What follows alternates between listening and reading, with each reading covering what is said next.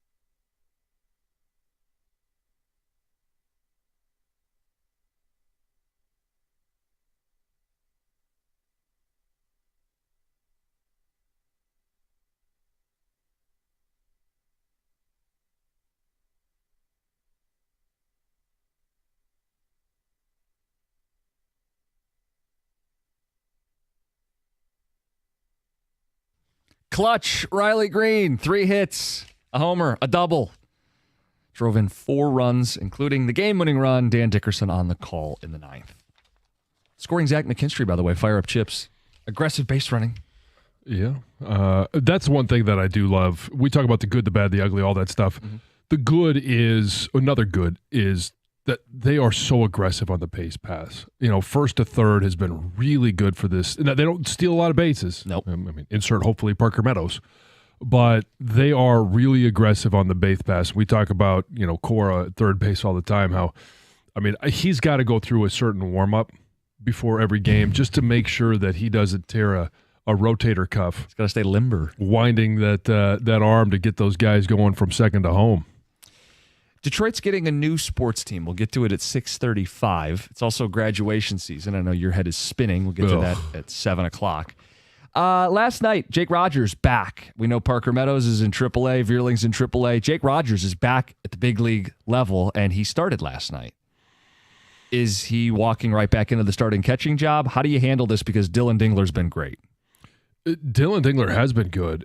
He's been solid behind the dish, but it's interesting that as soon as Jake is back, he's back behind the plate. Now, maybe it's just the schoolboy starts. I thought that was... He caught all of them last year, but Dylan Dingler, again, has been good behind the dish, but he has been really good at the plate.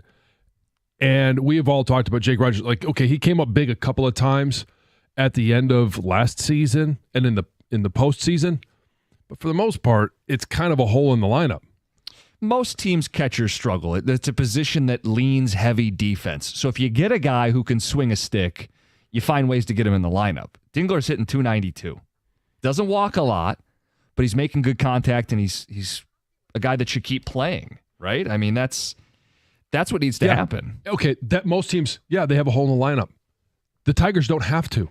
And I don't want to dog on Jake Rogers, but Dylan Dingler has been so good at the plate.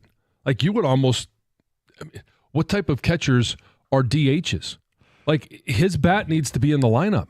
Well, you can play 2 occasionally, right? I know the DH spot's this revolving door, and in a good way. AJ uses it to keep guys fresh and keep the best bats in the lineup. Carp's playing the outfield a lot now, but Carp can DH. Green's DH'd recently. We know Malloy's a DH. Keats had to DH more because Torres is healthy. There's only so many at-bats to go around, and if you're hitting, you should play. Dingler, the other thing, pitch framing is a thing, and there's numbers on this. Top 10 in pitch framing. Helping your guy out, draw an extra strike. We know how important that can be over the course of the game. Now, Rogers is elite at it, but Dingler is no slouch. I think it's Dingler's job. The good news, though, is you need 2 healthy catchers, and you have 2 healthy catchers. It's a little bit like running backs in football, where very rarely do you have a workhorse guy. You got a lot of committees. And the catcher position in Major League Baseball, you got to have 2 quality guys. Yeah, the Derrick Henrys are rare. Yeah. And if you don't have Derrick Henry, you're playing 2 guys. Well, that's the nice thing is you have that ability to work 2 guys, and you have the ability to take the stress off of. That's a lot of squats. That's a lot of wear and tear on the knees. It's a lot of throws back to the pitcher. It throws down to second base, third base, whatever it is. And here's the thing I like about having Jake back is we saw it early in the season. His ability to quickly throw to third or first and get some of those pickoffs, that's kind of where he excels. Yeah. And you could steal some of those outs. That's just that's the makeup for being kind of a black hole in the lineup. Well, I think, again, it just will defer to AJ on situationally. Am I playing a team that's got a bunch of good base runners? And I think Jake's got they both have really good arms. I suppose you can decide, is this a game I need defense more than offense? Hey, is there a really good pitcher on the mound and we're going to be fighting for an extra run? I want Dingler to get a couple extra ABs so we don't have a hole in the lineup. They're going to need 2 to navigate. Night games into day games, you typically split the catcher position that way a couple times a week. Yeah. So Jake Rogers back. He was behind the plate. Texture wonders, is the Jake Rogers thing a case of you can't lose your spot to injury? And another person says he should be the backup, calling him the Lorax.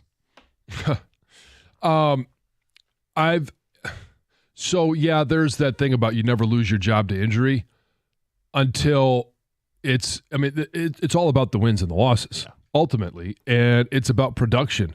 There's been things that he's done good. Yep. But I don't really buy into that in regards to if somebody comes in and maybe they just are hot for a little bit. Okay, well, they keep doing that until they're not. Yeah. And if they just are never not hot, then you just keep going. Keep winning. Tigers keep doing it. Let's get to Heather with the news.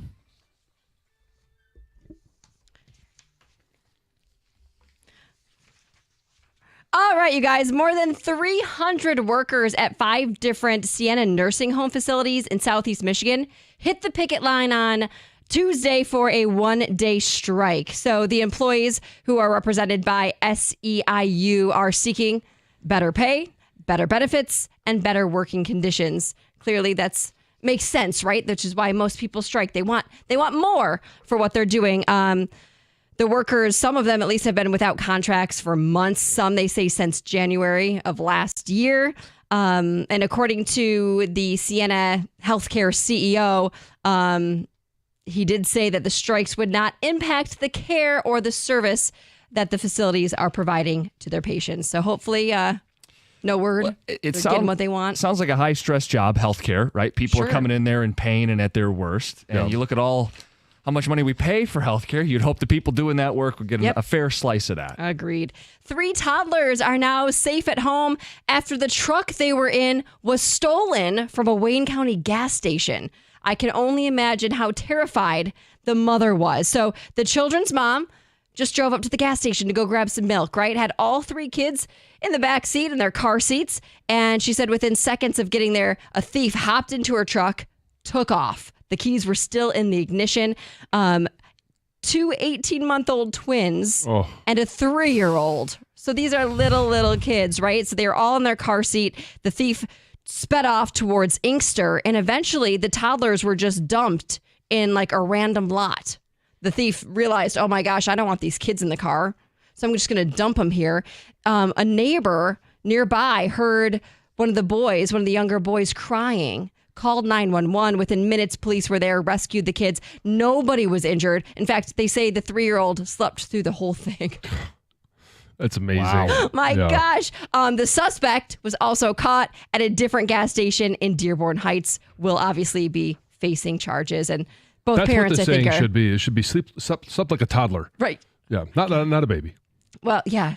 You know, toddlers. They could once they get knocked out, they're out no matter what happens. Mm-hmm. On Monday, the Lions announced the dates and times for their preseason schedule, which includes home games against the Miami Dolphins and Houston Texans that were previously unknown. So after they play their the Hall of Fame game, which we knew about, July 31st, they go on to visit the Atlanta Falcons on August 8th at 7 p.m. And then the Lions close the preseason with home games against the Dolphins August 16th and Texans August 23rd. Those are both 1 p.m. starts. Cool. Yeah, very cool. You mentioned this, and I know we're going to dive a little deeper into it, but Detroit is getting a TGL team. Oh, TGL. What is TGL? It's the golf league. A golf league. What's the T stand for? Tiger. I thought it was Tiger. I don't know. I always thought it was Tiger. Tiger Golf League? No, maybe it's TMRW Golf League. That's what. Tiger McElroy. RW Golf League. Yeah, exactly. Cool. So the league announced that it will expand to a 7th city right here in Detroit starting in 2027. The team will be known as the Motor City Golf Club, will be owned by a group involving Sheila Hamp. Mm-hmm. It was founded, the TGL League was founded in 2022 by Rory McIlroy, Tiger Woods. Played its first season in 2024, had 6 teams. Now there'll be 7. And so are they all okay? So I'll be the ignorant one here. Are they just participants from Detroit that will go to this facility, or is there going to be a facility here in Detroit? Well, it says that the matches take place at SoFi Center in Palm Beach Gardens. Okay, so not here. Yeah, combining live golf with virtual reality. Unless the league changes, my understanding is right now it's just pros hitting into a golf simulator in Florida. We have a team, but we don't get to go watch our team. We don't even know who's on our team. Maybe there's an expansion So we just draft. have participants from Detroit for the Motor City they're not Golf. necessarily from here, but they'll be like, I'm sure we'll get a team. They'll representing Detroit. This makes no sense to me. Yeah, I get. You said you're ignorant. I'm a little ignorant to it as well. But we'll talk about it coming up next. Yeah. It's bliss. For those that are into this, maybe help explain it to us. Yeah, they say. Just feels kind of synthetic. I don't know. We'll get to it next. 97.1.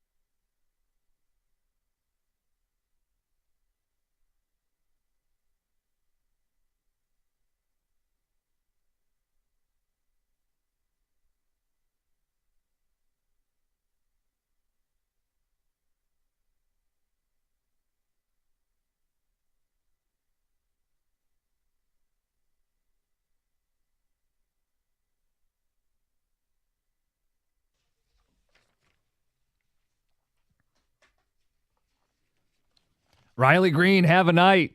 Drove in 4. Had a homer, had a double in the 9th, drove in the winning run. Dan Dickerson's call. Tigers win, bounce back after an ugly Monday night. Day game today, bullpen day, to try to win another series before the Cleveland Guardians come to town to wrap up the week here. John, Heather had it in her news. Detroit's adding a new team. We're getting a TGL team. Okay. What are we missing with this? Because you said you're kind of ignorant to it. I'm ignorant to it as well. I don't understand it. Stoney brought this up a couple weeks ago as a possibility, and I looked into it, and I was watching some of it last night. It's pros hitting into a golf simulator down at a facility in Florida. They don't play in Detroit. We're getting a team in name only. It feels very synthetic, and I would even say phony. People like this, though. So is this something that pro golfers are doing in the offseason? Like, is this fills the void for golfers in the quote-unquote offseason? Sounds like it, yeah. Okay, so so it's another way to watch Tiger golf, kind of. I say kind of because it's at an indoor simulator. But you can watch Rory and Tiger compete with their teams. But Tiger is not competing, right? Yeah, because he's got the Achilles. Right, but he has competed in this prior. Yeah, yes. right. I would imagine he's the Jupiter team, I think. Is Jupiter. His team. Yes, Jupiter, Florida. Oh, yes. okay. So it's going to be Detroit versus Jupiter? Yes. Oh, they should have just named it Mars. Thanks, Pluto. John. Pluto is Pluto a planet? I can't keep up with it anymore. Uranus. If you're Is excited, that still a planet?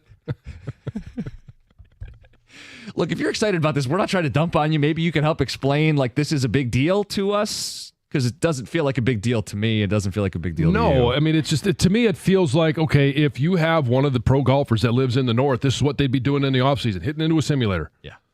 And now all of a sudden they just finish it off because as soon as, like, again, correct me if I'm wrong, they hit into the simulator and then on the screen it shows where it lands on the green. And then they go place the ball. And then they putt. They actually putt at the facility. Is this fun to watch? I'm not a big golf guy to begin with, though, so I'm probably the wrong person. Right. So I'm big into, like, the Masters, right? Because of the history, the traditions, all of those different things. And with the drama that was, especially this year, I watched this one more than I've watched in the past to see if Rory would do it. And he did. The PGA.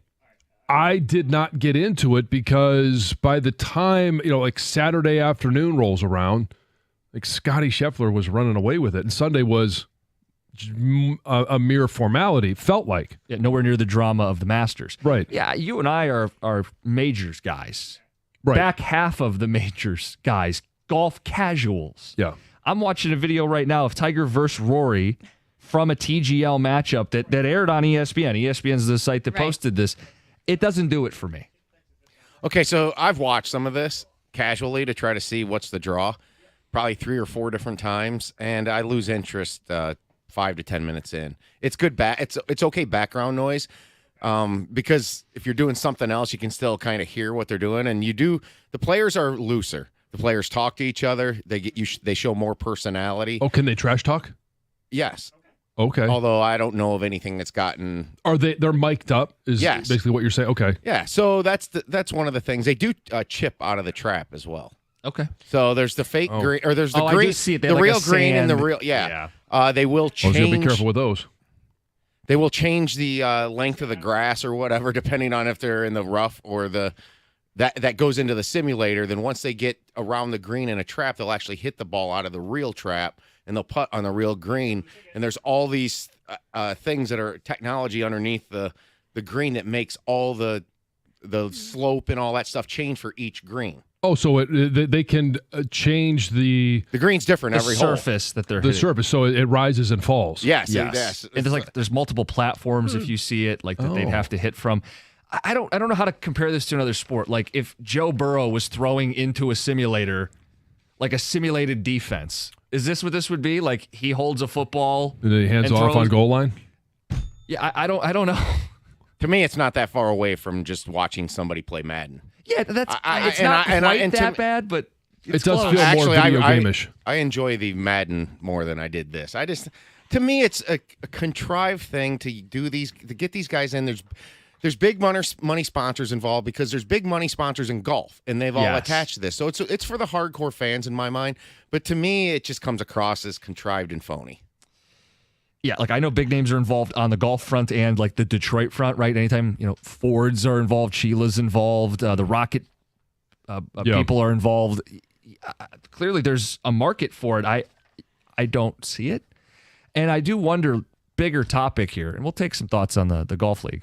They probably have the coolest. What are the other teams or cities named? Like Jupiter, okay, that's just not a cool name. Motor City Golf Club, that's kind of badass. It is cool. So we've got the Atlanta Drive, GC, Boston Common Golf, Jupiter Links Golf Club, Los Angeles Golf Club, New York Golf Club, and the Bay Golf Club. Oh, Motor City Golf Club will kick ass.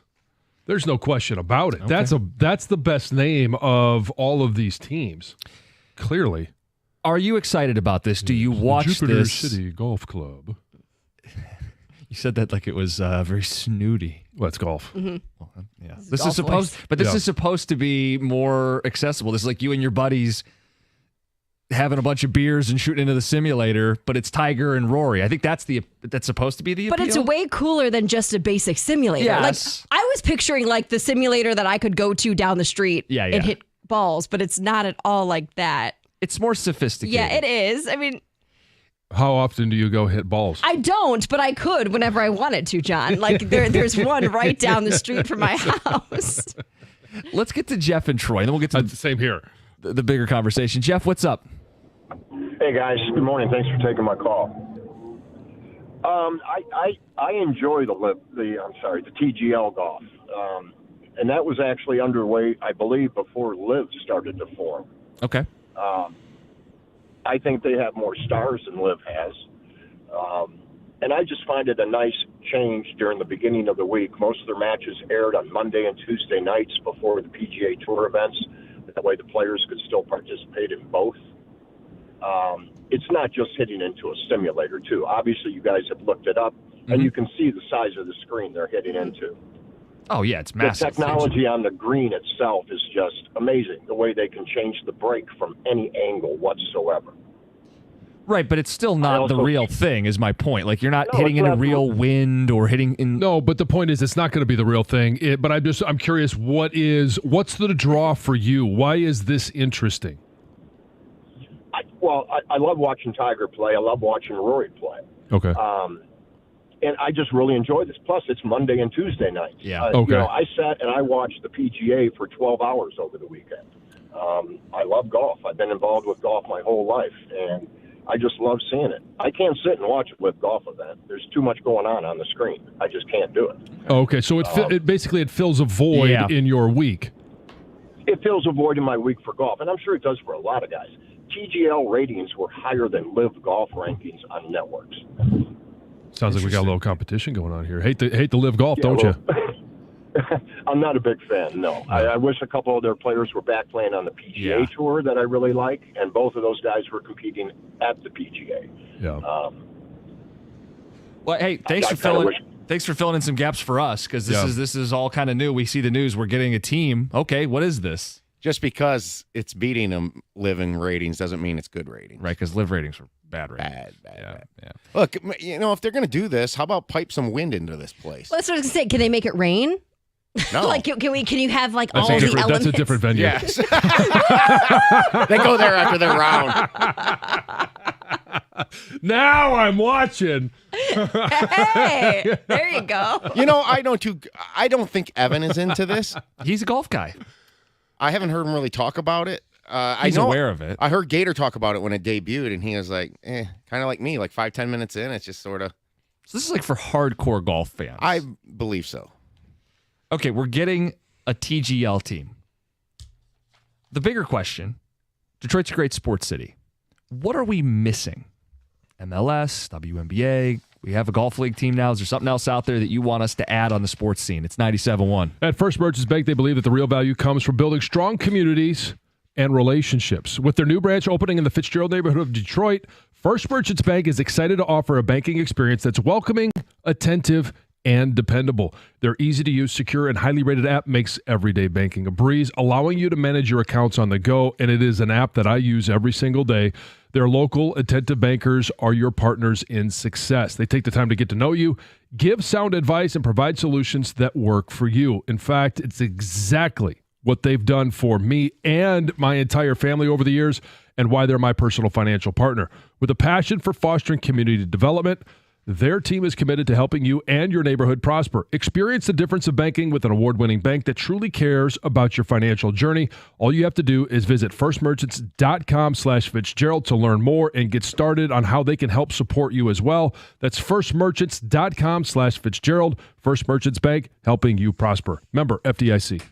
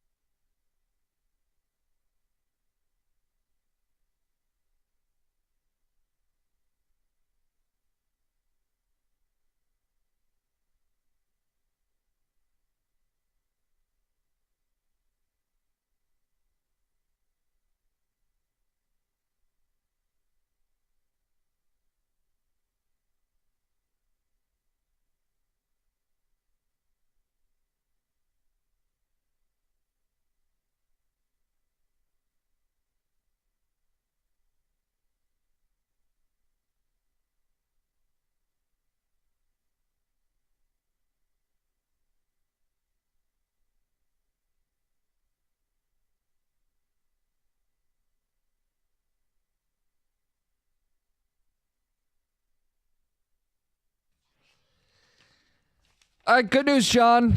Sounds like we are the voice of the people. Most people are with us. We don't get it. We're not trying to downplay adding a sports team to the city of Detroit, but this doesn't feel like we're adding a sports team to the city of Detroit.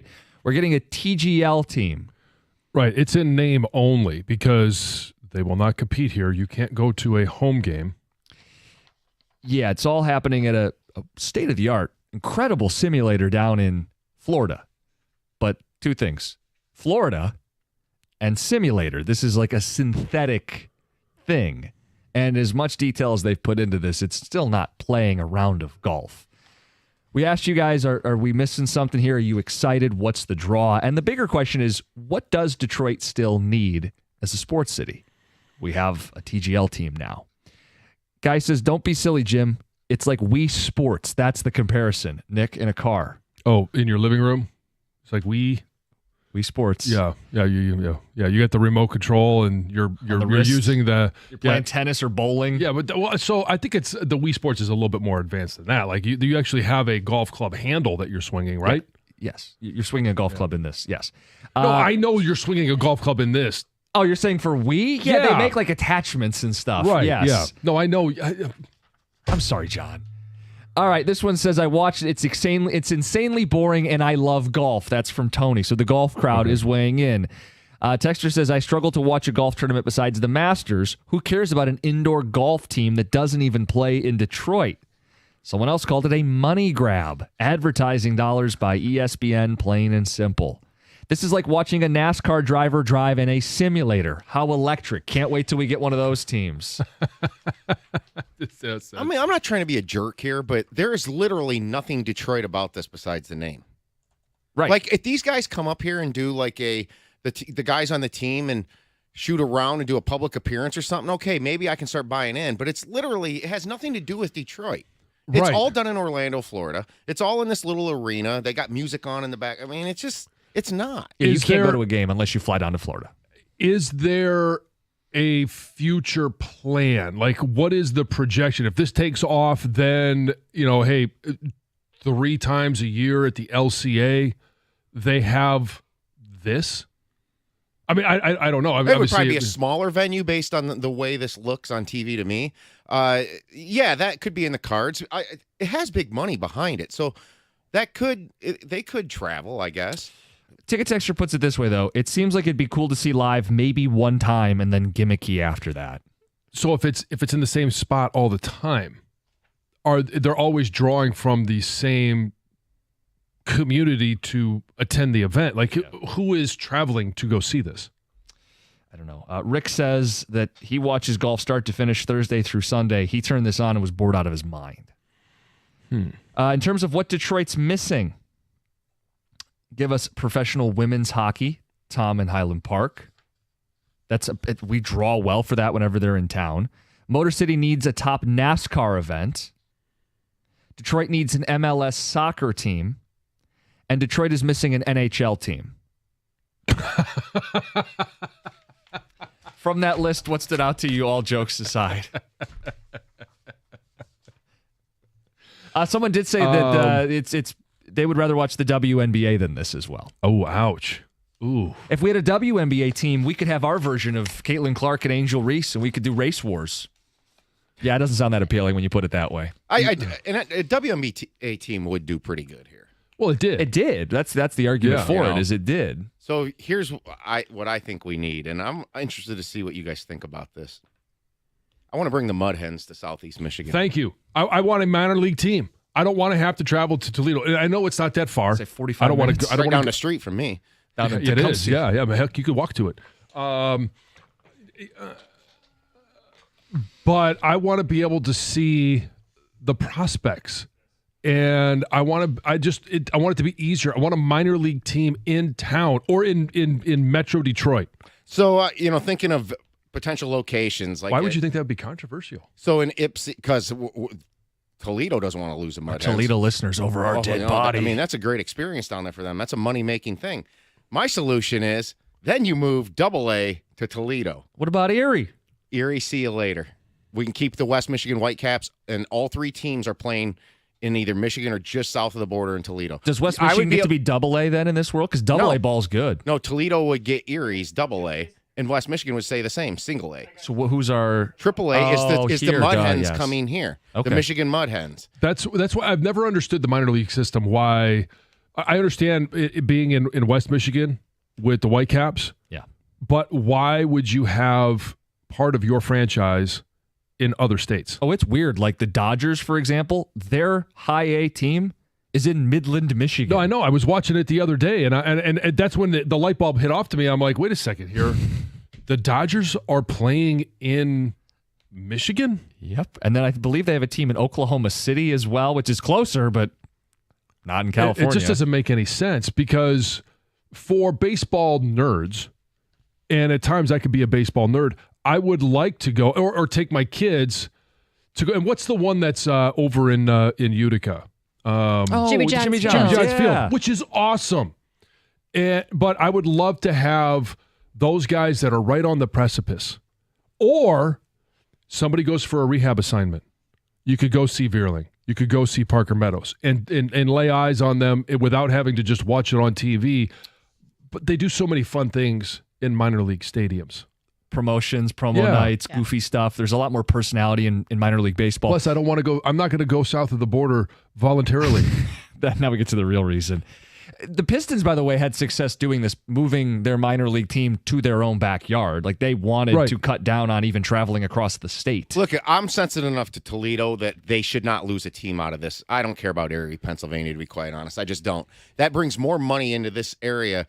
You put it like I'm just kind of throwing it out there somewhere in the just west of Novi or Canton. Oh, put it in Canton. There we go. Plymouth, that area there, that you've got land out that way. You don't have enough traffic in Canton? You want more? If I bring the double A's guys from Erie and put them in Toledo, I can see the real prospects on both levels. Yeah. And to me, this makes more baseball fans. This makes young kids go to these games. They start getting familiar. My kids reference Justin Henry Malloy because they went to a Mud Hens game a couple years ago. Right. See, that's nice. That's fun. That's cool. You hook them. Here's the other thing about it is, okay, baseball ticket prices are not astronomical. You can still go as long as you don't, go wild at the concession stand. But going to a minor league game is maybe the most affordable sports family outing that you could possibly have. And it's entertaining. They do things all the time it's the promotions. Oh, yeah. They're fun. You get the dog as the bat boy. They do a lot of fun stuff. More ticket texts on this, say an MLS team. MLS team says going to the gym. A lot of these young guys are wearing soccer jerseys. We could use an MLS team. I'd be cool with that. I know you're not a soccer guy, John, but I would liken it to you're a live music guy, even if you don't love all types of music on your phone. You can appreciate going and seeing it live. I would go. Breaking news. I would go to a football game. Oh wow!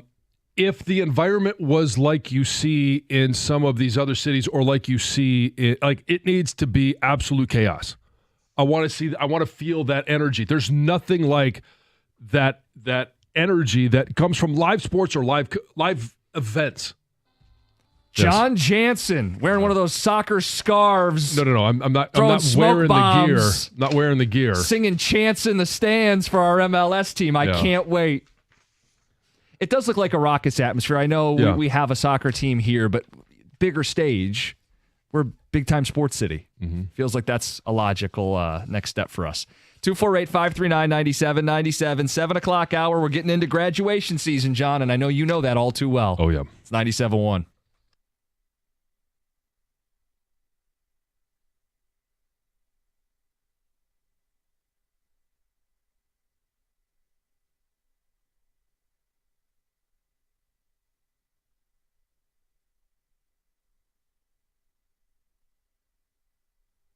Brought to you by Northville Lumber. Riley Green stealing the show in St. Louis last night, driving 4 runs in. Tigers beat the Cardinals 5-4 to even the series. He had a 2-run home run, number 12 on the year, and an RBI double, but Kerry Carpenter said, "I can do it too," leading off the ball game.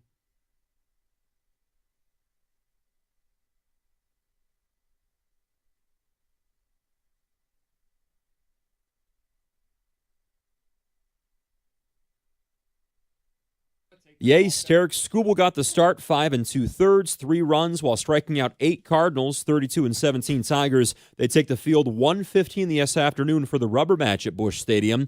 Former Tigers bench coach, both under Jim Leland and Brad Ausmus, bet you wouldn't hear this name this morning, 78-year-old Gene Lamont is back in an MLB dugout. New Pirates manager and former Tiger Don Kelly adding him to his staff in Pittsburgh. Kelly and Lamont together during all 6 years Kelly spent as a Tiger. That includes winning the American League title in 2012.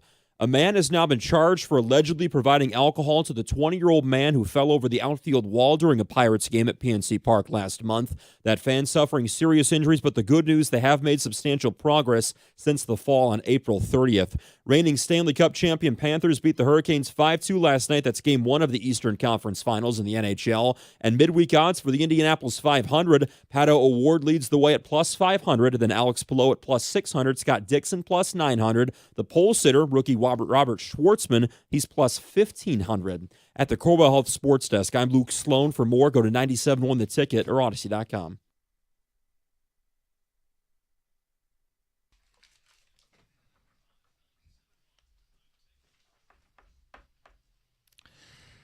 Good morning, 97.1, 7:35. We're talking Tigers. W2W. What does it mean?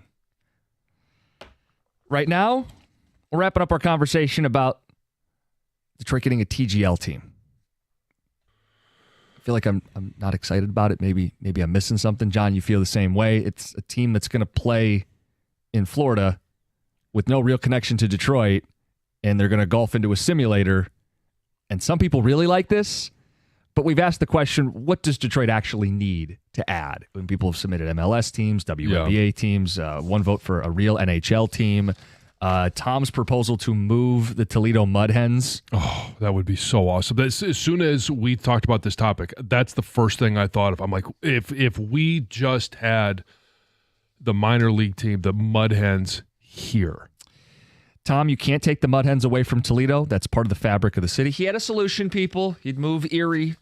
Well, I think Seawolves they to would Toledo. still, what he's saying, though, the Mud Hen name. Okay. Leave the Mud Hens. Fine, the name Erie, there. Yeah. AAA is now the Seawolves, and they play in Metro Detroit. Take it from Erie. Yeah, Michigan Seawolves. Perfect. No, we could. That would be fun if they actually did all this. So bring Erie to Toledo, they become the Toledo Mud Hens, and then Toledo comes up here, the AAA affiliate, and then we could do a nickname contest. There you go. Well, I know John Oliver's renaming the Seawolves. Did you see this? I don't know if Heather's got it in her news today, but that could be part of this. Oh, yeah. What would you call them? If let's just say, let's put it in Canton. I like that idea. Canton or Plymouth. Would it be the Canton Tigers? Can't use the same name, can you? No. Well, the Flying Tigers are our Lakeland affiliate. Canton Cats. Now you're talking. Exactly. This guy, he get a hat right away. You know what? When it's playing a catio, I couldn't stop it from coming out of my mouth. John will drive 9 hours to hunt a bear, but not 45 minutes to watch a minor league baseball team. Sums him up well. Yeah, I guess. Yeah. The only reason this golf league even exists is to keep Tiger relevant. It's sad and pathetic. He's washed. It's over. Adam in East Point, you have thoughts on the golf of the core of this story?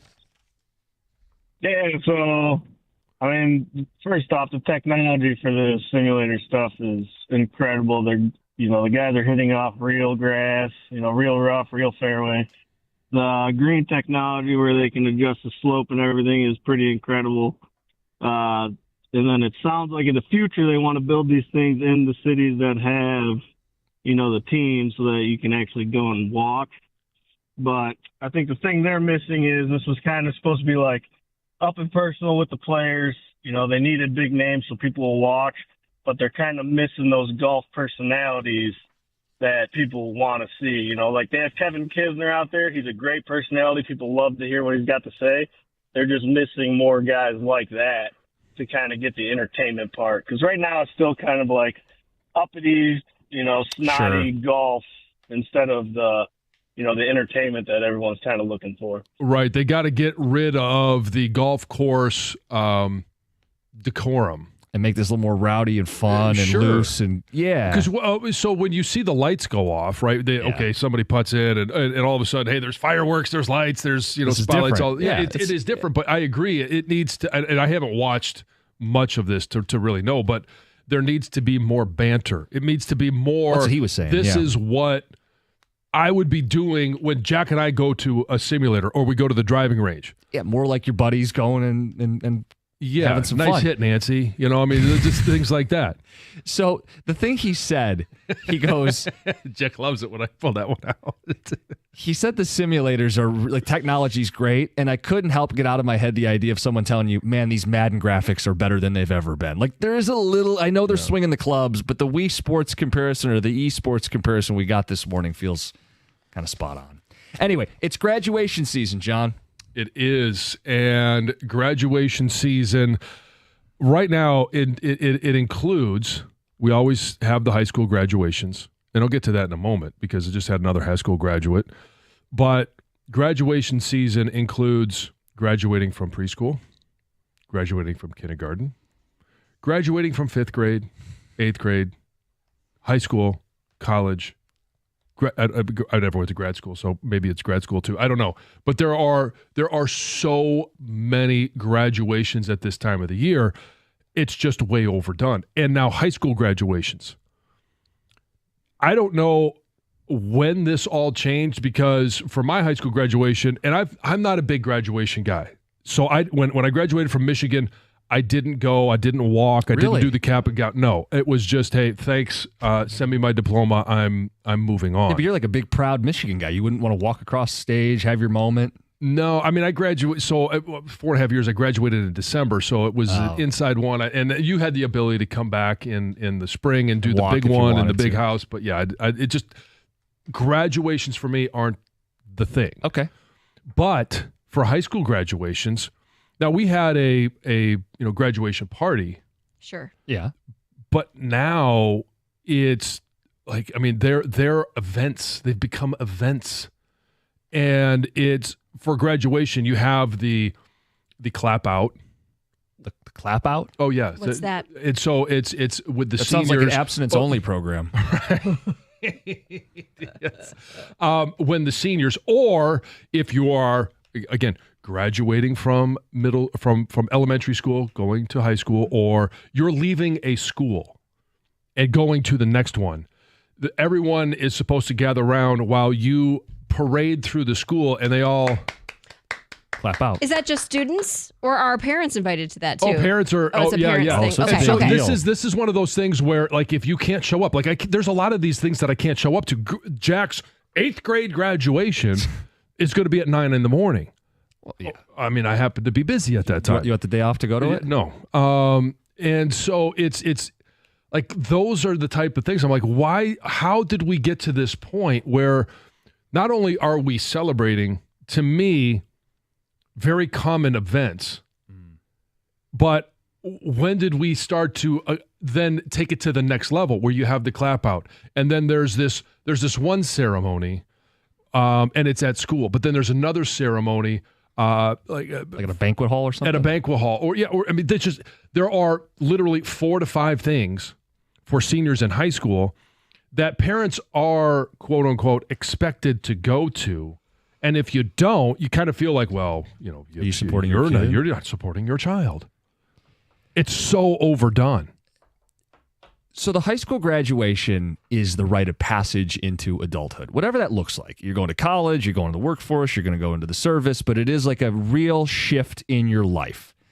Do I think graduating high school in and of itself is all that impressive? No, unless you have extenuating circumstances. You have a tough home life, or you're a terrible student and it really was difficult. But for most people, graduating high school is show up, do the bare minimum, get your diploma. Yeah.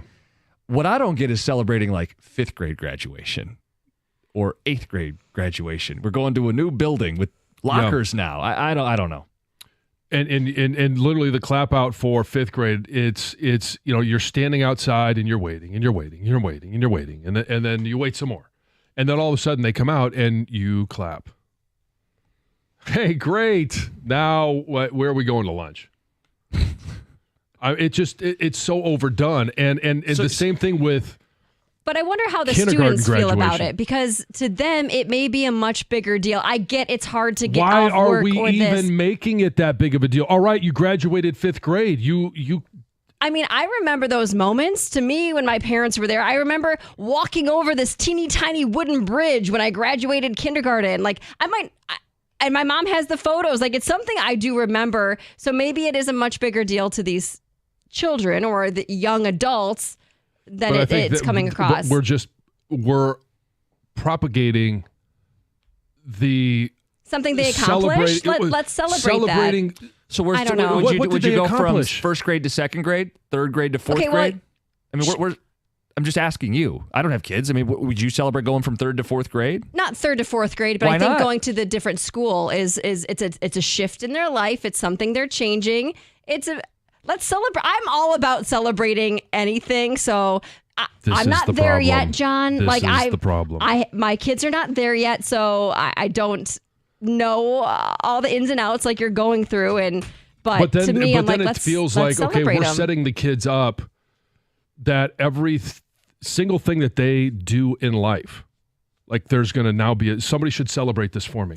I don't think that we're setting them up for that. But I think graduating from where you're going to go from elementary to middle school, like I remember celebrating it. I have a charm bracelet. My dad got me a charm to go on my charm bracelet when I was graduating from middle school to high school. Like, those were things we celebrated even back when I was doing those things. I don't know. On Twitch, it says, Heather just looking for a reason to day drink. Oh, God. Someone did ask that on Ticket Text. They said, what is the policy on alcohol when it comes to these events? You probably shouldn't get sloshed. They're small little events. So but that could have a big impact on the children. Also on Twitch. Kindergarten. Yeah, but I don't know it's the impact we want to have on children. Kindergarten and fifth grade graduation was made for moms to have an excuse to take pictures. Okay, let's do it. I love photos too. I'm all for that. The more pictures, the better. John, what is your question? Is this overkill? Are we over? Is this overkill? Are we over celebrating just everyday events? No. And okay, you don't graduate from fifth grade to middle school every day, but this seems to me to be just overkill. When we graduated middle school, we had like a little pizza party, and then I walked home at the end of the day. It was like just any other, you know what I mean? Like, now we're going to high school. I remember the last day of middle school. We went out in downtown Rochester. We walked. Partying. Yeah. I mean, well, what? How old are you? Day drinking. You're 13, 12. That's when it started. 12 and 13 years old, right? Like, what can you do? But we went out to eat downtown. Like I remember doing something. Shirley Temple's on the house. Let's go. Stop. It wasn't like that, you guys. You know, kids have a significant event at 16. They get their license. Why don't I have a driver's license party? Well, some people do a sweet 16. Yeah, they call that paying for insurance. We got phone calls to get to. 248-539-9797. Tigers later in the hour. It's 97.1. Okay, guys, here's the deal. If you find yourself in a car accident, you're going to be looking around and you're going to be looking for someone who actually cares about you, wants to help you out. If you're stressed, you're in pain, you're confused, turn to KG Law. I know Lawrence KG. I know his team. It's true. Got an experienced staff to get you the biggest possible payout, a team that's worked with him for years, loyal because they do things the right way. Lawrence KG's a Detroiter. He built his business with the idea that you're not just a number in the insurance game. The phone number is 877-KG-CARES. Check it out online, kgcares.com. You'll see the testimonials and everything I'm talking about. That's kgcares.com, K-A-J-Y, kgcares.com.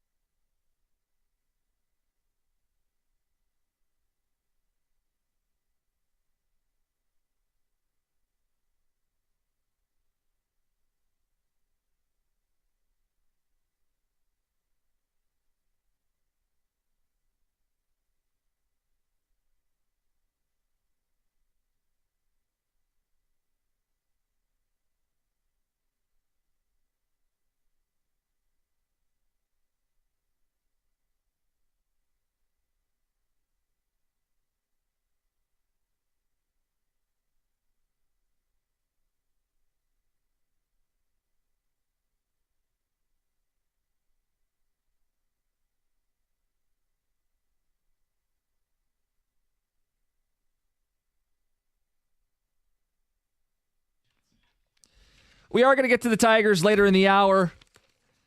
Gritty Tigers, they don't quit.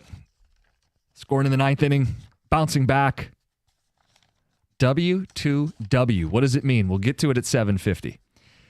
Talking graduation season. John, you threw it out there. You think there's an overkill? Yes. All the celebrations from your kindergarten graduation to your 5th grade graduation to your middle school graduation, high school, college, all of it. Yeah. It's an over celebration. Heather, you love celebrations. Well, I like celebrations too. Don't get me wrong. Well, I don't see anything wrong with it. I don't know about if you need 5 celebrations for one high school graduation. That maybe is where the overkill comes from, but I don't see the problem with celebrating events, life events. Yeah. Yeah, let's throw a bumping shindig. Why not? Where it's really going to hit us as a family is Ellie will be graduating high school the same year as long as Lucy stays on track, which after her freshman year, hey, nice job, Lucy, high fives. She did great. She should be on track to graduate the same time. And then Ruby will be graduating, hopefully, at the same time. Hopefully, Jack is graduating. A lot of hopeful. Mm-hmm. But it'll be the same Fingers time. Fingers crossed. Yep. Yes. A couple ticket texts. Come on, John. There's nothing wrong with celebrating closing a chapter of your life and moving to a new chapter. And another one says, you're a weirdo, Jansen. Kindergarten and 5th grade graduations have been happening for the last 40 years. Get a grip. Okay, I don't remember preschool graduation or kindergarten You don't graduation. remember kindergarten? I remember it. I don't know why. Do I remember? I don't.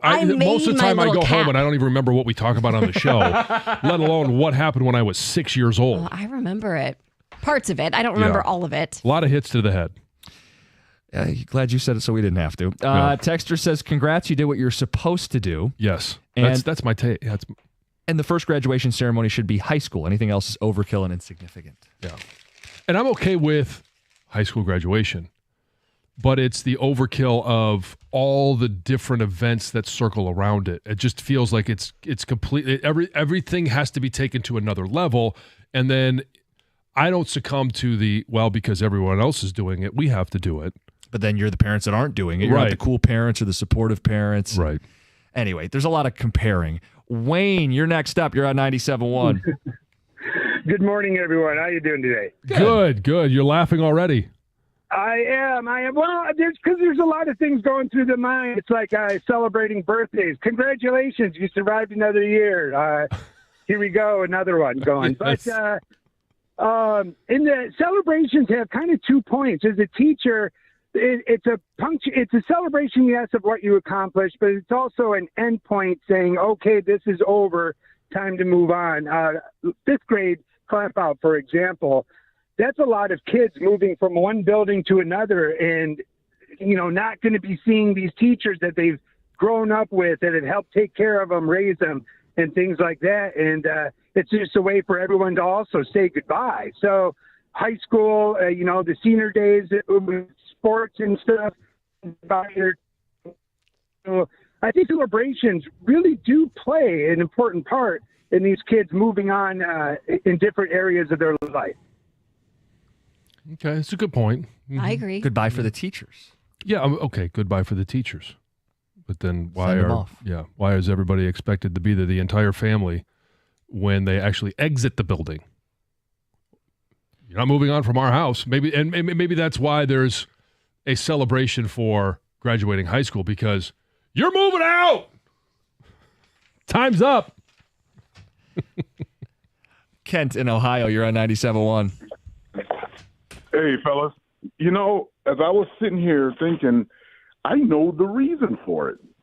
It's the number. I tell you what, if you go back in time, I bet you the correlation between all this pomp and circumstance and all these celebrations is when the average family went from about 6 kids to about 2.5. Because now these people with 2 kids, 3 kids, 1 kid, they got much more time on their hands than families like mine. I have 6 kids. I chose to have 6 kids, so I have to live in that.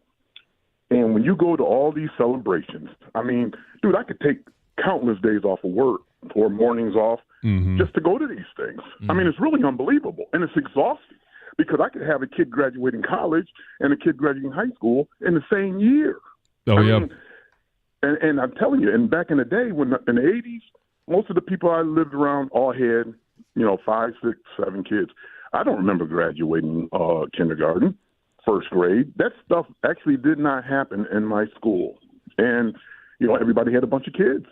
But I guarantee you, when the 90s, 2000s come, everybody has 2.5, and parents have much more time on their hands to be able to spread the wealth and have more events, because now they got to fill their lives with something. And I'm not dismissing having, 1 or 2 kids, because actually I think that's wise. And I actually tell my kids to do it because now it's just too expensive to have 6, 7 kids. But I bet you that's the reason. And it also feels like in the sports world, everybody gets a trophy, everybody gets an award, and it seems like we're just codifying our society like that. And everything seems to be a little bit more soft.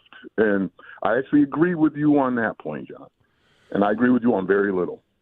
Oh, he's from Ohio, so hey, that's okay. Hey, John, we're the same, but we're like different. I mean, we're polar opposites, kind of like a parabola.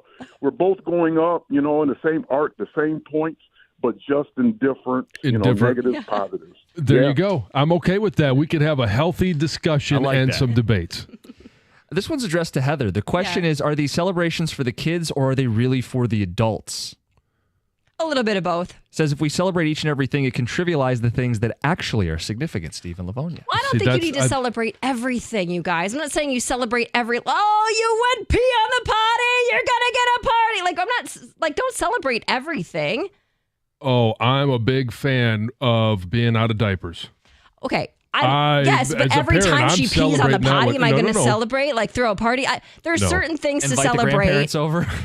I do think there's certain things that are okay to celebrate. I'm not saying you celebrate every single little teeny tiny accomplishment. And that's the question, where is the line? So, you're cool with the kindergarten, 5th, and high school. Yes. That's a fair, okay. Yes. Those are milestones to you that you want to celebrate and think your kids should celebrate. I think it's more, to me, and not that there's anything wrong with those.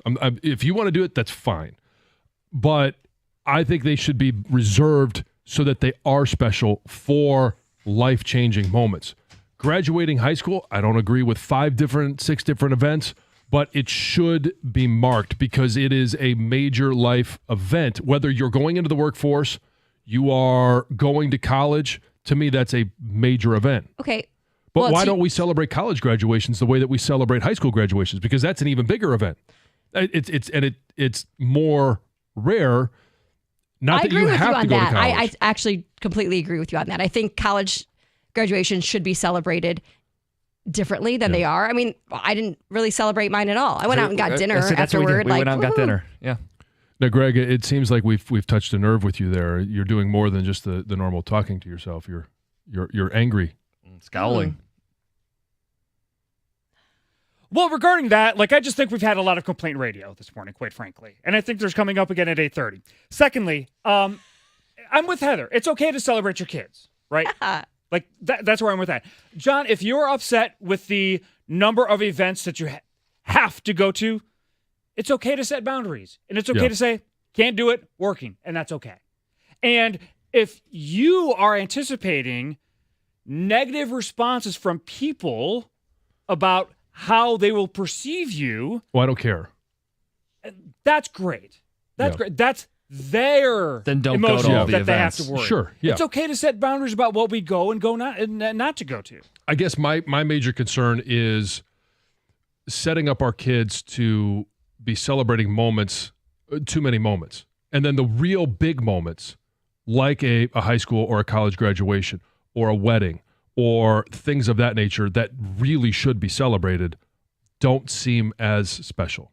I don't think we're doing that. Okay.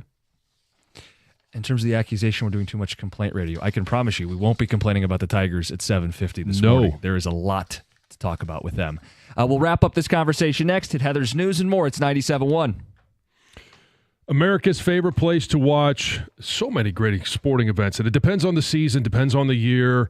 But right now we've got playoffs in hockey and basketball. We've got great baseball. You want to watch those moments? Go to Stadium Swim, located at Circa Resort and Casino. Catch all the biggest games at a viewing experience built for sports fans. You can chill in one of the 6 pools on 3 different levels for a perfect view. The massive 40-foot tall high-definition screen located at Circa Resort and Casino in downtown Las Vegas, and it's right there on Fremont Street. Stadium Swim. Book your spot today at circalasvegas.com.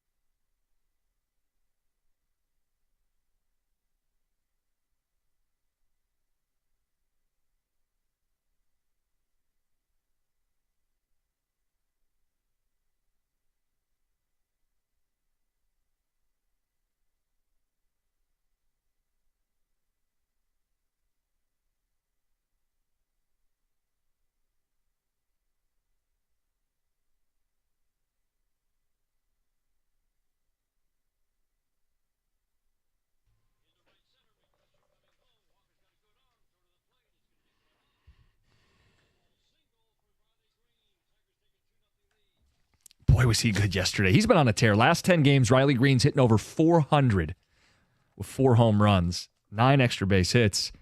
And yesterday, 3 for 4.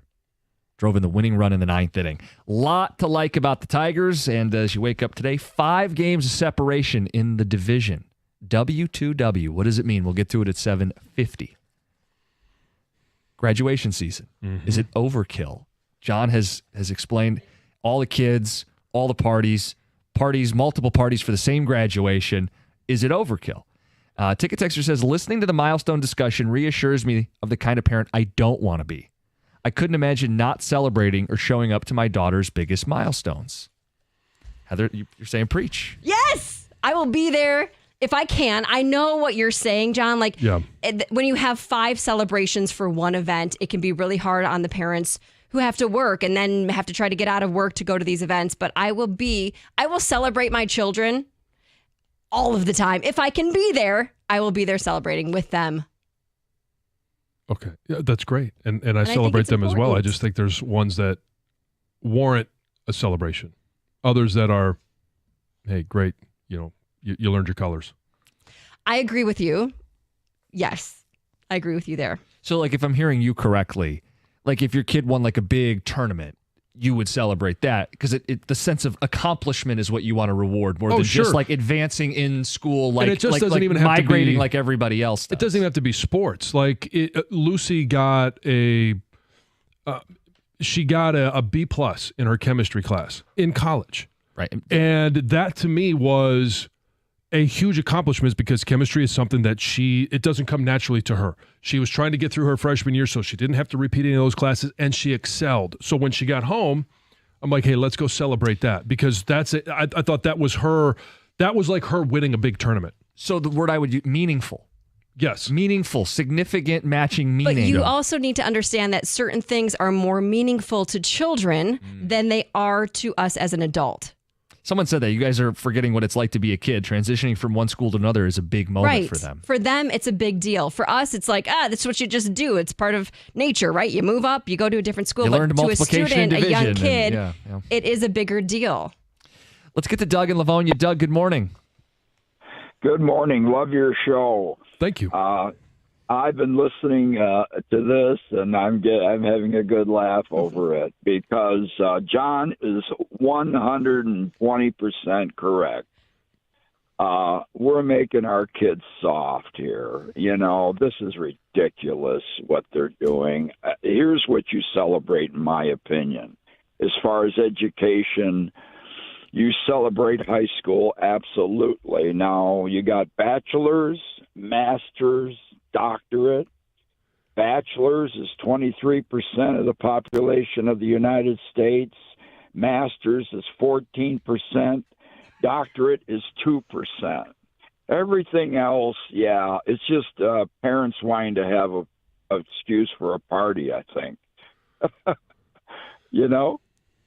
Yeah. Hello? No, I agree with you. In regards to, I think John, you and I have the same birthday, so. Oh, hey. Hey, my birthday brother. Sounds like yours might be a few years ahead of mine. I am 77, John. And hey, my favorite number. This is your year.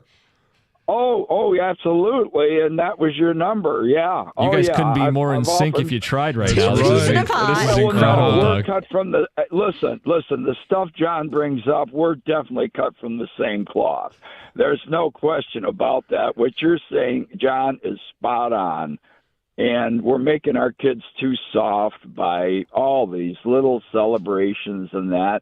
And then, they expect things that they shouldn't expect after a while. I mean, John's right. These are, what it does is it makes it takes away from the real accomplishments. The bigger life moments. And Doug, thanks for calling. I appreciate the birthday partner phoning in, and okay. I see that you're from Livonia because if what happens in Livonia. Exactly. Yeah. Doug, appreciate it. I guess rip to the crew of the Challenger, by the way. Yes. That happened on January 28th as well. So he said it takes away from real accomplishments. I think to put a bow on this, the real accomplishment is different for different kids. And there are different moments and different challenges. It's a great way to put it. And for some kids, like graduating high school, they got a rough home life or they're just really not a good student. Maybe that's a bigger accomplishment to some than others. And agree. A certain class, a certain skill that you learn, a job opportunity you get. Like there's different things to celebrate along the way. One thing that he did mention, just one Yes. quick. He mentioned it's an excuse for parents to throw a party. Yeah? Parties And are is that fun. bad? Yeah, parties are fun, right? Parties are fun, John. Yeah, parties are fun. Don't waffle on that. We can agree on that. Parties All are fun. Yes. Heather with the news. All right. Well, 3 children escaped without serious injury after a pickup truck crashed into their living room in Pontiac. So police say this truck slammed through the front door, the front window of this apartment right around 12:20 a.m. on Saturday. There was 3 children, a 10-year-old, actually 2 10-year-old boys and a 13-year-old girl who were in this apartment building. They suffered minor scrapes, minor injuries because they had to escape out a window. They were actually staying with a babysitter at the time. But they went back to their apartment to grab a few items and then head right back to the babysitter. But it was at that moment they went back to their apartment that this truck crashed through their home. The Oakland County Sheriff's Office believes that the 36-year-old female driver was intoxicated at the time of the crash.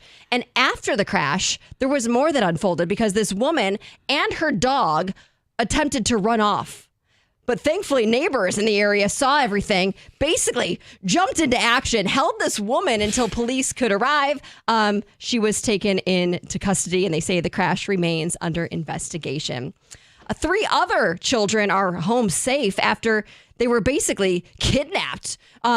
They were in a vehicle. Their mom had went to a gas station in Wayne County to pick up some milk. They were all in the back seat, right, in their car seats. These were toddlers when a thief jumped into the car, took off with the kids in the back seat. Probably didn't know the kids were there at the time because this guy dumped the 2 18-month-old twins and a 3-year-old in a parking lot in Inkster, then continued on their way. Thankfully, somebody heard the babies screaming, called 911. They were there. None of the kids were hurt. In fact, the 3-year-old basically slept through the whole incident. They're home now with their parents, but the suspect was caught at a different gas station in Dearborn Heights. We've been talking a lot about golf. Yes. And there's 2 Michigan golf courses, real golf courses, not simulated golf courses, that have been named among the top 100 great golf courses in America. Oh, wow. This is all according to Golf Digest. Oakland Hills Country Club, the South Course, came in at number 20. It was ranked number 20 last year, so it kind of held its same spot. And then Crystal Downs in Frankfurt came in at number 15 on the list. That's actually dropping 1 spot from last year. Okay. They were number 14. I'm actually surprised that there's not more golf courses on it. I'm not a golf course expert, but I know we have a ton of them in the state of Michigan and a lot of really great courses. We Acadia do. Bluffs. I mean, people swear by the courses we have in Michigan. Yeah. But there's a lot of great golf courses all over, so that's why. Some sad news. Norm from Cheers died yesterday morning. Really sad to hear this news. Have you seen Cheers, Jim? You do know the show? Like reruns, obviously not live. It's a great question. It's a fair question. You're a lot younger than me. They hang out at the bar, And they were everybody knows your reruns name when I was watching them. And they're always glad you came. Okay. Well, I know you know the song. You want to be where everybody knows your name. Da, da, da, da, da. Yes, I mean, everyone knows the song, but I didn't know if you've seen it before.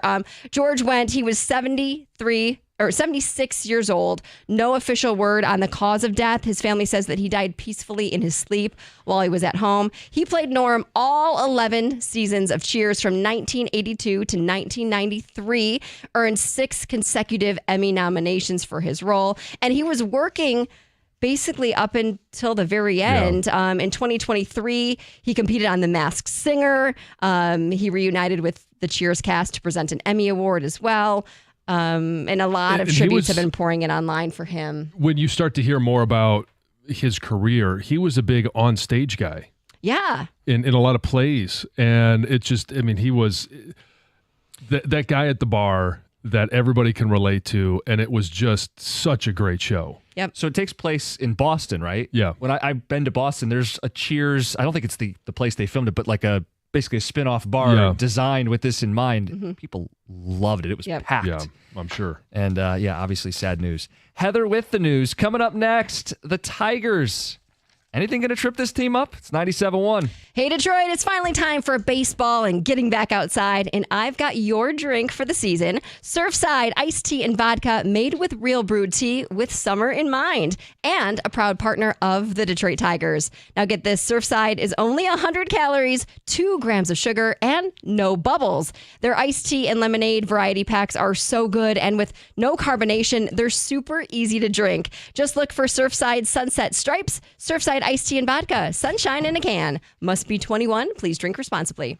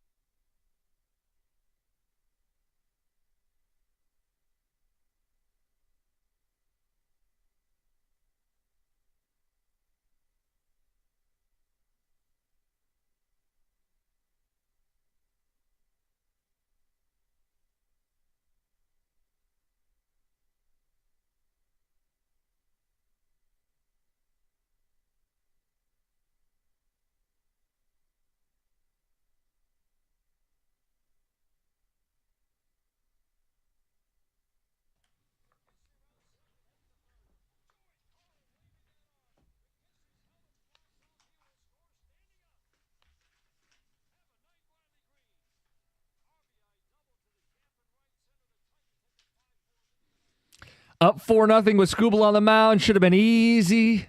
Yep. Wasn't easy. Tigers still find a way to win. Dan Dickerson on the call. This Tigers team's awesome. It's refreshing how they handle adversity. Parker Meadows and Matt Vierling are playing in AAA right around the corner.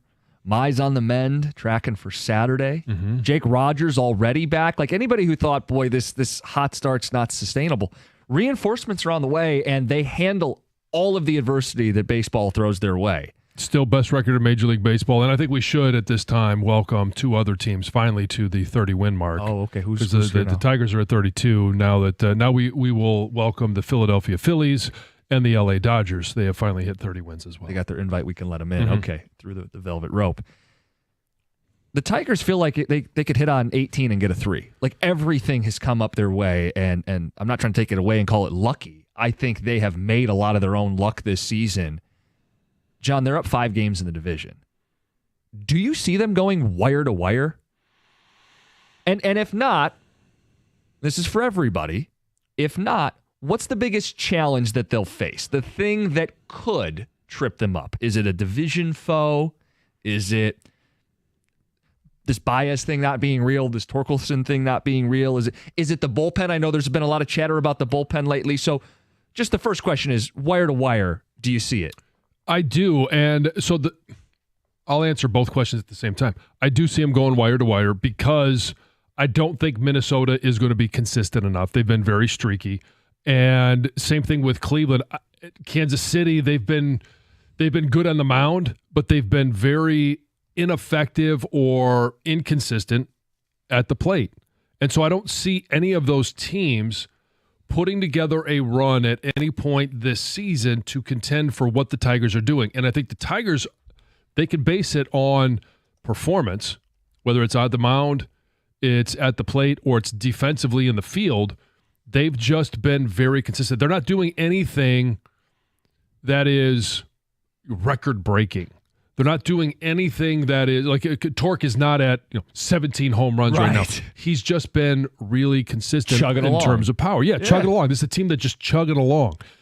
And but then to answer both questions at one time, I think the one thing that is a concern is the bullpen. Okay. And this might be when you're talking about a good team, you start nitpicking. Yes. It may be a little nitpicky, but in the end, it's also the easiest thing at the trade deadline for them to be able to add. Right. So you can have these concerns, and it may cost them a game or two along the way, but eventually I would expect Scott Harris to address that one concern, not necessarily that's because it's my concern. I think it is the obvious thing. But you got to be careful using the word concern. People are going to twist our words. You got to call it a challenge, John, an obstacle for this team. You can't have concerns about this baseball team.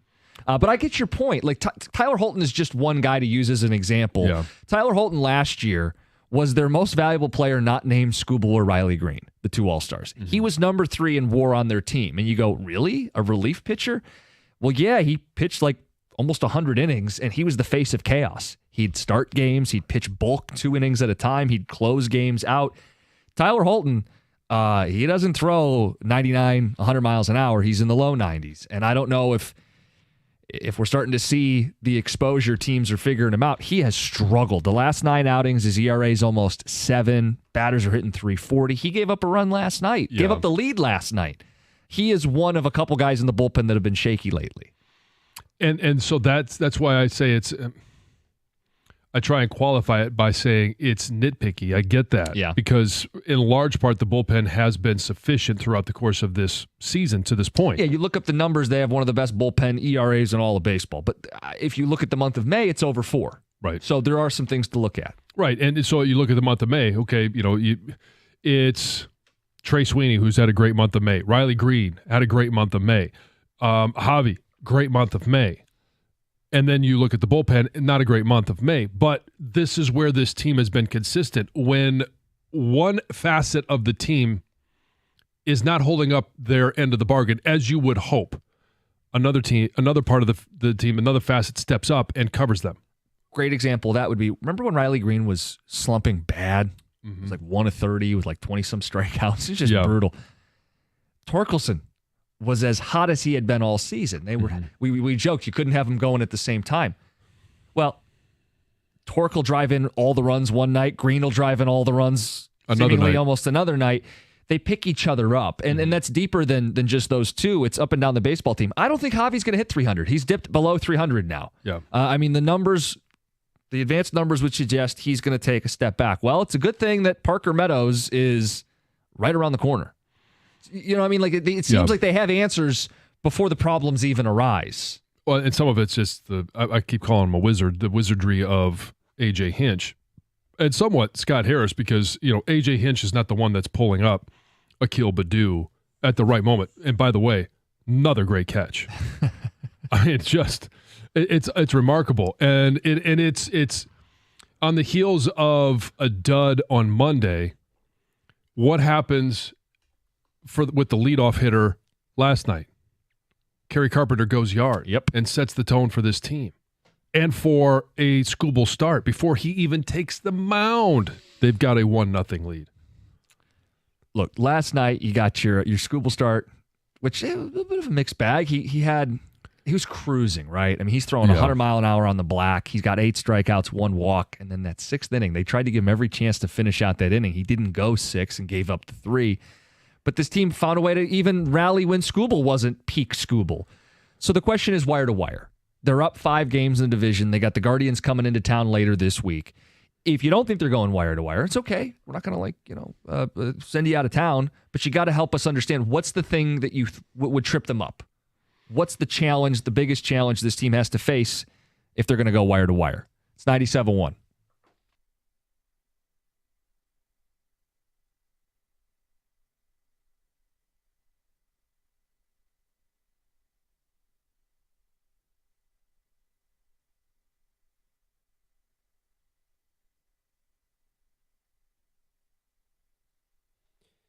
Brought to you by DR Trailer Sales. Riley Green stealing the show in St. Louis last night, driving in 4 runs. Tigers beat the Cardinals 5-4 to even the series.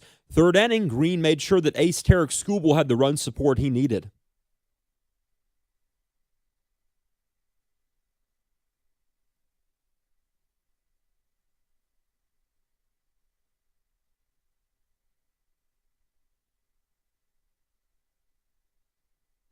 Green also had an RBI double. Kerry Carpenter solo home run to lead off the game. Skubal 5 2/3, not too bad. 3 runs while striking out 8 Cardinals. The Major League best 32-17 Tigers take the field 1:15 this afternoon. That's the rubber match at Busch Stadium. You can hear that game right here on 97.1. In the NBA playoffs last night, Thunder dominate the T-Wolves 114-88, Game 1 of the Western Conference Finals. 31 points for Shai Gilgeous-Alexander for OKC. The reigning Stanley Cup champion Panthers beat the Hurricanes 5-2 last night. That Game 1 of the Eastern Conference Finals in the NHL.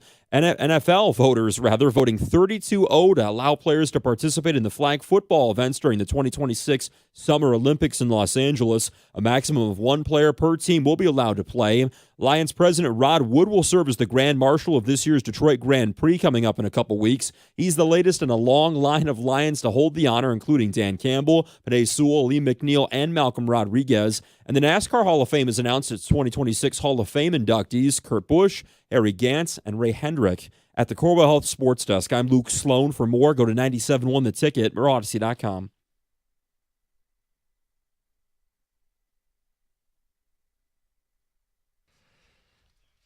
All right, people, wake up. I know it's gloomy out there. We got a baseball team in first place with a 5-game cushion, and the Guardians coming to town later this week. The question is, are you bold enough to say they'll go wire to wire, stay in first place the whole way? And there's reason to believe it. They have handled everything that's been thrown their way. They lose 3 center fielders before the year starts. They're going to rely on Javi Baez and Spencer Torkelson. Well, if that's not going to last, Vierling and Meadows are right around the corner. They lost their catcher, Jake Rogers. Dingler stepped in, and I would argue he should stay the starting catcher with how well Dingler had played. Mm-hmm. They've handled adversity the whole way. Mize is on the IL. Well, he's tracking to come back this weekend. The Olsen thing, it's not believed to be serious. It's 1 finger inflammation, 15 days.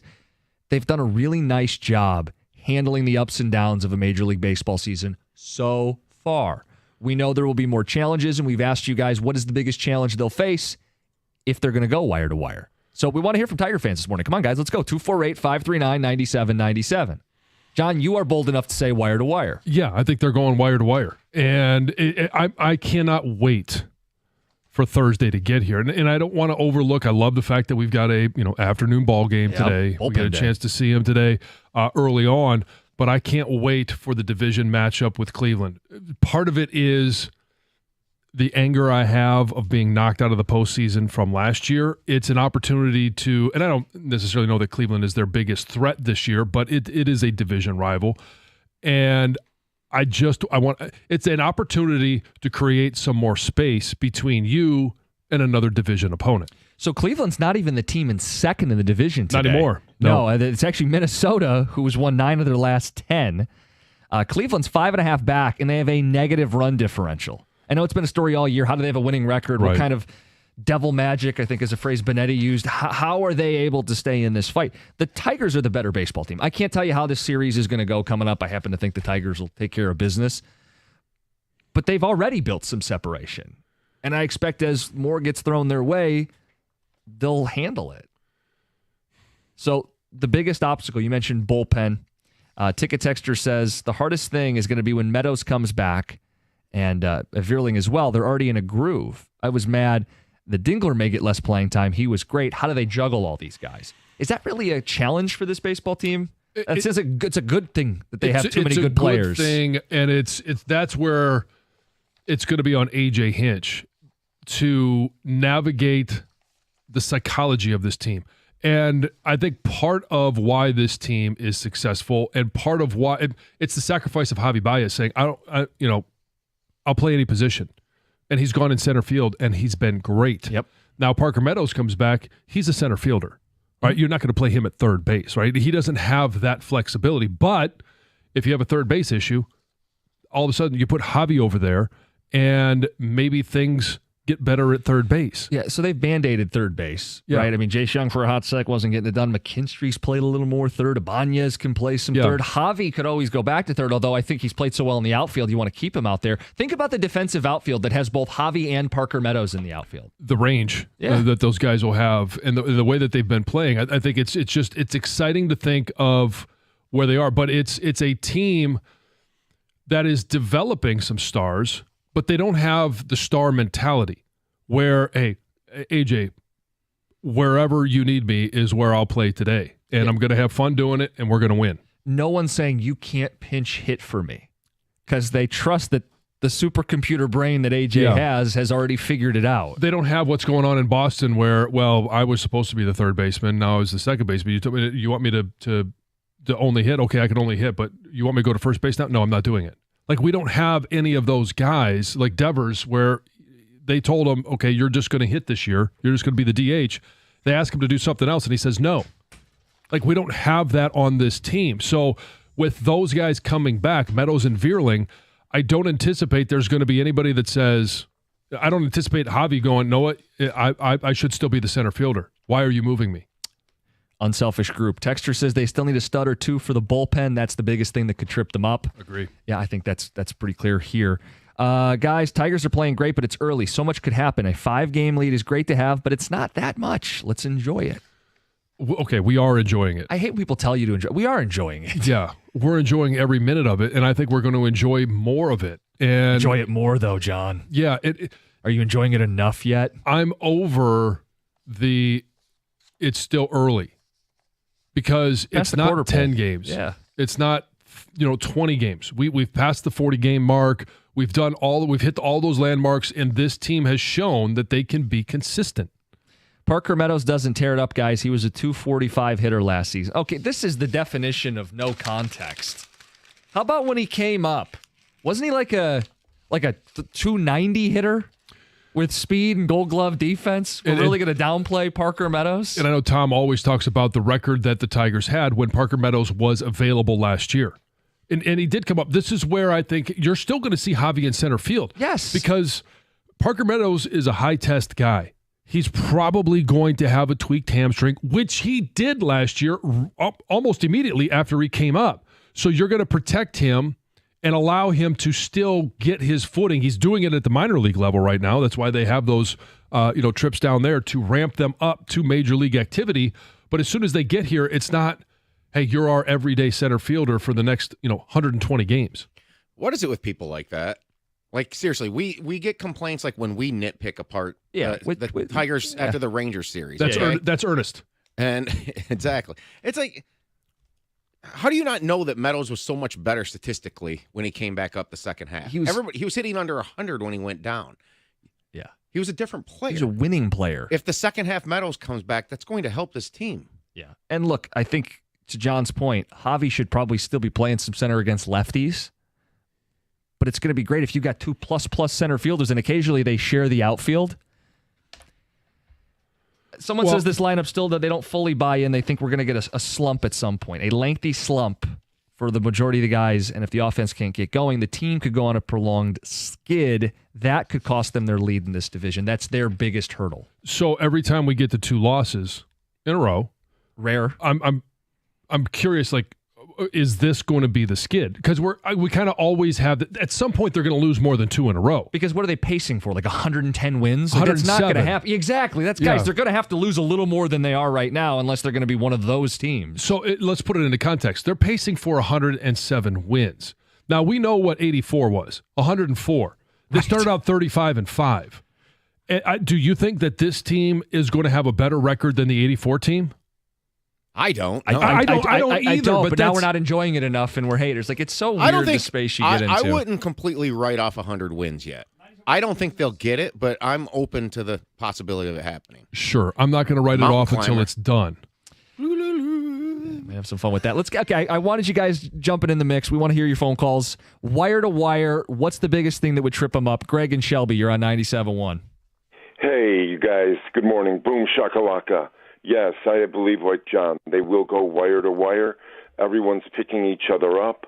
I want my little penguin to be the catcher because that glove placement. I want him and Dingler to go back and forth.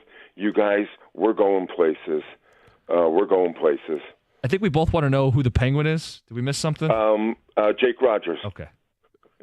Does he waddle like a penguin? Yeah, I think he waddles, but I'll never forget when he ran home the inside the park home run and the way he splayed himself on the ground. I just fell in love with him right then and there. Okay. All right. I get it. All right. Yeah, makes you connected the dots for us. Thank you. It makes a little more sense. Yeah. Appreciate the thoughts today. Like, I've seen people call him the Lorax on the ticket text. I hadn't heard penguin. No, but I'll take it. I mean, I don't know that he necessarily waddles, but I get the splaying on the ground. Just kind of laying out. Yeah. All right. Oxygen, please. There you go. Lincoln is next up in Fenton. Good morning, Lincoln. You're on 97.1. What's going on, guys? So how's it going? Why the Tigers are going to go wire to wire is because of the vibes. Oh. It has nothing to do with the stats, nothing to do with anything like that. This team wants to pick each other up. They want to play for each other. And they're vibing right now, and they're going to keep vibing all season. And it's baseball magic. That's what's going on in Detroit. And I want to shout out Jed UK on Twitter. This guy in the UK who stays up till 2 a.m. in the morning watching the Tigers. He's going to his first Tigers game this weekend. So let's get them a sweep for him. John, are you familiar with this Twitter account? I'm chronically on Twitter, so I know who this guy is. And he's a Twitter Tigers celebrity. He's going to be in the States. He's in the States now. He'll be at the Cleveland games. Oh, okay. So shout out to Jed. All right. Yeah. Jed, what's his handle? At Tigers JUK. I think he just shouted it out. Tom in Walled Lake. But before we move to Tom, vibes. Is that a valid reason? Because it feels like vibes are at an all-time high with this team. And something to be said about the mentality of this baseball team where they pick each other up and they never get down. They never wallow. So you can call it whatever you want. And we're talking about challenges versus, what's going to hold this team. Like, it's all semantics. When you're talking about vibes, what I hear is this is a team that's playing with a lot of confidence. Yeah.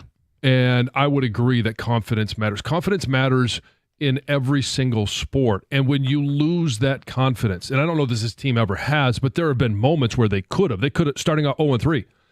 It's a shot to your confidence. Now you're playing against the defending world champ, so you got to take a little context there. But then you get, pasted by the Rangers, or you have a game on Monday where it could take a shot at your confidence. But how do they respond? Always they respond. Kerry Carpenter, first at bat. Settle in. Boom, gone. Here we go. Like they have always been able to respond. Now the test is going to be when they have a 3-game losing streak. That's when that's where I want to see where is the confidence of this team and how do they recover. Let us know. Wire to wire for this baseball team. They're in first place. Do you think they carry it the rest of the way here? They have a 5-game cushion.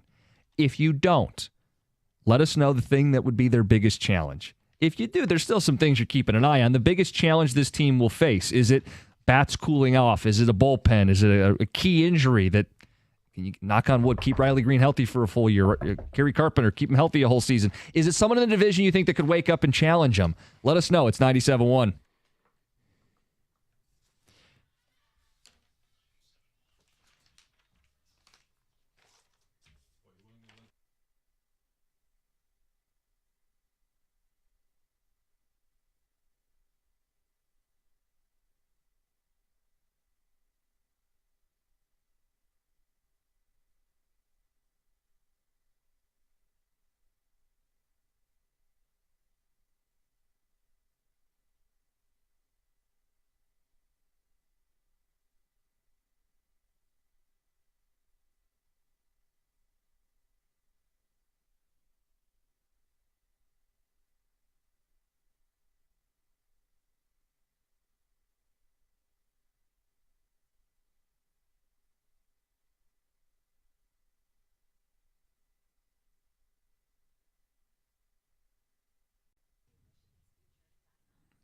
All right, guys, the weather has us ready to get out of here. Head up north and enjoy the summer. So make your plans and hit the road in style with a deal from Moran Chevrolet, Michigan's #1 selling Chevy dealer in 2024.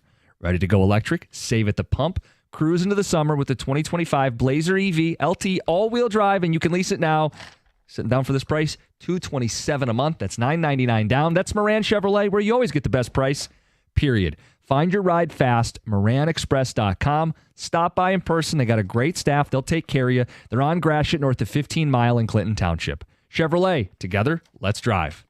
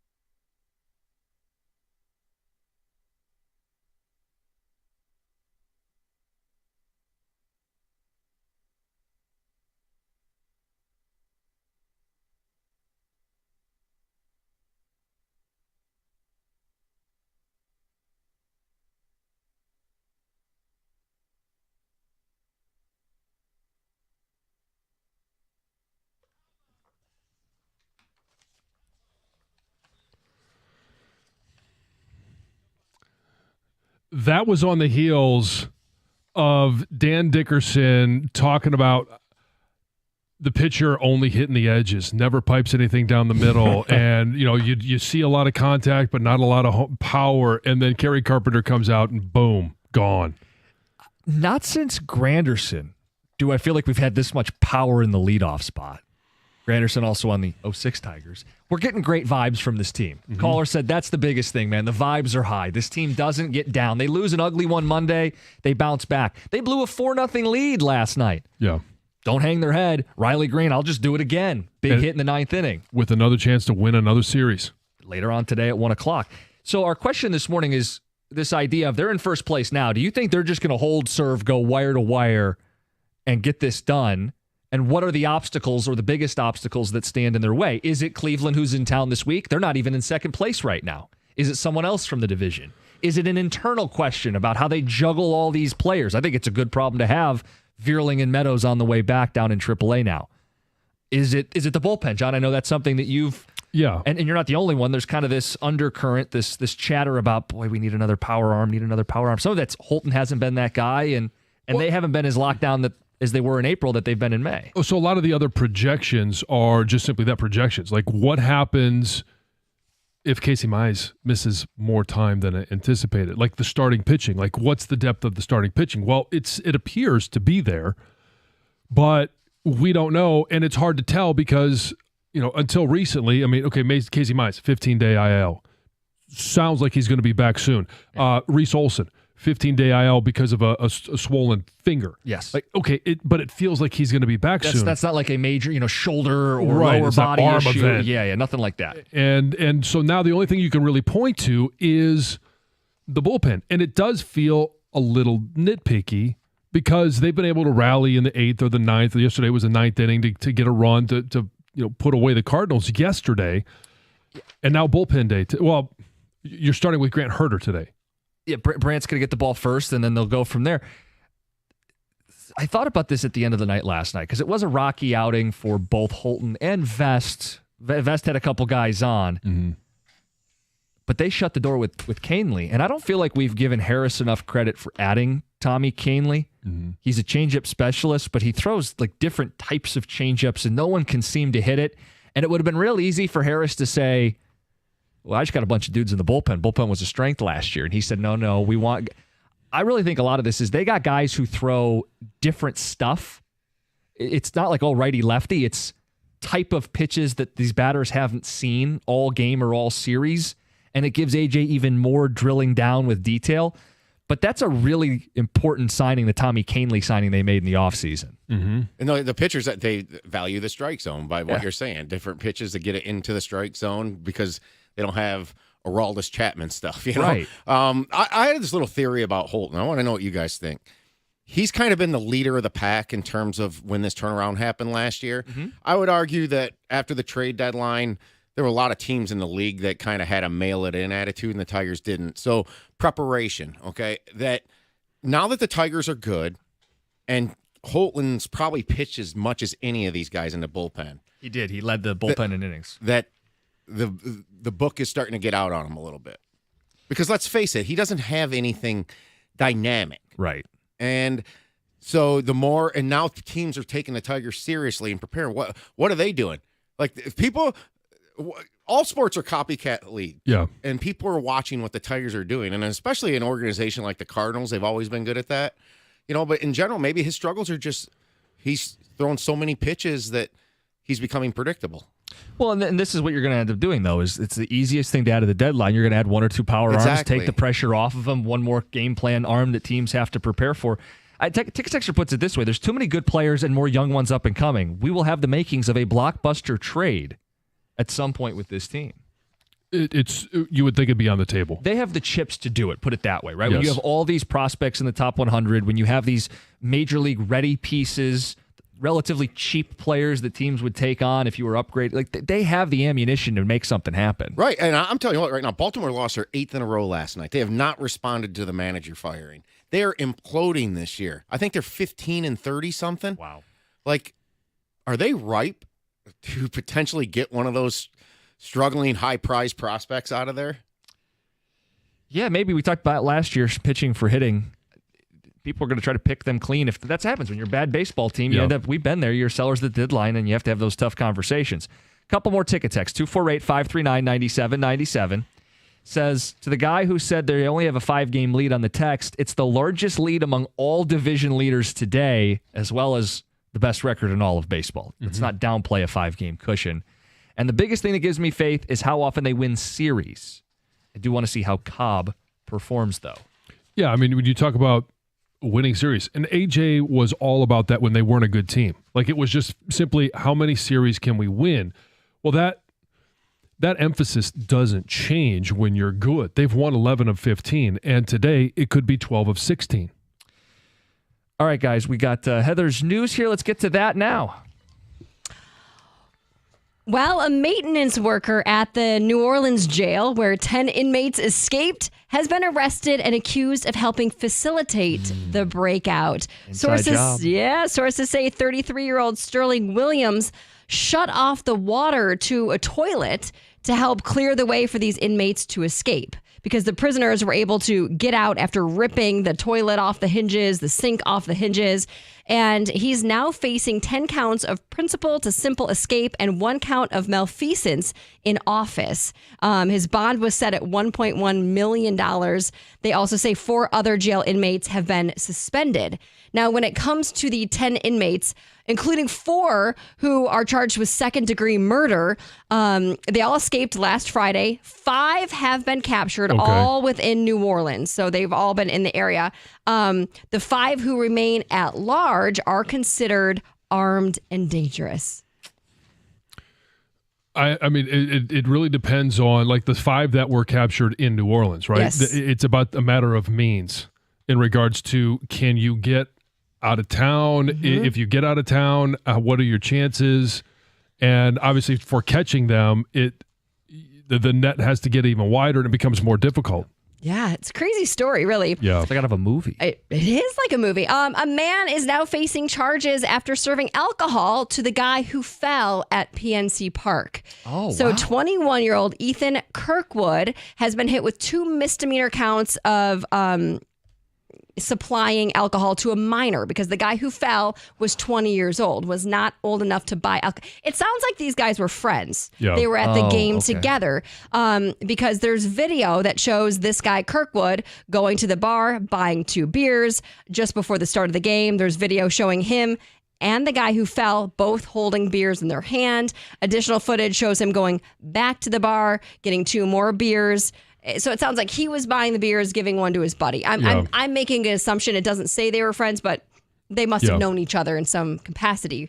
So he's now facing charges. But just to clarify, the vendor's not in trouble. It's the friend? No, not the vendor, because the guy who bought the beer was 21. 21, okay. Yes. So I've seen it happen before. Oh, yeah. You're a person who's old enough to buy the beer goes and buys it legally. Takes 2, gives 1 to somebody who's not old enough to buy it. When it comes to the man who fell, Caven Markwood, he suffered a broken neck, clavicle, broken back during the incident. But it sounds like, all things considering, he is doing okay. I mean, he's got a long road to recovery, right? Like, it's going to be a long time. He's got to do a lot of physical therapy and healing, but it sounds like he didn't die. He's making a recovery. Right. Yeah. Detroit is getting a TGL team. So the league just made the announcement that they're expanding to Detroit in 2027. Well, I guess not to Detroit. They're expanding with Detroit's name. In name only. In 2027, making it Detroit the 7th city. The team will be known as the Motor City Golf Club. TGL was founded in 2022 by Rory McIlroy, Tiger Woods, and another media executive. They played the first season in 2024. There was obviously 6 teams then. All the matches take place at SoFi Center in Palm Beach Gardens, and it's like a simulator, but not a simulator like you would imagine that we could go to a local bar and play. It's a facility. Yeah, very sophisticated simulator golf scene. So Stoney put this in my head a couple weeks ago when he was in, and I started looking it up a little more, and I don't get it because feels synthetic. It's kind of like it's Wii Sports on steroids. Like definitely, we don't even get to go. It's not in our backyard here in Detroit. Right. I don't want to dump on it. I know big names and big money are involved, and maybe sure. golf people are super pumped today. We'll spend some time on it later in the show. Yeah. Finally, flag football will be one of the events at the Summer Olympics in LA in 2028, and you might get to see some of your favorite NFL players on the field because team owners voted yesterday to allow their players to participate. Roger Goodell said that there's been a tremendous amount of interest among players to compete for their countries, and given the time frame, the Summer Games are July 14th to July 30th. They wouldn't miss much of their duties, maybe the start of training camp. Yes. So, possibility there. Justin Jefferson said he's excited to win a gold for his country, something to that effect. Yeah, I mean, I've always been jealous of sports that have the ability to participate in the Olympics, and now football can. There it is. Heather with the news. It's 97.1.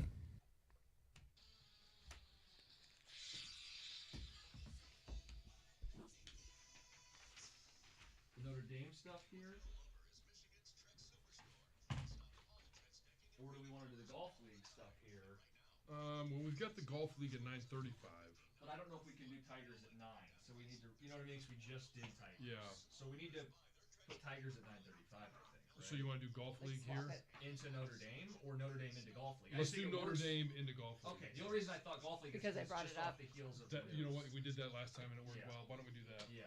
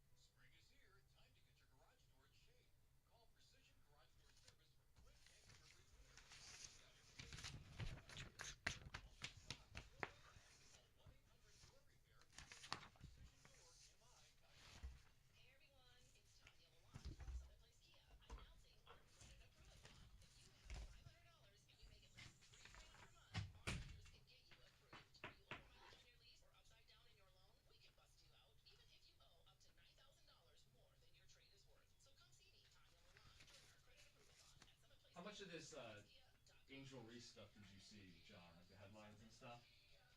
I saw some. I mean, I definitely have seen it. And Caitlin Clark. Yeah.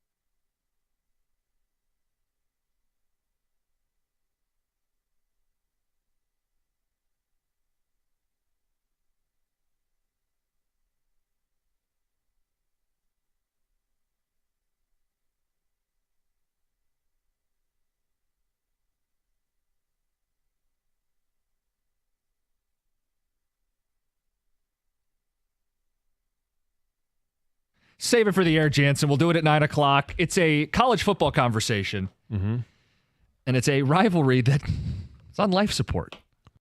Another one? I know, and it's one relevant to our audience. We'll get to it at 9 o'clock. Heather brought it up in her news. We're getting a new team. Kind of. One ticket texter said, wait, we're getting a Golden Tee Club? It's a step up from the bar game, but it's also not like we're getting a team either. No. And so I did get this question a little bit about, well, there's not going to be any, Detroit connection in terms of players from Detroit. Well, in all of our sports teams, we have Aiden Hutchinson. We have a handful of guys that Dylan Larkin grew up in Waterford? Right. Do we get a say in who is on the Detroit team? What do you mean? We get a say? Well, not necessarily no, we, not but us, but ownership. Do they get a chance? Do they pick which golfers they want on their team? Is there like a golf draft? Like, how do we? Well, if this is like other sports, when you add teams, there should be an expansion draft. We should be able to pluck the worst of the best. Yeah, or something. There's got to be a way to fill out the roster that isn't just who's unclaimed. You would think. Yeah. Again, this is starting in 2027. I don't know if this moves the needle for you. John, I know you're not a golf guy. No. You watch the majors and really Saturday, Sunday at the majors. Mm-hmm. I don't really get it either. I watched some of this on YouTube when Stoney started talking about it a couple weeks ago. It's pros hitting into a golf simulator in Florida. It feels synthetic. It feels phony. It's not in Detroit. I'm not sure who it's for. Now, would kids like this? Jack's getting into golf. Is this something he would watch? Great question. Yeah, maybe it is younger. I don't know that he has ever watched the TGL. He may have because it's pretty much brand new. I mean, their first season was last year. Well, I think it's 2 years. 2024 was their first. Okay, so this season is or whatever you call it. This would be the second year play. Yeah, I mean, the thing I watched was Rory and Tiger. Like, they're putting names into this. Right. It's not for a lack of, and there's big money. I mean, we say the Rocket people and the Fords. Like, there's a lot of people backing this movement locally, and I would imagine. I mean, ESPN has a vested interest in this too. They want it to be successful. I don't see it. But you guys let us know if you're a golf fan and you're all about it, and this is big news to you, or if you've tried and found yourself feeling like this is one step up from esports. Like what you watch Patrick Mahomes play Madden. I mean, it's not, they're actually swinging the golf club, so it's not that dramatic, but it feels closer to that. And I'll go back to the question about, you asked if Jack would watch this, if it's for the quote unquote younger generation. I think it may be more interesting to newer golf fans because I mean, Jack is a lot like me, where when you get into something new, you consume as much of it as possible in any way, shape, or form. So I would think that there are a lot of maybe younger or newer golf fans or new to the game of golf that would be watching this because they just want to consume as much golf as possible. They're looking at swings. They're looking at the players. They're learning about the game, and this would be a part of it. And I also go back to it sounding like watching a video game. Yeah. Young people do that. Oh, yeah, it's a huge They watch industry. people play video games. So it kind of has that bizarre. element to it as well. It's got the bright lights in this like More of a arena, whatever party you call vibe. it. Yeah. What do you call it? Yeah, it'd be an arena. Golf arena, yeah. Yeah, to me, it's not. I've watched like 3 or 4 different times. I had it on casually. It was background noise as my interest faded within like 10 minutes. The golfers do talk to each other. They're mic'd up, and they do show more personality than they do on the real course. But to me, like the whole thing is just, I understand. Like I think young people that like the golf and getting in the game will watch this because the technology's fascinating. The green moves up and down. All the slope and changes for each green. Every green's different because of the way they can move it. That is fascinating, and but I'm not fascinated anymore. That's like someone said you watch it one time and then you're like, okay, I get it. Now it's kind of a gimmick. They have multiple platforms. So if you do tee off and the simulator has you in the bunker, you will hit from sand in your next shot. Like they're trying to simulate it as best they can, but it's ultimately not the real thing. Right. And it's just, I just think it's a niche thing. I understand, there's definitely money in it. I mean, golf has tons of corporate sponsors, and they're all along and on board with this. You know, it's another platform for Titleists to get commercials out there and all kinds of products like that. Okay, but if it's just a sales vehicle, then that's the turn off. It kind of is, and I'll tell you what, it comes across to me as just kind of phony in general. There's absolutely going to be nothing Detroit about this other than the name of these 3 golfers that are on this team or whatever. Yeah. If they maybe get to where it's big enough to where they can move around and play up here. But the problem is they have to build this state-of-the-art facility in how many different cities? We're the 7th. So, and if they expand 7, 8, 10. Or is this something that they could set up in a current arena? Like, could you put this in the LCA? I think you could. I don't know how it would be from a logistical standpoint of, see, the arena itself is more like intimate. Is the word. It's like what it looks like. Like I would use like going to a concert at St. Andrews. Okay. That's what this place is for golf. So they'll play at St. Andrews. I don't think so. So the part one is this. We're getting a team. Your thoughts on getting a team? Detroit's a great sports city. What are we missing? Like, if you're going to advocate for one thing, is it? I know there's been talk in the past of an MLS team. Mm-hmm. The WNBA has had success. We've won championships. That league has seen a resurgence lately. WNBA, MLS. I know women's hockey. When they come here, they put big crowds and people thought we were going to get a team. Yeah. What's the next sports team we're going to add? And what do you want it to be? 248-539-9797. Well, through TJ Lang, we're getting one of the 3-on-3 teams. There you go. And so that's coming to town. I think one that we discussed earlier, I think it's just, I would love it if it happened, would be to have the Tigers AAA team playing in Metro Detroit. And I know what it means to the city of Toledo and going down there. It's not that far. But if you had it in Metro Detroit, instead of, and I think the situation that we talked about is the team in Erie goes away. That team goes to Toledo. So Toledo doesn't lose a minor league team. They just become, AA? Yeah. And the AAA team comes to Metro Detroit. Put it wherever you want. But being able to go to minor league games is fun. It doesn't cost as much for a family to go to some of those games, and the promotions that they run in those minor league stadiums, the excitement that they generate in some of those stadiums, they're fun, they're entertaining, and they're easy in, easy out. It's not huge crowds, but they play enough games for you to be able to go and see. If it's, hey, you want to see a rehab assignment for Veerling or for Meadows, you get a chance to see it. You want to see those next up-and-comers that are down there. When Torkelson was, playing for the Mud Hens, you wanted to go see him because he was 1-1 before he was moved up. Like, you get a chance to do that much easier than it is going down to Toledo. My answer would be an MLS team. And I'm not doing this to set the DCFC people after me. We're a world-class sports city. I want the highest level of the sport to be played in the city. There's been discussions about an MLS team. I'm not even a big soccer guy, but I know going to soccer games is a lot of fun. There's chants and there's... Have you been to DCFC? Yeah, I've been to one of their games. Okay. Yeah, it's a good atmosphere. I mean, but it could always be better, right? I mean, that's why they're moving to a bigger stadium themselves. I think an MLS team, would we get John Jansen out there with the scarf and the smoke bombs? Well, not the scarf. Maybe a couple smoke bombs. Okay.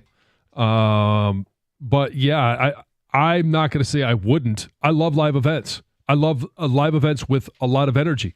I may not understand or actually like what is going on, but there's something about that shared experience and that shared energy that just brings everybody along with you. Ticket text on what we want. WNBA over women's hockey. Ticket texter says a new NHL franchise. Put it in Ann Arbor, they say. What else? They're trying to recreate it as best they can, but it's ultimately a simulation. Boy, you could always count on Costa for a hot take. Let's just try to explain it. Fine, I'll give you all hot takes for the next hour and 15 minutes. You'll love it. To be dead honest, I didn't even know what this league was until I heard about it yesterday. Why do we even need this? TGL is fun to watch, but I'd rather these pros play the local mom and pop courses to see how well they do. That would actually be a better watch. TGL is great. It's fast, competitive, and there's personality. For golfers, it's great content. I can't wait to get MCGC merch. All in, and my 5-year-old loves it. Signed, Kevin. There's an audience for it. There you go. It's 97.1. Hey, in sports, when you're sidelined by an injury, it sure does feel personal, and it is. The same goes for life. That's where personal injury attorney David Femininio steps in. And trust me, after an accident, you need an attorney that's going to make it personal, and that someone is David Femininio. And you hear him talk about this, and I talk about it. His slogan, get David, get paid. It's not just a slogan. It's a promise to take care of you. If you or someone you know has been injured, tell them to call David Feminino at 855-65-CRASH, or you can always go to his website, getdavidgetpaid.com. That number again, 855-65-CRASH, or on the web at getdavidgetpaid.com.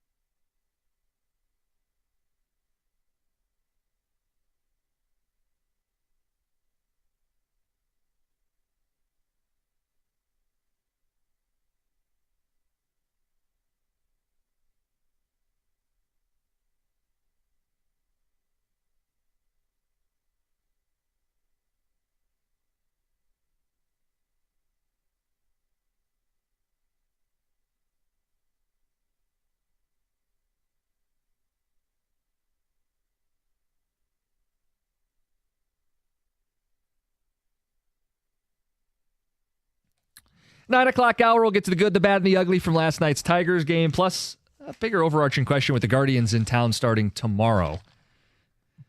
Detroit's getting a new sports team. Kind of. Sort of. They won't play in Detroit, and it's kind of a sport. Can't go root for the home team. Right. So it's TGL. Would anybody travel to Florida from Detroit to go see the Motor City Golf Club? It's a Detroit team in name only, effective in 2027. And ownership only, yeah. And in ownership as well.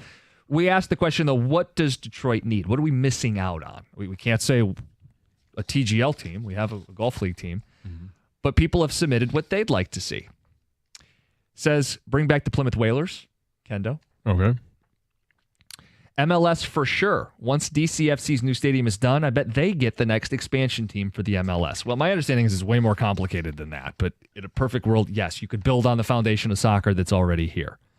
Screw DCFC supporters. They have their noses in the air and are annoying. Oh. That's from an unnamed texter. Guys, the Clausen Mud Hen sponsored by John Jansen. Make it happen. Yeah.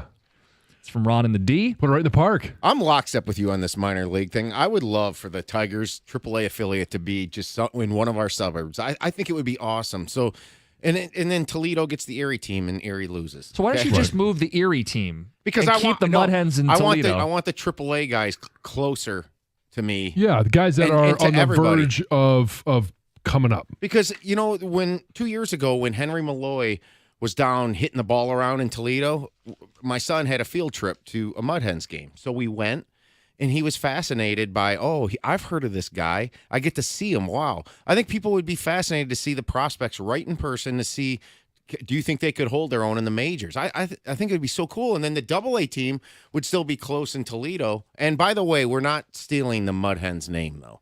Well, that's treasured in Toledo. Well, that's this texter says, hands off the Mud Hens, Jansen. They belong in Toledo. Yeah, you can keep the Mud Hens name. But you're going to make them a AA team. Yeah, make them a AA team and give us a AAA team. So to credit a listener, we're going to, if they're relocate to Canton, it's the Canton Cougars. There you go. You guys like that? Do a Cougar night. Minor league teams like to do fun stuff like that. Yes. Ladies over a certain age get in free. Yeah. That would be awesome. But those are the type of things that you can do at a minor league ballpark. Right. And it would be one of those things, too, where, okay, I don't know. It's been a while since I've been down to Toledo. I don't think they're sellouts. Not every game. They're not. Somebody texted in that they are. They're not every game. It wasn't sold out when we went because they have 11 o'clock starts sometimes. Right. And so that's the beautiful thing is you can catch a couple of, if you want to just take the kids over because it's hard for kids to sit through an entire baseball game, but you could go over even if you don't miss, if you miss the first inning, you're there for second through fifth or second through sixth, but you get a chance to see those players that are on the verge of being called up. I mean, just think when Max Clark ends up getting to Toledo. How many people would love to be able to see him more on a regular basis? Right. He goes to AA down there, and then when he comes up here, the place would sell out. Mm-hmm. It would be, to me, it would be such a win for the organization because you create familiarity with your prospects. Before they hit the big leagues. Yeah. You can. So the Pistons have done that to an extent. Their G League team is now in the city of Detroit. So there's some precedent for this. John, I want to let you respond to a couple criticisms. Oh, okay. This one says, guys, Toledo's less than an hour away. Settle down. I agree with that, but it's out of mind when it's in Toledo. Yeah, I was telling you guys this in a break. I'm Toledo's just as close of a drive for me. Well, you can walk to it. The reality is I do live in New Boston, okay? I'm not down in Tecumseh.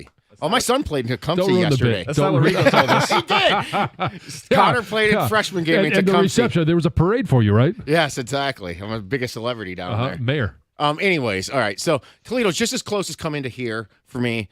And there's just some sort of weird mental block about not thinking about going to games down there. No one wants to go to Ohio voluntarily. Exactly. And you don't even have to use a toll road to get to the stadium. Anyways, though, I think so many more people that it is only 50 miles away from here, roughly. That's what it's from downtown Detroit, that people don't go to Toledo like they would to Canton. What are you laughing at? Someone on the Twitch stream? Yeah. Oh. Can you read it on the air? Yeah. Okay. Jim Costa would dig swingers night in the minor league game. Guys. Oh, yeah. Speaking of things that yeah. Hey, they're swinging the bat. Hey, swingers night. Southfield Swingers. Swingers works for baseball too. Yeah. We'll have a raffle. Whoever gets it gets to go on the cruise. Yeah. We could. Hey, if it's outfield swingers, we could put the studio in there. And we could do our broadcast right from the Swingers Stadium. Broadcasting live from the Swingers studio? Uh-huh. That doesn't really... I don't think we want that. We'd have to adjust the name of the show. It could no longer be Costa with Jansen and Heather. Tickets or are Costa and Jansen with Heather. It takes on a very different meaning when it's from the Swingers studio. Yeah, let's avoid that. Let's work in a different How direction. about the tickets would be in the shape of upside down pineapples? Oh, God. Alternate logo for the team. Pineapple night gets you in free. Got to carry it the right way. John, the other criticism was, guys, we have the Jimmy John stuff in Utica. We have baseball in our backyard. Now, I'm assuming you're going to say, yeah, but those aren't major leaguers or future major leaguers. Correct. Okay. Yeah. And then, but I will say this. If you haven't been to Jimmy John's Field for a game, you got to go. It is fun. All right, 9 o'clock hour. College football rivalry that is on its deathbed. Who's to blame? Should it die? And yeah, Tiger baseball. Good, bad, and ugly from last night, and a question about the rest of the season. It's 97-1.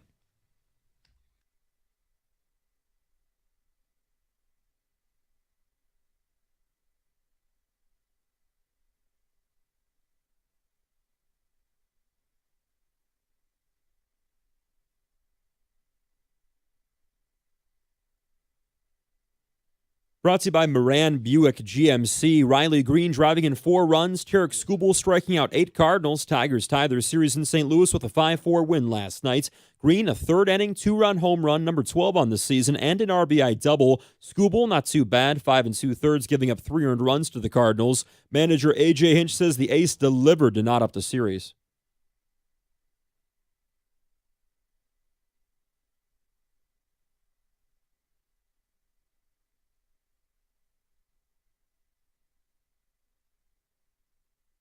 A solo home run for Kerry Carpenter, delivering the other Tigers run. Hanafi, Holton, Vest, and Canely combining to shut down the Cardinals in the late innings.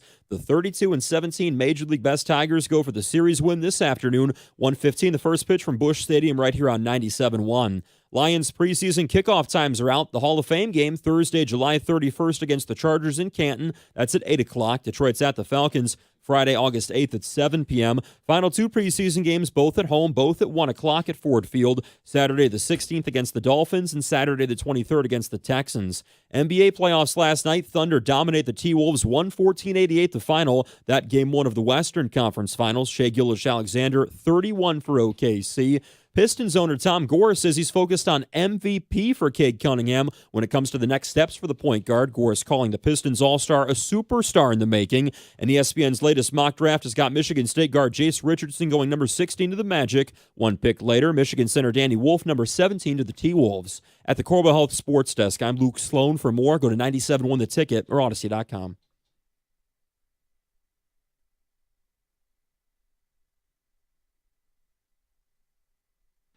Luke, you thought our college football tease about a rivalry on its deathbed was about the Wolverines and the Spartans? Well, I half-jokingly said that, I think, initially, and then as I sat here and looked at my paper and listened to the audio during the update, I was kind of feeling a little bit sad about that, so maybe it's not a joke. It's not about Michigan State and that rivalry dying. No. That one will continue. Hopefully. Big year in East Lansing coming up. Yeah. You're already trying to fire the coach off the air. Not necessarily. Okay. I'm just kindling a little fire under his seat. Not a big one, just a small campfire. Oh, you're fanning the flames? I wouldn't Throw say a I'm little gas fanning on them. there. I'm pretty sure you said he has to beat Michigan by 4 touchdowns or he's fired. I think That's that was exactly what you said. the That's direct exactly quote. correct. He's Luke Sloan. He's on the updates today. One last ticket text just to wrap up the festivities of the last hour. Okay. The Southfield Swingers would put switch hitters into a different perspective. Yeah. Batting from both sides. On that note, we'll move on. And we'll talk about one of the iconic rivalries in college football and its status. Notre Dame and USC have 1 year left on their current agreement. Notre Dame wants to extend it, but USC has played coy, and this rivalry could be done. John, I am sick of people doing Notre Dame favors. They play by their own rules. USC is in a bigger, better conference, the best conference in college football. If they feel like their schedule is jam-packed as it is and they're not going to bend over backwards for Notre Dame, Good for them. Because everybody else does for the Irish. They can play in the ACC in most of their sports, the Big Ten for hockey, and the Fairy Tale Conference in football, where they get their own special rules. And their athletic director built the playoff system so they get home games and cake seating and preferential rules. Similar to when the BCS was around and they were guaranteed a spot if they finished in the top 8, they'd get a BCS bowl. I'm so sick of everybody doing Notre Dame favors. If the rivalry dies, is part of me sad? Yes. But ultimately, I'm sick of everybody doing Notre Dame favors. Join the Big Ten if you want to play Michigan and USC and Michigan State and all these Midwest rivals that you have. It's staring you in the face, and it's been staring you in the face for years. I would generally agree with you on your take about Notre Dame. However, this is a rivalry. This is one of the classic college football rivalries. And we have so many of them. Like, we didn't have Texas A&M until Texas made it back into the SEC. I mean, yeah, until recently when Texas was in the SEC. Yep. Texas-Oklahoma is one that is going to continue because they're both going from the Big 12 to the SEC. So we don't have to lose that. But we are losing. Teams are willing to move conferences to preserve rivalries. Hey, Notre Dame's Dame never been in a conference, but this has always been a rivalry. There are so many things that are dying in college football, and this is one that I will defend Notre Dame on. I don't care if they're a part of a conference or not. This is a game that should happen. I understand the apprehension of USC because they are in a conference now that is much more competitive, and it is an absolute grind, something I think that they didn't necessarily understand until they played in it last year. And part of it is the travel. Part of it is it's a different brand of football. It's the best conference in college football. I agree, but it's a different brand. It's much more physical. It's much more run-based. There's a lot of things that are different from them playing in the Pac-12. They'll make their adjustments. Yes. But I think they're understanding that if you get to the end of the season, now the game this year is not at the end of the year. When it is played, I believe, in South Bend, it is. Is it October? Correct. Some years I feel like it's in October. Some years, but some years it's like Thanksgiving. When it's at Southern Cal, it's in November. Well, yeah, that would make last game of the year. It's colder. You want to go out to California. Sure. Yeah. So I would imagine the apprehension or what is causing USC pause is understanding that they're in a tougher conference. And do you want to play a team like Notre Dame the week before you would quote unquote have a Big Ten championship game?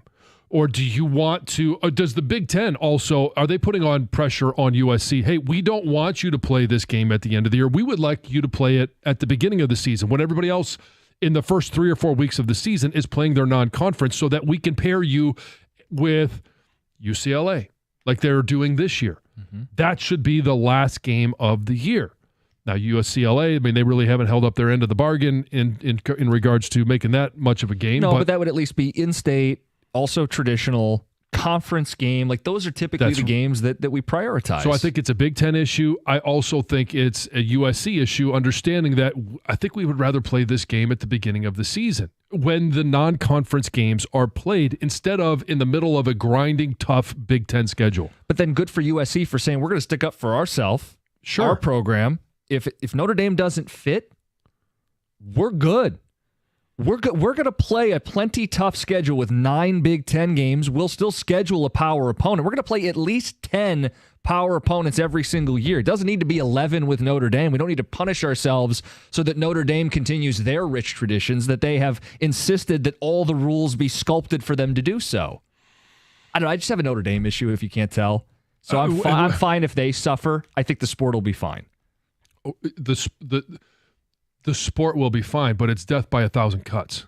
And it's just another one of the great games. One of the games that I look to every year. When is USC Notre Dame? And it's one that you put on the schedule because it's a classic rivalry game. And we are just losing so many of those. We don't have Bedlam anymore. I will just ask you, where would you put it in terms of college football rivalries? I'm not going to pin you down and fight you if it's one slot too high or too low, but is it it's top 5. Okay. It would be a top 5 game. And it's just one of those that, again, there are not a lot of rivalries that you look at and you say, okay, when is this game? Where is it? What weekend does it fall? What else is playing on this weekend? Notre Dame and USC is one that I just want, and it's two programs that both of them I can't stand. And for all the reasons you talked about with Notre Dame and the history that my team has with it, and it's USC, who I kind of feel is like the Ohio State of the West. A little bit. And so it's again, two programs that I don't really care about, but it's a game that I do care about. Some ticket text, and we got open lines, 248-539-9797. This was in the news. You and I are college football guys. Spend a few minutes on it. I know you guys care. We have Notre Dame listeners in the audience and Big Ten listeners as well. Texter says, Notre Dame can't get a first-round playoff bye. The system is not doing them any favors. Oh, I disagree. The system is set up for them to get the 5 spot, which we just learned. Would play 12. Which you get the worst team, and then the very next round, you'd get the worst conference champion, likely the 4. Yeah. Or a lesser team even. You're getting a home playoff game. That's great revenue. You're given at least 2 games you'd be favored in to start the college football playoff. Mm-hmm. That's pretty favorable to me, and it's not a coincidence that Jack Swarbrick was part of the driving force for how they laid out the rules for the 12-team college football playoff. Well, Jack is no longer there. I know, but you don't think he had Notre Dame's interest in mind? He certainly did. Of course he did. We're not going to get all that we want, but at least give us some advantages. We got a man on the inside who's looking out for us.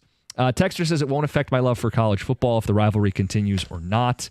Another one says, in my mind, it's a minor rivalry. I don't live in Southern Cal or South Bend, so ultimately I don't care if the rivalry continues or not. Yeah, but one of the great things about college football is the rivalries. It's the history of these rivalries. And we could go back and forth. Is there a rivalry between Michigan and Notre Dame? Not really, because they don't play every year and they haven't played as many as these other teams. But when Washington and Washington State play, Apple Cup. It's do I care about Washington? No. Do I care? I care even less about Washington State, but it's a rivalry game, and I love watching the passion, the emotion, the things that happen in those rivalry games that you just are unanticipated. This texter puts it succinctly. Oh, well, F Notre Dame. I agree with you, Costa. Notre Dame's weak. If they were forced to join the Big Ten, they would instead form and join the new Pac-10 with 10 home games. Anything to get preferential treatment. This one says FND. Wussy's too scared to keep playing Michigan. I don't even know the latest on that. Whose fault is that? Is that Notre Dame's fault or your fault? I say you. Knows? Michigan's fault. Yeah, I know. John Jansen's fault. He's in the negotiating room and says. But this is, to me, it's not about Notre Dame. It's not about USC. It's about all of the things that I'm sad that there's no Pac-12 anymore of any reality, because it's just an erosion of college football. It's nearing being unrecognizable, and if you lose this game, it's just another moment that in 20 years we'll look back and say, why don't we play the USC Notre Dame game anymore? I do think some texters who are trashing this rivalry, it's because the competitiveness in it or the meaning of it has eroded. Yeah, like this person says it's not must-watch. But it used to be. And it will, again, someday be a must-watch game. Right, because programs go through cycles. But it's just the new college football world is taking away things that people love from the sport. Why would a sport ever choose to take things away that people like? Are they... and this is just another, thing that it's trying to turn into the NFL. Yeah, but hold on. There's really not rivalries in the NFL. You can give me your Dallas, Washington. I think that's a lot of fluff. Like Lions, Packers, baby. Yeah, but it's from afar. College football fans liked rivalries besides their own team. I would. Okay, look, we're losing some, and I understand. Pour some out for those rivalries. We have a lot of rivalries that have been preserved and protected, and we're actually getting more great head-to-head games because of some of this. Like, I know you're painting a lot of the negative. the fact that we get USC and Michigan and Ohio State and Washington and Oregon, like these head-to-head collisions in conference play now is actually a good thing. And I don't feel like that gets highlighted enough when we have these conversations. But you know what that is? That's not, you're not creating a rivalry with USC and Michigan. There isn't no hatred or backstory. Rivalry's got to start somewhere. And that's what I'd point out. I got two iconic brands. And you know what? It's like the Jags and Texans rivalry, right? Just created out of thin air. Yes, it is the same. They have a history going back to the Rose Bowl, USC and Michigan. They've been playing each other for, 60, 70, 80 years? It's not that forced, Tom. When they played this year, I had no attachment to those Rose Bowls because of a regular season September game against USC. My point is Oregon, Ohio State sounds like a fun game, and I'm going to get it more. And if Notre Dame wants to be part of it, there's one easy way to do it. As a ticket texter puts it, they want an open marriage, and the Big Ten doesn't. Sorry, Notre Dame. Commit to the conference. I agree with you on that and all that stuff. We're just talking about the loss of rivalries in general, and they're going away. You're not going to get USC Michigan hatred. It's lost with the new generation and stuff. They hadn't played in so long out there that it just kind of lost its luster. I mean, that's like to John here, and you're the guy that loves college football as much as anybody around here. Yeah. Do you love it as much as you used to? I'll steal Doug's line. On Saturdays, yes. The other 6 days of the week, I hate to admit it, but it is becoming very painful because we are losing so many great. One of the best things, the best thing about college football is the traditions, and we're losing so many traditions. Notre Dame will play USC this season. Beyond this season, there is no agreement. Some of your thoughts on it. Tiger baseball talk as well. Good, bad, and ugly from last night. And we end the hour with a bigger discussion about the rest of the season. It's 97.1. Hey, you guys, it's Heather. And in honor of Military Appreciation Month, Verizon thought of a lot of different ways they could show their appreciation, like rolling out the red carpet, giving you your own personal marching band, or yes, even throwing a bumping shindig. At Verizon, they're doing all of that in the form of special military offers. That's why this month only, they're giving military and veteran families a $200 Verizon gift card and a phone on them with a select trade-in and new line on select unlimited plans. Think of it as their way of flying a squadron of jets overhead while launching fireworks. Now, that's what I call a celebration, because Verizon is proud to serve you. Visit your local Verizon store in Detroit to learn more. $200 Verizon gift card requires smartphone purchase, $799.99 or more with new line on eligible plan. Gift card sent within 8 weeks after receipt of claim. Phone offer requires $799.99 purchase with a new smartphone line on unlimited ultimate or postpaid unlimited plus. Minimum plan, $80 a month with autopay plus taxes and fees for 36 months.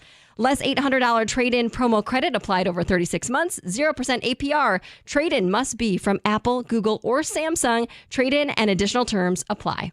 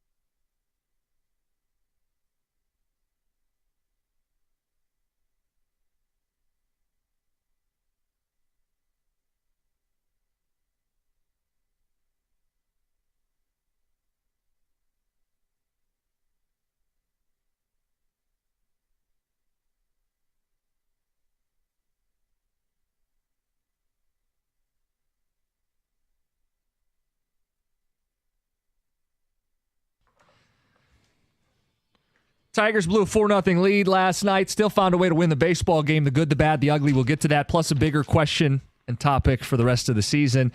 We brought up Notre Dame and USC, and that rivalry is on life support. This is the last year it's scheduled. USC not committing beyond this season. Notre Dame wants to extend it. And the broader conversation about rivalries in college football. Tom in Rochester, you're on 97.1.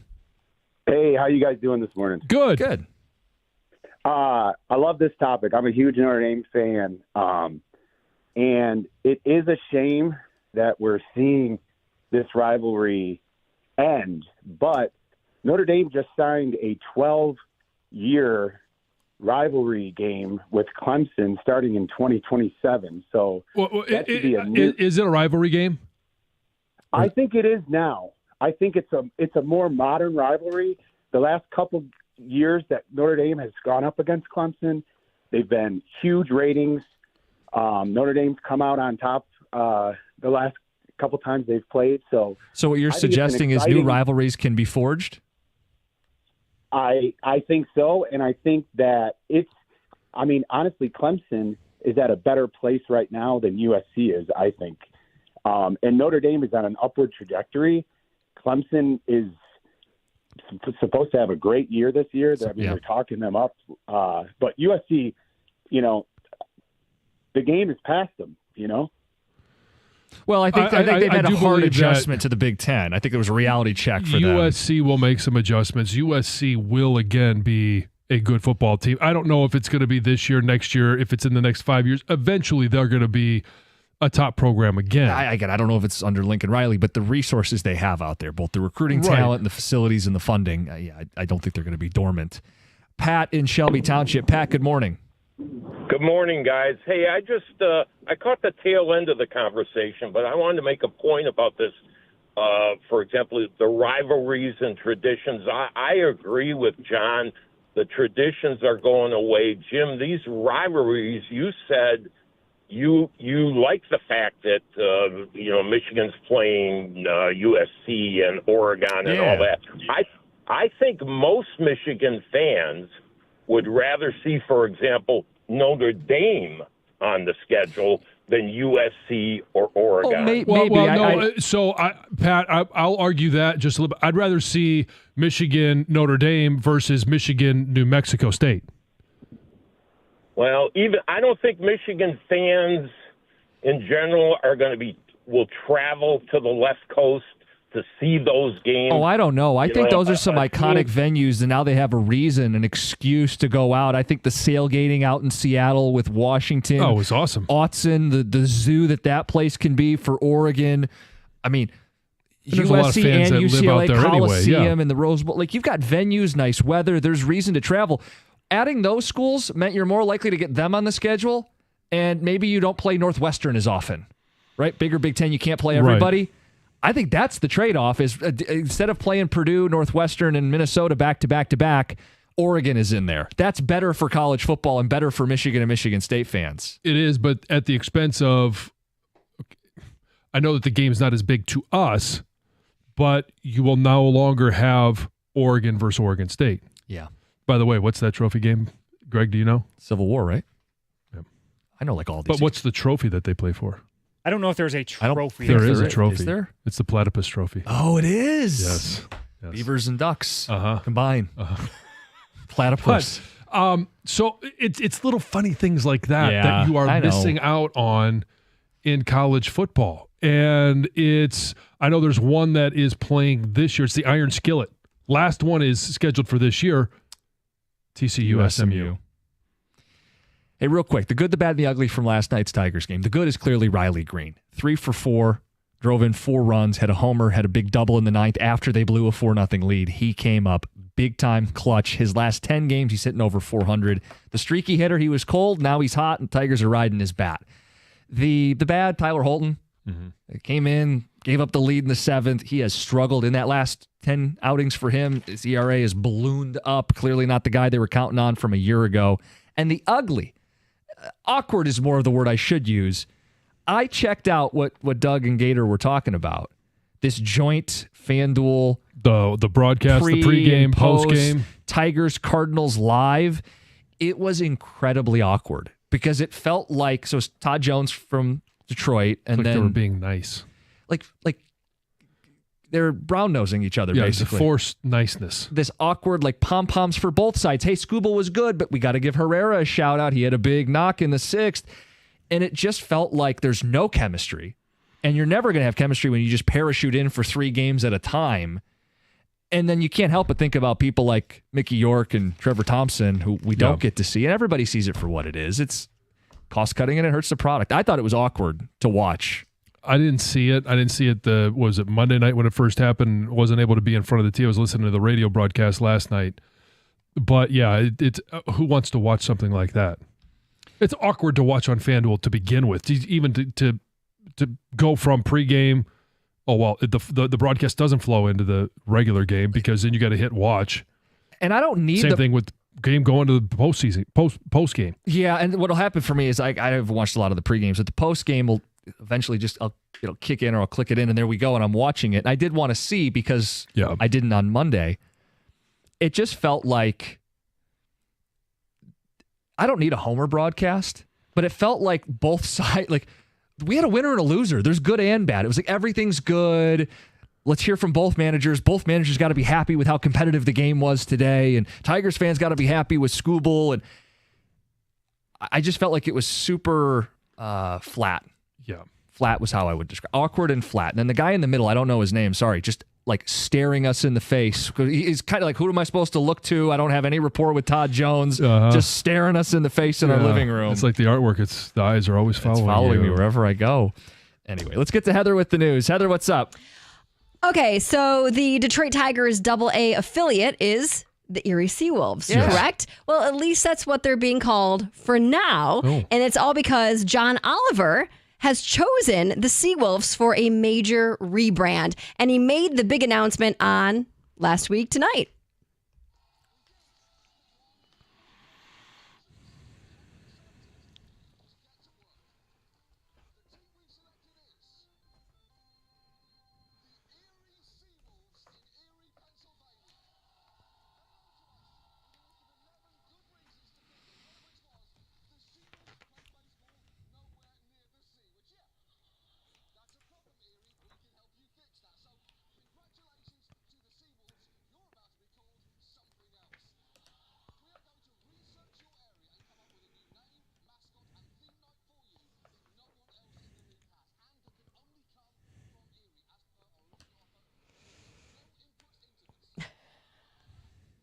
So like you said, there was 47 minor league teams that contacted the show because they had pitched this idea that they were going to rebrand one team. Yeah. And that's who they picked. One of our own. So we'll see Thoughts? what their new name will be. I have no idea what they're going to name it, but it'll probably be something funny. I'm sure it will be something funny. I mean, and I don't think it's permanent. These minor league teams do this all the time. They do like a series or a stretch in the summer where they make up a new name. Good for them. It's exciting. It's minor league baseball. Why not? 2 Oakland County cities have been ranked among the top 10 best places to live in the country. U.S. News and World Report evaluated more than 850 cities in the U.S., and they looked at different things to see how they met living expectations. So they looked at factors like job market, quality of life, desirability, public safety. Yeah. The list goes on and on. Ranked at number 9, Rochester Hills. Oh, okay. This was out of 250 cities. Obviously, ranked high in a lot of college readiness was up there. Safety was high up there as well. And then right below it at number 10, Troy. Oh, okay. Yeah. So great high school athletic department. They have I don't know about their athletic department, but they My do have brother's the great AD. school. Oh, are they? Okay. Well, apparently, they've got a great athletic department director at least. Yeah, yes, real bright guy. Their school district is great all across the board. They ranked high in quality of life, safety, college readiness as well. And they catch every drunk driver in that city. And they do mess around in Troy. Watch out. I mean, if you have a news story about a drunk driver getting pulled over, it's in Troy. They're all over it. Always in Troy. Hey, Bill Belichick and Jordan Hudson could be heading down the aisle. At least that's what she is saying. She has told at least one person that she is engaged. And there was rumors swirling when she was seen wearing a ring on that finger in New York recently. I mean, that's where serious relationships lead to, right? Yes. And this is a very serious relationship. Both professionally and personally. Yes. So this maybe is we'll see. Who knows? Selena Gomez and Oreo You have think teamed they up. have kids? I mean, who? Robert De Niro, Al Pacino, It's right? Was that who recently had kids? Yeah, Pacino, I think, did it. Yeah, like I think nine. he did. Sure, they're like there you go. 90 years old having babies. Why not? She's only 24. She's got lots of time to think about that. He might not. Well, if he makes it to 90, and apparently Yes. got plenty of time. Anyway, sorry. Anyway, Selena Gomez and Oreo have teamed up for a brand new cookie that the brand says brings together Selena's passions and fandom into one deliciously dunkable bite.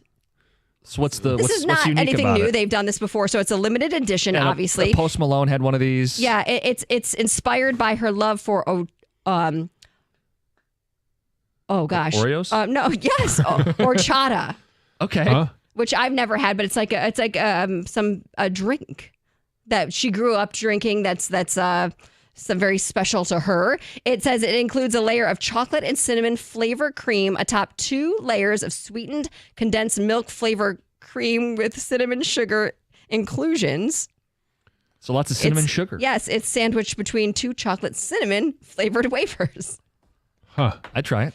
I mean, they're Horchata. yes. Chata. They're always good. I mean, they're not going to create a bad cookie. No. And then each cookie, of course, will have like a different design on the top that's inspired by her. So they will be available for pre-sale on June 2nd, and then they'll hit shelves June 9th.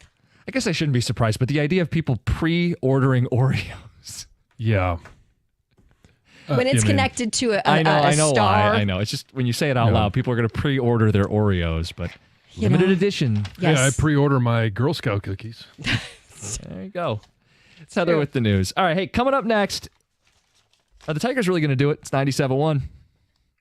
Guys, when we're talking about your teeth, you can get a better, brighter smile without breaking the bank. That's Brightside Dental, and it's your spot. Looking for a reason to get back to the dentist? How about 2? 1, summer's approaching, and 2, school's almost out. So get in before you get too busy with camps and sports and vacations. Whether it's your first visit or your first in a long time, they're ready to take care of you. $35 new patient special that covers exams and x-rays with no hidden fees. So make an appointment, get back in that routine before the summer really gets rolling. 1-800-PAINLESS, BrightsideDental.com. Tell them Jim Costa and the Morning Show sent you. That's Brightside Dental. No judgment, just care.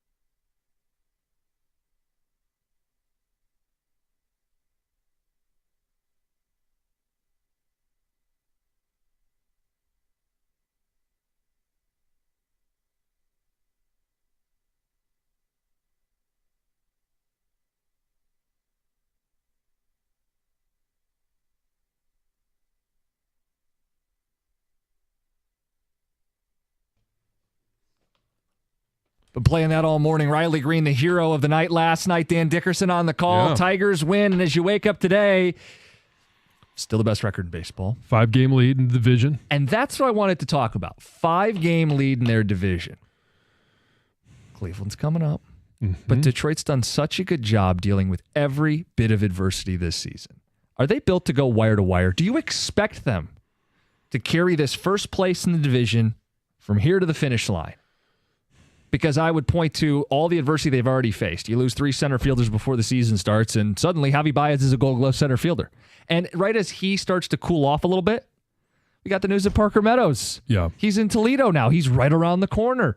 They have solutions to problems before they even arise. Like, you lose Jake Rogers, and it was highlighted how well he handled this pitching staff a year ago with the chaos and the arms and how great he is with Skubal. Well, Dylan Dingler, that's a tough spot to slide into.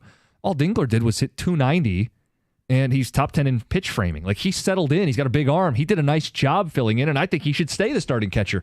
But these are solutions to problems that hadn't even come up yet. This team has done such a good job handling the ups and downs of a baseball season. It's not early anymore. Francis has been really good. Francis Dylan Dingler, Yes. for those that don't know. Francis. Frankie. He could have gone with Frankie. Could have gone with I like Frankie. Yeah. So I was listening to Benetti the other night. I think it was Benetti that was talking about the history of the name, and I don't remember all the ins and outs. It's a family name. Okay. I can't remember if it was his uncle. Francis or Dylan? Francis. Okay. Makes sense. Yeah. You don't hear a lot of young babies these days being named Francis, No, unless it's a family name. It wasn't on the top baby. It was name list. not. No. It's not. Was it in the list for Brooks? Francis? No. Oh, no, that was not in the running. No. No? No, I didn't think of Francis.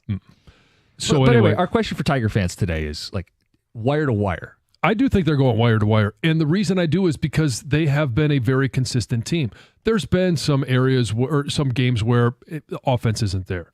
There's been some times where a starting pitcher, Jack Flaherty, hasn't been on point, or the relievers, or they've made just stupid. There was a stupid error in the field yesterday. Sweeney, right? It didn't get ruled an error, but probably should have been. Right.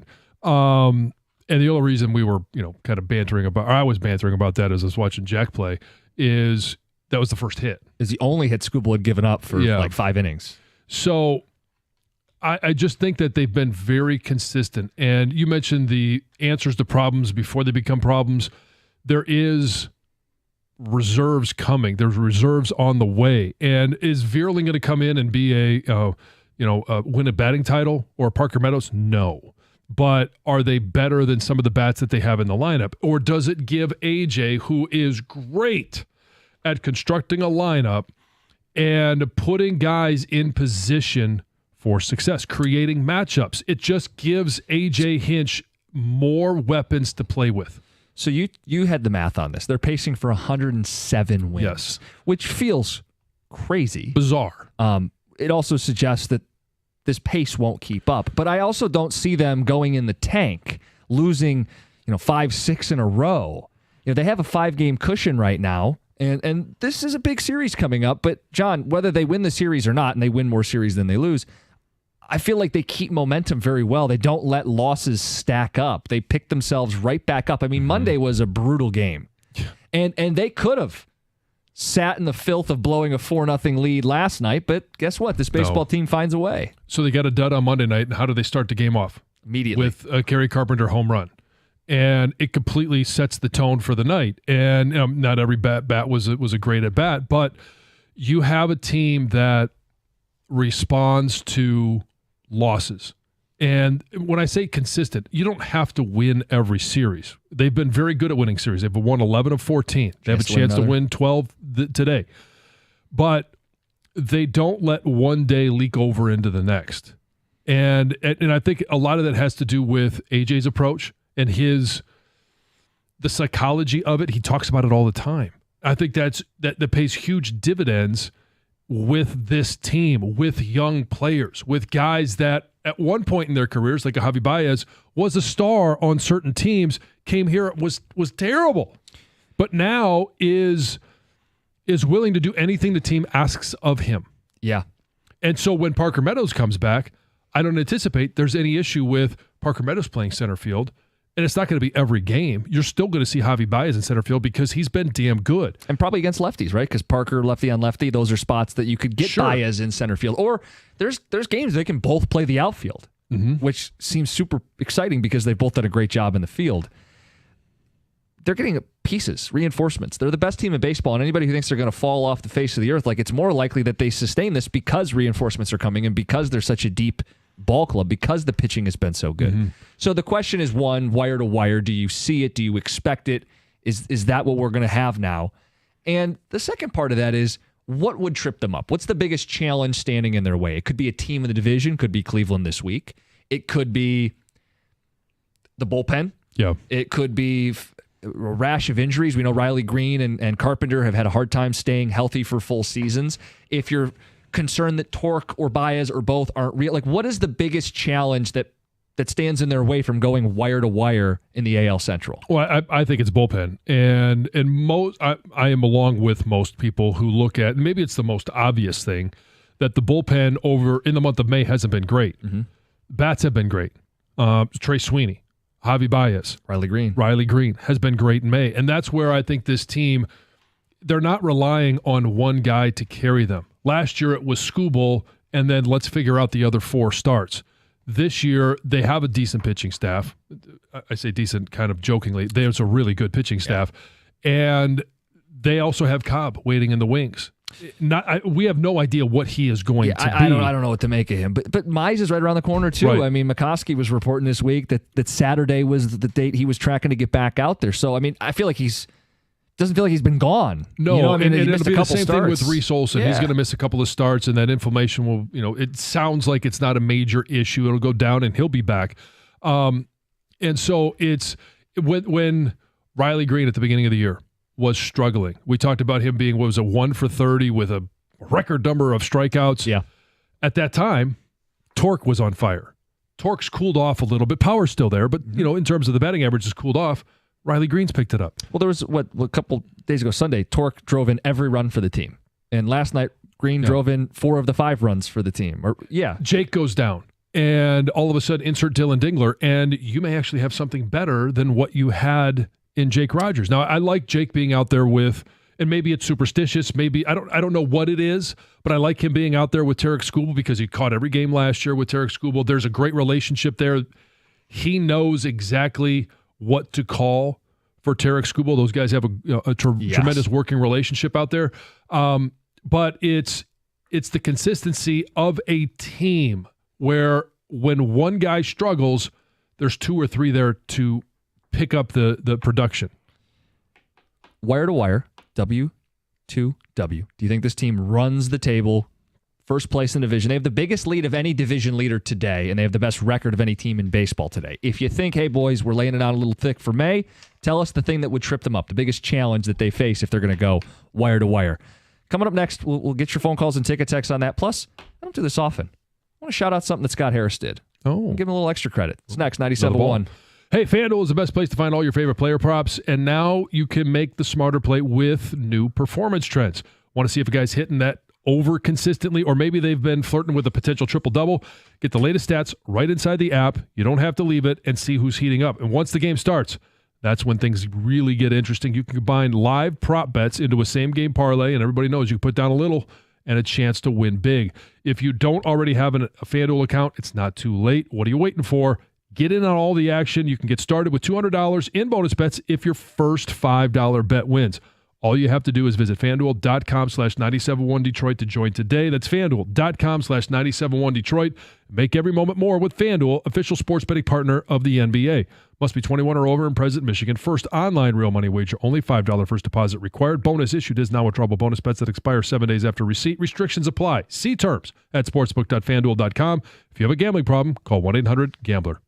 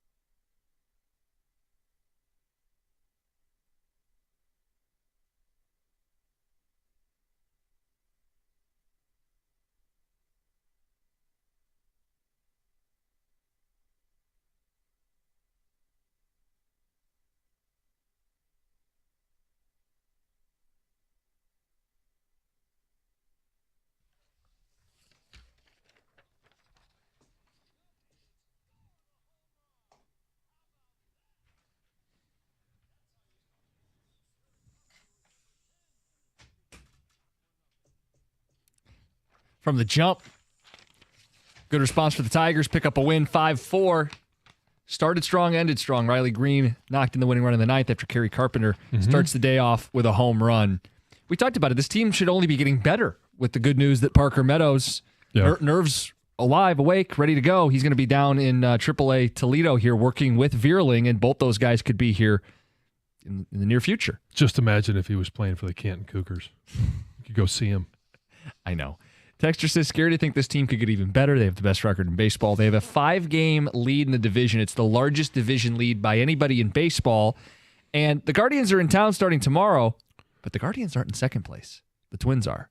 Twins have gotten hot recently. Yeah, 9 of their last 10, and they had a red-hot stretch there. Our question was, wire to wire, do you believe the Tigers do it? And what's the biggest obstacle, the biggest challenge they face? Is it a division foe? Maybe it is the Guardians. Maybe it's the Royals. Maybe it's the Twins. Maybe it's an injury. Maybe it's the bullpen. Maybe it's. It doesn't feel like any of these things, though, are going to trip up a team that continues to find ways to win and getting contributions up and down the lineup from guys like Francis Dingler, among others. Yes, people are having fun with that on the ticket text. Frank Dingler? Texter said, I thought it was Dirk Dingler. Someone also pointed out that Javier is not his real name, nor is Javi. Baez's first name is Ednel. Ednel Javier Baez. Huh. I did not know that.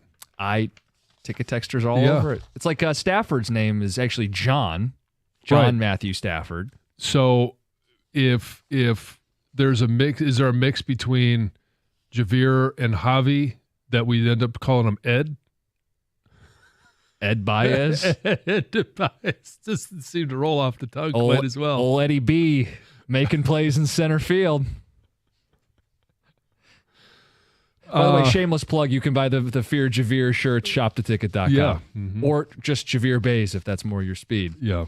Okay, can they hold a 5-game lead for 100 games? Yeah, I think they can do it. I don't see an extended losing streak with them dropping a bunch of series in a row. A game or two here or there, sure, but not a sustained losing streak. Yeah, it's going to happen. And, I mean, we have been very fortunate to watch a team, other than that opening series, that has only lost 2 in a row. At some point, and I know it's going to seem like the sky is falling when it happens, they'll probably lose 3. Again, it's going to happen, but it will feel because they've always responded, because they have been very consistent. It is going to feel like the sky is falling. The biggest thing standing in their way would be a refusal to make a big move at the deadline. Signed Tom in Flat Rock. And I think that's where the easiest add is going to be to add arms to the bullpen. It'll cost the least. Teams will be willing to sell good relievers, somebody that's pitching extremely well this year, and they can add that at the deadline. And they don't have to wait till the deadline. No, that's the other thing. I mean, they can make a move ASAP. I did want to give Scott Harris a little love here. The move they made to bring in Tommy Kahnle, they had a great bullpen last year. I mean, their bullpen was a huge reason why they dug themselves out and made the playoffs. They could have sat on it and said, we got our guys. He added the best pitcher in this bullpen in the offseason in Tommy Kahnle. That changeup, he could throw it different ways to different hitters, and it's a problem. So, a little love for Scott. Little love. Give him another ball. Just a little kiss on the cheek. Outfield with Meadows, Green, and Baez would give us 3 Gold Glove caliber gloves on the field at the same time. Be a nice outfield. See, that's what we talk about, getting better. Tony in Ferndale, you're on 97.1. How's it going this morning, fellas? What's up? Good. Hey, just kind of what could set us apart. I think we could go the distance and go wire to wire, but obviously John and a lot of other people have chimed in with the bullpen struggles and stuff like that. But I think also if we get a dominant third starting pitcher in this rotation, that could really set us over the limit, right? We obviously have Skubal. The second guy I would say before the season started was Flaherty that we were looking to, but with his struggles and hopefully when Casey Mize comes back, hopefully not too barred from his injury, I like to think of him as the second guy. But that kind of leaves the third, no-nonsense starting pitcher, to come in and really make a change. And I think that could be Jackson Jobe with the way that he played in his last game over the weekend. But I'm hoping to see, a third dominant starting pitcher to keep that rotation, very fresh and any given day of the week have a pitcher out there that, can come out and dominate to start the games for us. It's the great elixir for a baseball team, a strong staff, because then you don't tax your bullpen, you don't go on long losing streaks, you're set up well for playoff baseball because you're throwing one horse after another. The question about Jackson Joe being that guy is going to be, how many innings are they going to let him throw this year? There's no shortage of candidates. I was curious how he was going to lay it out. Like, Skubal's the unquestioned one. The case for the number two, I would have said it was Mize before the injury. You could make a case. Olsen before his injury looked like the second best guy in the staff. Job is today, and if Flaherty, if they can get him back going, he's got the swing and miss stuff. The reality is they're going to have a handful of really good pitchers. It's going to do the trick for them. Yeah. By the way, you saw this right as the show's wrapping up here. Yeah, there's a not worthy of the breaking news sounder, but the Lions have withdrawn their playoff reseeding proposal. Odd. It seems odd because they were set to vote on it today, and I don't know if there's some bylaw that if you have a proposal that's voted down, you can't re-propose for X number of years. I don't know. It's the only thing I could see. Why not just let it go unless they and just see what happens? And then I think they know it's not going to go anywhere this year. I think this is something that planting the seeds for I like the future. proposal. We do too. But I think it'll make more sense when they go to 18-game schedule. Mm-hmm. It'll be easier to pass at that point because that makes those divisional games not mean as much. I mean, win the division is great, but now it's an 18-game schedule. It only accounts for a third of your schedule. So it's just odd because their initial proposal even got amended to make it more likely to pass. Yeah. And then they still withdrew the it, reseeding wouldn't happen until the second round. which would of the still playoffs. give a home game to division winners in the first round. But Mm-hmm. I feel like they even tried to placate the other side and they just didn't get the traction they wanted. Yeah, we'll come halfway, but we're not going to be bad. Other side's still not budging. maybe next year. Yeah, maybe. Gator? How is everybody? Good. Yeah. Good. Yeah. Cool. What'd you think of the leadoff batter, Kerry Carpenter, last night? Great way to start a game, eh? That is a great way to start a game. Yeah, that's pretty. Break up the no-hitter right away. Let's go. He crushed that ball, man. Yeah. It's fun to watch. Why is it that the left-handed swing looks so much better? Is it just the camera angle because the camera is tilted a little bit to the right side of the pitcher's mound? Is that it? It's a good question. I don't know because I don't like his stance. But when he gets into the swing, the swing looks When pretty. it's all said and done, it's just this amazing-looking swing, and I don't think. Is it the follow-through you're saying? I don't know what it is. It's just lefties always look better Big, when they swing. beautiful, arching sweep of a swing that right-handers don't seem to have. Nope. It's like lefties get down more on it, and righties are just more upright when I don't know. Maybe it's an optical. One of life's great mysteries. Yeah. Yep. So what's the plan today? We'll start with some Tiger talk. We also have some more details on the Weenie 500, which excited Gator very much. The Weenie 500. Weenie 500. You hear about this? Is this like a race of The Indy Oscar 500, Mayer this- Wienermobiles? So it's like Friday night, I think. They're going to have Friday afternoon. They're going to race Weenies? 6 Yes. Wienermobiles. Oh, Oscar Mayer Wienermobiles. The Wienermobile. Are going to race on the track. This radio station. On the track. Where's at this the Indy taking 500 place? At the Indy 500. On the track, they're going to race 6 Wienermobiles. We got more details. So if you're not rubbing, you're not racing. Are they going to be John? Trading paint out there. All right, Carson Anderson next. No. Oh, no. 97.1. No.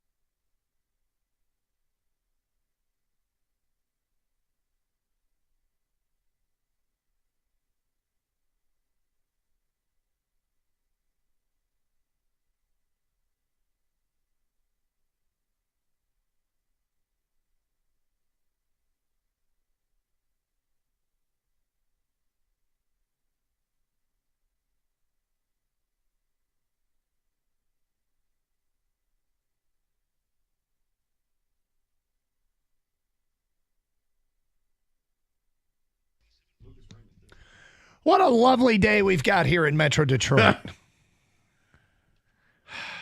This is the worst spring ever. I fully expect it to snow sometime in June. You getting your bucket ready for the Northwestern game on Saturday? This is terrible. This This fall, is terrible. right? Yeah, it's worse than fall. It's fall without football. This is the season. The season is called gray. It's just awful. I'm sick of it. Cold, wet sneeze. It's been brutal. So, how was your Tuesday night? Anything exciting in the Gator household? No, I mean, just watching the Tigers and then watched a little hockey. Tried to watch some basketball as well. Trying to get it all in there, Doug. Yep. Get it all in there. All on my palate. All the food groups. That's right. Yep. Get it all on the canvas. It was obviously, it turned out nicely because the Tigers won in the ninth inning after blowing a 4-0 lead. But it's what they do. We'll get to them in a minute. Really, really good. We'll get to them in a minute. So no fast lane single Gator stories, right? No, this was stay at home. Stay at home, stay indoors. That's right. Yeah. It's just been brutal. Did you guys have a baseball game last night? Yeah. At a doubleheader. Oh, yeah. Oh, that's right. You guys only played one. They said, forget it. We'll play the other two tomorrow. Can we talk about the in-between part you and I discussed yesterday? In-between games, what you guys were in charge of? Oh, we were in charge of the meal, yeah. So you said there's like a half an hour in between games, 20 minutes in between games. Yep. And you had proposed that because you guys were in charge of bringing the meal. Like you have to, we do it, everybody contributes to feed the team between games of a doubleheader. And we were up yesterday. So you guys, with only 20 minutes between a doubleheader, busted out hoagies. Yep. So sub sandwiches. Yep. Really good ones from Mr. Spots. Yep. But I question the move because that's a lot of food to eat when you only have 20 minutes between games. I get the thing; these are young high school kids, and they're the small ones. We didn't get them the big ones. So nobody was like, "Oh, I'm a little sluggish." Well, no, especially because we didn't play the second game. Oh, so we basically fed all the kids, and they went home. And I'm like, okay, this doubleheader that they're rescheduling. Do we have to bring food then too? Because this is starting to add up here a little bit. But anyway, yeah. Yeah, I mean, we just try and change it up. I was concerned. I was concerned for, that they'd be like burping up onions during the second game. Yeah, because I go back to when we had, when I played high school football, we had 2-a-day practices, and we had a couple of hours in between practices. Mm-hmm. And my friends and I, we went out and we got a bunch of deli meat and came back to the house and made some deli sandwiches. Yeah. And then went out to practice, and we were lethargic. Yeah. We just weren't all that. Didn't quite cut it. Up for practice number 2 in the middle of August. No. Well, so what should we serve? Let me ask you. What should we serve? To me, it just seems like it's you hate to something more significant than the orange slices you do at a halftime of a soccer game. But I'm not really sure. I mean, it just maybe because you guys got the subs, they were right size. If you got the 6-inch sub, maybe that's just enough. Yep. Would this be the Crustables time that you bust out the peanut butter and jelly? We've done that in the past, yeah. Jimmy John's is a big favorite. Kids get Jimmy John's. Get the small, yeah. You can get those chopped up small. But we try and do something different. And last year we did. Look, if I were the kid, I'd think you're awesome. Like, what did you just brought Spots? That's amazing. Thank you so much. We did Savvy sliders. Yeah. Sliders that are good. Pretty good. Everybody gets a couple. Yep. What we found out, though, is that it led to, we got enough that everybody could have a couple, but the boys start, get to the box first and take more than a couple, and then there's bartering and there's buying, and I'm like, oh, come on. You got to hand them out. Yeah, I guess so. Everybody gets their own little individual package. Here's yours. Here's yours. Yep. How'd the first game go? Not well. Oh, I'm sorry. Nope. It was fun, though. I mean, it's high school kids. It's fine. My son plays with a bunch of kids that play for Dexter, so there was some back and forth. There was a lot of talking. Good spirited, like good natured. Yeah. Good natured. Yep. Nobody was throwing at him. No, not this time. Not this time. All right, Kang. Anything exciting in your household last night? Everything good? Other than just the 4-year-old trolling me No, I mean, but that's not normal. again. Is there Not something again. No, else? this is a normal. This is a daily thing, guys. Like you could ask me every day, and I could tell you something she did or said. What Really? happened Was there last something night? last night? Yeah. Yesterday she said, I would joke with her like, hey, Kylie, you know you look like Daddy, right? She's like, no, I look like Mommy. Mommy's the best. Wow. Okay. Wow. Okay, that's fine. I mean, that's fine. I'd rather have you look like her anyways. That's totally Yeah, fine. sure. You it's know, just right? the extra. It's the Oh, extra. oh, yeah. Yeah. Completely Oh, yeah. unnecessary. No, I look like mommy. Then you're like, you're right. Okay, Yeah, and then there That's is fair enough. so like sometimes she'll like someone to lay down with her before she goes to bed. Normal, right? I always want to do it because I just don't get the time Right. with them. Like, hey, can Daddy lay with you tonight? She's like, no, you're not a good sleeper. Mommy will lay with me. Wow. You're not a good sleeper. Yeah, I don't even know what that means. I don't even know what that means. I I'll feel tell you like I'm what that good at means. sleeping. You're being undermined. The truth is, No, because how would she know that? Because she never lets you sleep in the same bed with her, right? No, So she wouldn't know unless she got intel. oh, you think mommy's telling her? Yep. No, Mommy would love it if I laid down with her. She's sick of laying down with her. Really? She would want me then to. maybe mommy shouldn't have said at one time because kids remember everything. Maybe mommy shouldn't have said, "Oh, Daddy was just restless last night." No, this is just a direct shot. I don't think she even. You think it's just- Yeah, this is. You Come know on, what? man. Look at her resume. The struggle is real. Yeah. It is very real. Wow. This is, It's the unnecessary shots. yeah. I'm sorry, think Ken. I think the most cold-blooded one of all time. Yes, the air conditioning just kicked on, didn't it? I know. I went and grabbed my coat. I think the plants are going to die. It's so I cold think, in yeah, here. we get new plants in studio, and then We need evergreens. We got the air conditioner dropping the temperature into the It's 51 50s. degrees outside and inside. Yep. I'll fix that in a minute. But The most cold-blooded one of all time was, "Daddy, you're sitting alone." I had a and then the laugh. Don't forget the the maniacal laugh. laugh. Yes, the laugh afterwards. She. Brutal. That's just brutal. All right, Tigers with a win. Interesting game last night. Probably didn't go the way it was mapped out when you got Scooble on the hill, but they got the W anyway. Afternoon game today from St. Louis. We will get to some Tiger talk straight ahead here on Karsh and Anderson on 97.1 The Ticket. Hey, it's Doug Karsh. Memorial Day deals are going on all month long at Sarah Chevrolet Sterling Heights. Lease a new 2025 Silverado 1500 Crew Cab 4x4 for just $282 a month for 24 months with $19.99 down, $282. Go now to 17.5 in Van Dyke and Sterling Heights, 87-SAY-SARAH or saysarah.com. Together, let's drive with GM employee discount and Chevy lease in the household. 10,000 miles per year plus taxes and fees with approved credit. Offer ends June 2nd.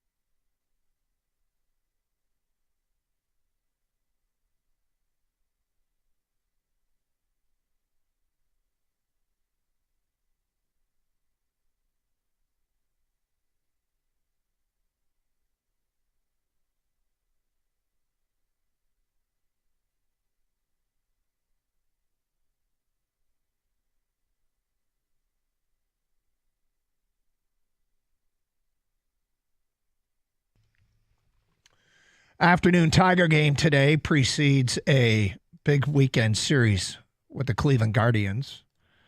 Should be a buzz down there. 248-539-9797. Doug Carr, Scott Anderson. Tigers win 5-4 last night. I would say that that's an example of a team showing some grit. A term gets thrown around by all Detroit teams right now, but I think when you have a 4-0 lead and you blow the lead, but you rally to win the game anyway, I think that's a grit and a toughness, a mental toughness that defines a lot of what they want to be. Because let's face it, when you hand a 4-0 lead to Tarek Skubal, it's lights out, thanks for coming. Yeah. And, he was bullying them. And it's interesting. He was striking out a lot of batters, which is great. But the pitch count ran up pretty high. Next thing you know, he's in the 90s, and he's not even, out of the 6th inning. And they pull him. But before his pitch count got up there, he was bullying the Cardinals. And he's so much fun to watch. But in the end, the Tigers won the game after Skubal got touched up a little bit. The bullpen wasn't great. But, to be able to rally in the 9th inning, Riley Green coming through with the gap shot and scoring Zach McKinstry all the way from first, Tigers get the win. And I think that's an example of a gritty win. Oh, it was a gritty win. I mean, anytime you're winning a game late, it's going to be gritty. And because things started to go the other way, you get nervous. And there are some situations now that maybe we're more nervous about today than we were 3 weeks ago. What do you mean? Well, the bullpen I don't think has been as good, or at least some guys in the bullpen have not been as good. When you start thinking about, okay, what areas can you improve this team, I automatically think of the bullpen. And, I'm not going to be surprised if the Tigers target somebody's closer when you get to the deadline, because I love what Will Vest can do. Mm-hmm. But, is Will Vest necessarily a closer? Tommy Kahnle's done a really nice job too, but I think that they can get better and make those guys better by giving them different roles. Make either one of those guys a setup guy, or just, hey, whoever's ready to go tonight, you pitch the 8th, and then you got a closer for the 9th if you have to. But I think that's an area that I'm starting to get not nervous about or concerned about it, but it's an area that I start to think I want this team, because they are so good, to continue on that path. And that means continuing to look for places where you can improve yourselves without destroying what you've built up. And I think the bullpen is a perfect area to go look for that, whether it's the back end of the bullpen or if it's somebody that you want to come in the 6th inning.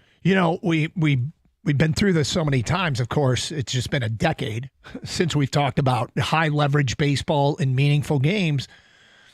But when you get to the trade deadline, every contender is looking for bullpen help. That's just it's a punch button reaction. Well, we could use another good arm out of the bullpen. And that is, in fact, one of the areas that Dave Dombrowski struggled at with the decade of Tiger, competing at a high level and battling for World Series. They never really got the bullpen to the same level that they did the starters or the lineup. No, they tried. They tried everything for like 10 years. They tried everything with closers, and it was ill-timed. Whether it was the FUP plan back in the day with Farnsworth or Bina and Percival, or you had Joe Nathan. Joe Nathan came through. It's just they had a bunch of guys they kept bringing in here. Papa Grande, and I mean, people weren't even happy with Papa Grande. He had a perfect year. Yeah, he never gave up. He didn't blow a save all year.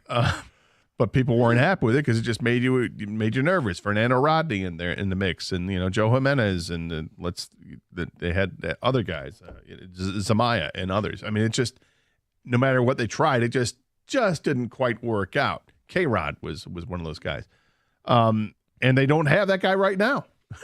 They still don't have that guy that you can write down in stone. He's going to have 40, 45 saves a season. So there's also sort of this thing that happens with me personally when I'm watching a team where I mentally realize that I have started to really respect a player. And it's not that I don't respect them all. Let's be clear. I mean, you made it to the majors, man. I don't care how good or bad you are. You're elite at your skill set. But when a player does something and I'm no longer surprised, I actually kind of expect it.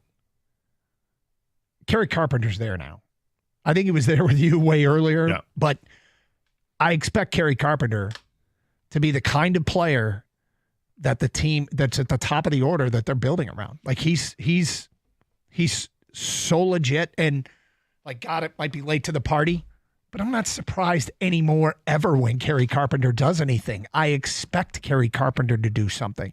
And when you're a player that was, that guy who was didn't, out of high school, didn't get a D1 offer, played junior college ball, went to Virginia Tech, proved himself. And I can't remember if he was a late draft pick or an undrafted signee. I can't even remember, but this is not, he didn't follow the typical path to becoming a really good major league hitter, but he's a really good major league hitter, fully accepted by me. I mean, he hits a leadoff home run last night.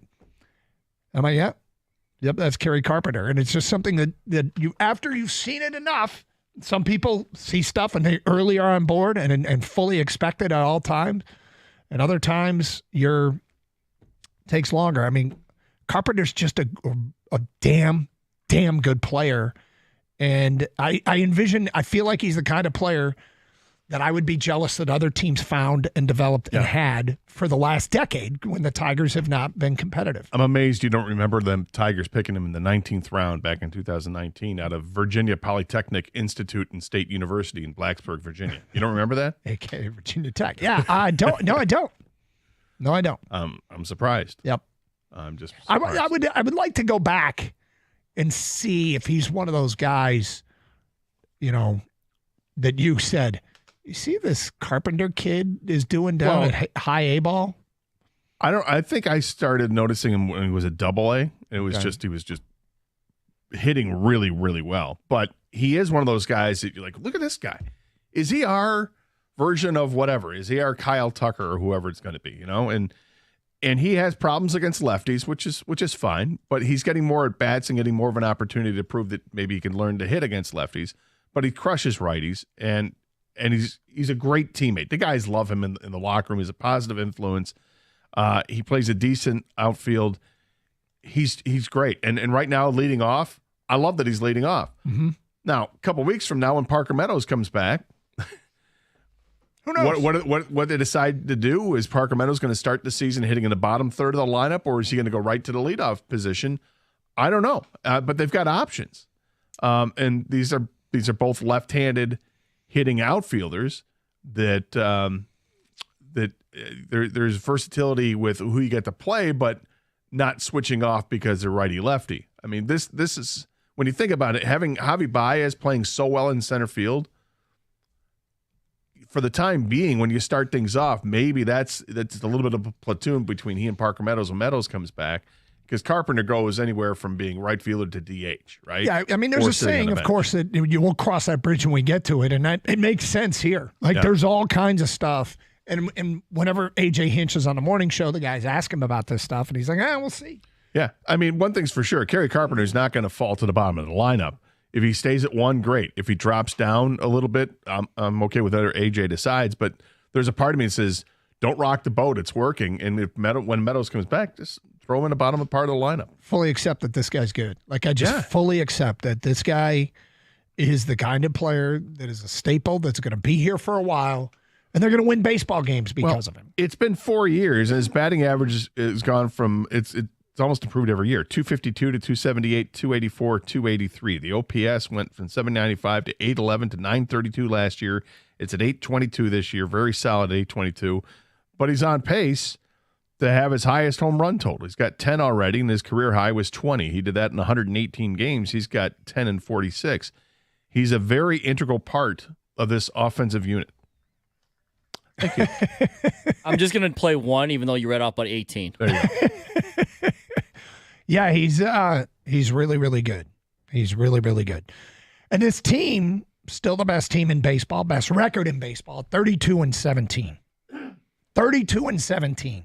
And you go back to last year, the way they finished the season, and you couple it with the start this year, it's just been awesome to watch. And how do you think this weekend's going to be with Cleveland in town? I think it's going to be intense.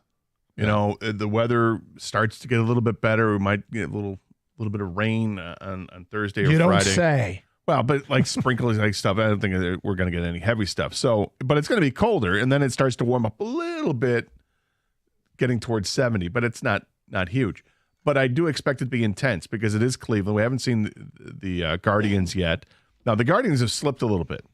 I think they're in 4th place now in the division. But again, they're like 5.5 games out, and the Tigers have a 4.5 game lead over the team that's in 2nd place. So they're all jumbled together there. And they've got the Gribe has something to prove, and it's always a battle against Cleveland. And this is the team that knocked them out of the playoffs last year. So I think it's going to be a little bit more intense. Okay, as much as we love them, it doesn't mean they're perfect. And now that we're almost 50 games in, there are things that are, catch your attention. You go, okay, I'm starting to worry a little bit about this. Gator, I'm starting to worry about something. You're starting to worry about something or paying attention to something. We will get to those things today at 10:31 and ask you the same question. You love what you've seen, but you're starting to worry about. Because let's face it, this team does and should have World Series aspirations. So what is it that are maybe starting to worry you? Because you get deeper in the season, that means you're what's going well is for real. Every passing day that it continues to happen, and things that aren't going well might be issues later. It's Carson Anderson, 97.1 The Ticket. FanDuel's the best place to find all your favorite player props, and now you can make smarter plays with new player performance trends. Want to see if a guy's hitting that over consistently, or maybe they've been flirting with a potential triple-double. Get the latest stats right inside the app and see who's heating up once the game starts. That's when things get interesting. You can combine live prop bets into same-game parlays for a big chance to win. If you don't know you have FanDuel, it's not too late, to get in on the action. You get started with $200 in bonus bets if your first $5 bet wins. So just visit FanDuel.com/Doug to join today. FanDuel, the official sports betting partner of the NBA. Must be 21 or over and present in Michigan. First online real money wager only. $5 first deposit required. Bonus issued as non-withdrawable bonus bets, which expires 7 days after receipt. Restrictions apply. See terms at sportsbook.fanduel.com. Gambling problem? Call 1-800-GAMBLER.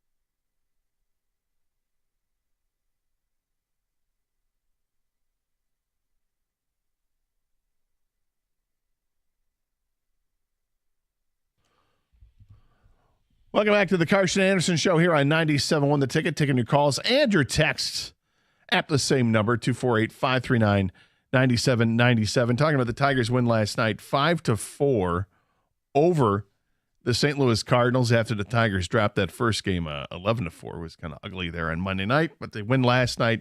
Had to come back in the ninth inning to take it after having a 4-0 lead in this game early. Tarek Skubal on the mound had good stuff, but then got hit around a little bit, gave up 3 runs, including a 2-run shot to Nolan Arenado, and then did not make it out of the 6th inning, but left with a lead, and the Tigers able to force another run over the plate in the 9th inning, thanks to the hero of the game, which is Riley Green. What a game he had. 2-run homer, ended up with 4 of the 5 RBIs. He had an RBI single in the 1st inning, and then the double in the gap that scored McKinstry. Nice base running by McKinstry. Saw that it was in the gap right away on a deep fly ball, kind of a line drive fly, and just took off running and scored from first base rather easily. That's what the Tigers do, man. They just run the bases really well. They've been very good at it, and there are metrics that follow it that say one of the best teams getting from first to third in the league. But let's get to what we're talking about here, Gator. Like what I'm seeing, but I'm starting to worry a little bit about. Is there anything in particular you're starting to worry about? Just a little. Not we're not panicking. Not MFing a guy, but I mean, just a little, right? Yep. Like we said, it's just a little bit. Yeah, there's one that's just a little bit. Trey Sweeney is 1 for his last 16, but he's played well at shortstop, reasonably well at short. But I wonder if water is finding its level with him. Did he just get on a heater and really look like he was commanding the strike zone against right-handed pitching and just murdering right-handed pitching? Or is he what he is, which is fine. He's maybe at best an average shortstop, and we'll see, because his OPS numbers aren't great, but you know he's played well, and he had that stretch where he was great.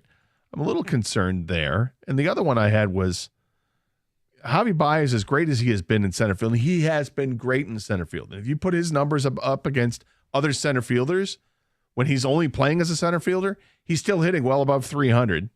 With a really high OPS and a bunch of defensive runs saved. I mean, his defensive metrics are off the charts there as well. But Javi is 1 for his last 19. Is he falling back into some bad habits? Now, he actually isn't when you look at the strikeout numbers, okay? Yeah. That's a big thing. Even though last night you could see, hey, is he going to chase this pitch? Please don't chase that pitch. And he would chase the pitch. But he didn't strike out in the game last night. He has struck out 10 times in his last 57 at-bats. That's not a huge number. It's less than 20% strikeout rate, which is still pretty good for him. So actually the strikeout numbers are still okay. So I'm, even though he's not getting hits in his last 19 at-bats with just the one, I'm not as worried about Javi as I am about Trey Sweeney. So I'm starting to worry a little bit about Tyler Holton. And this guy has spent 2 years being exceptionally good for the Tigers and given quite a heavy workload. In 23, he had 59 appearances. In 24, he had 66 appearances. His ERA those 2 years, 2.11 and 2.19. His walks and hits per innings pitch, 0.87 and 0.78. His batting average against, 185 and 173. Wow. These numbers are off the charts. Now that we got a bit of a sample size in 2025, interesting, his strikeouts per 9 innings, up.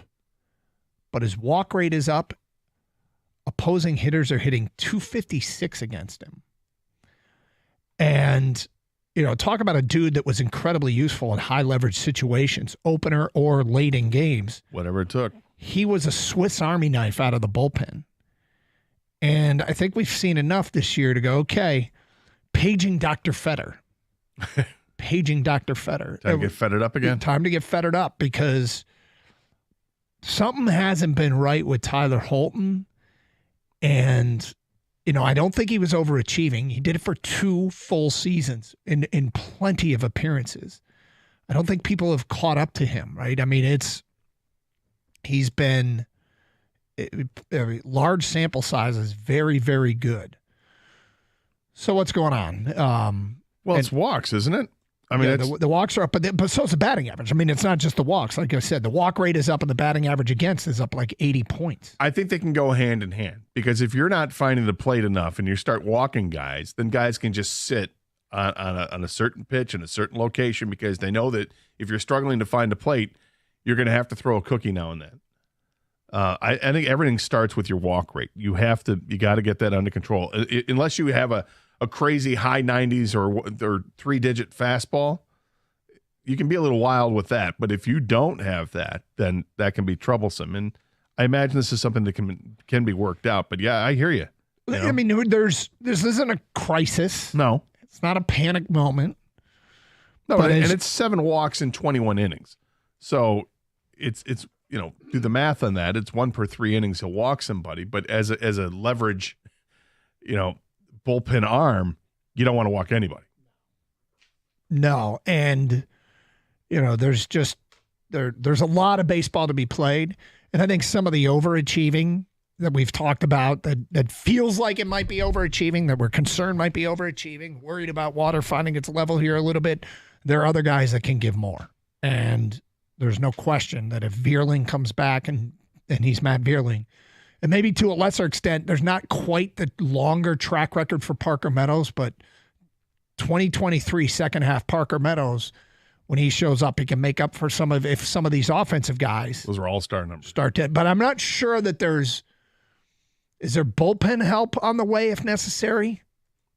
There really isn't, is there? No. So that's where they might have to go outside the organization. Yes.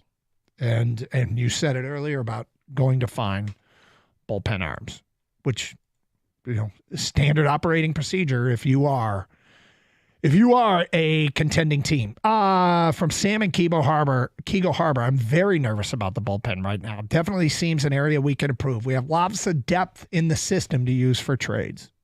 Yep. I think it'd be well advised not to fall in love with any prospects. Yeah, their whole pitching staff at Erie at AA ball is very good. Like I think they lead the Eastern League in ERA. It's very low. Whether it's starters or bullpen guys, they've done very well there. But that's AA, and that's still a ways away before you get bumped up to AAA and then bump up to the majors.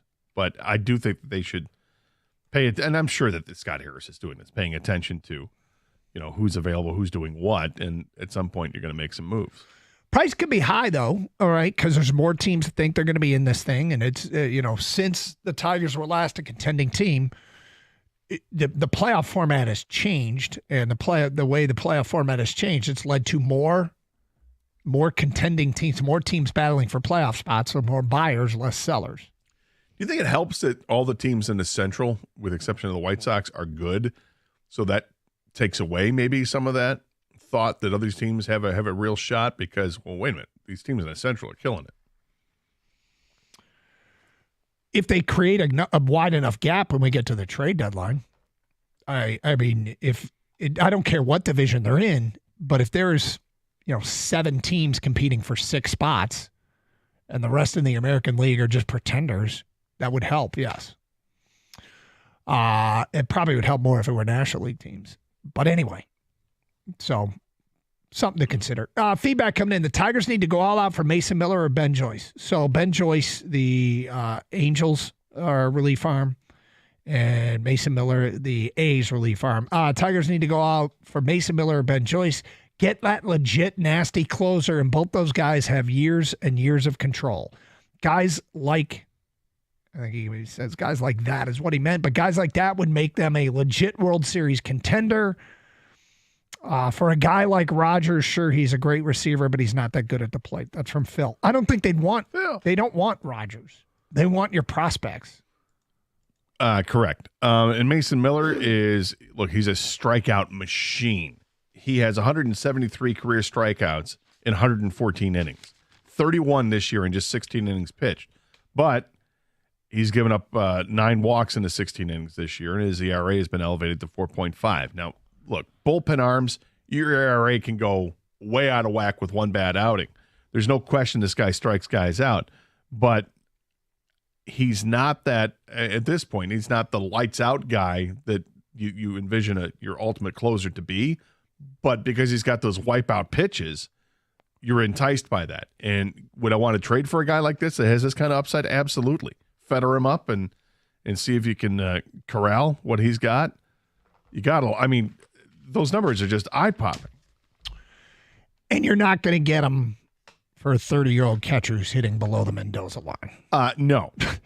No, but might you get him for a catching prospect? You might. I mean, that's where you get into the... here's Lorenzo or, Yep. Concern is shortstop, specifically Trey Sweeney. He's capable and has had big moments, but there are too many inexplicable defensive lapses, air-mailing throws, and botch routine plays. He's not enough of an offensive threat to live with those defensive issues. Yeah, I mean, let's not forget they were a playoff team with him coming over and manning the shortstop spot a year ago. It'd be good to see him play a little bit more consistently, but I'm not worried about Trey Sweeney yet. I'm also, that's going to be a hard position to find an upgrade. Yeah, but here's what happens. Because he's left-handed hitter. Yeah. Javi's right-handed. Parker Meadows comes back. Parker Meadows goes back to center field. The Javi can play the games at shortstop or third base, or Veerling's in the mix there too at third. But this is where that versatility comes in. This is why it's so important Javi's been able to hit. Javi going back to shortstop is just fine. 248-539-9797. You love what you've seen, but you're starting to worry about. And when you are a contending team, you grow concerns and things you'd like to see get addressed, or players that need to pick it up. What do you got, Tiger fans? 248-539-9797. Michigan Auto Accident Attorneys. They specialize only in auto and truck accidents. And because of that, they have the largest auto accident settlement and largest truck accident settlement of any lawyer or law firm in Michigan. Michigan Auto Law chooses to take on fewer cases. This is a huge differentiator. They take on fewer on purpose. They have more time for your case, and that formula leads to faster, larger settlements for their clients. Call Steve and his crew over there at Michigan Auto Law, the law firm that puts people over everything. Visit autolaw.com. That's autolaw.com.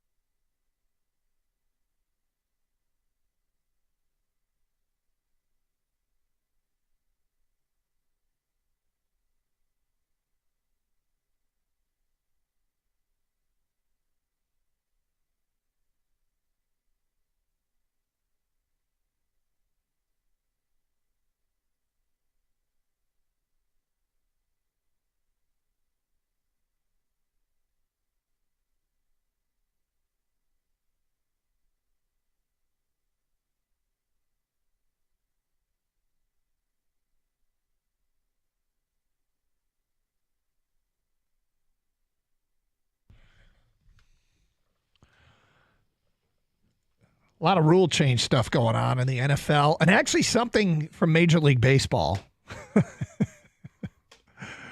I can't wait to get to. We will at 11:02 here on Carson Anderson. Wait till you hear what's going on in the proposal in football. Well, there's movement today, that's for sure. There's one really strange aspect to it. We'll get to later. Yeah, 11:02. We'll get to all that. Talking Tigers to open the show, coming off a win last night, and I'd call it gritty.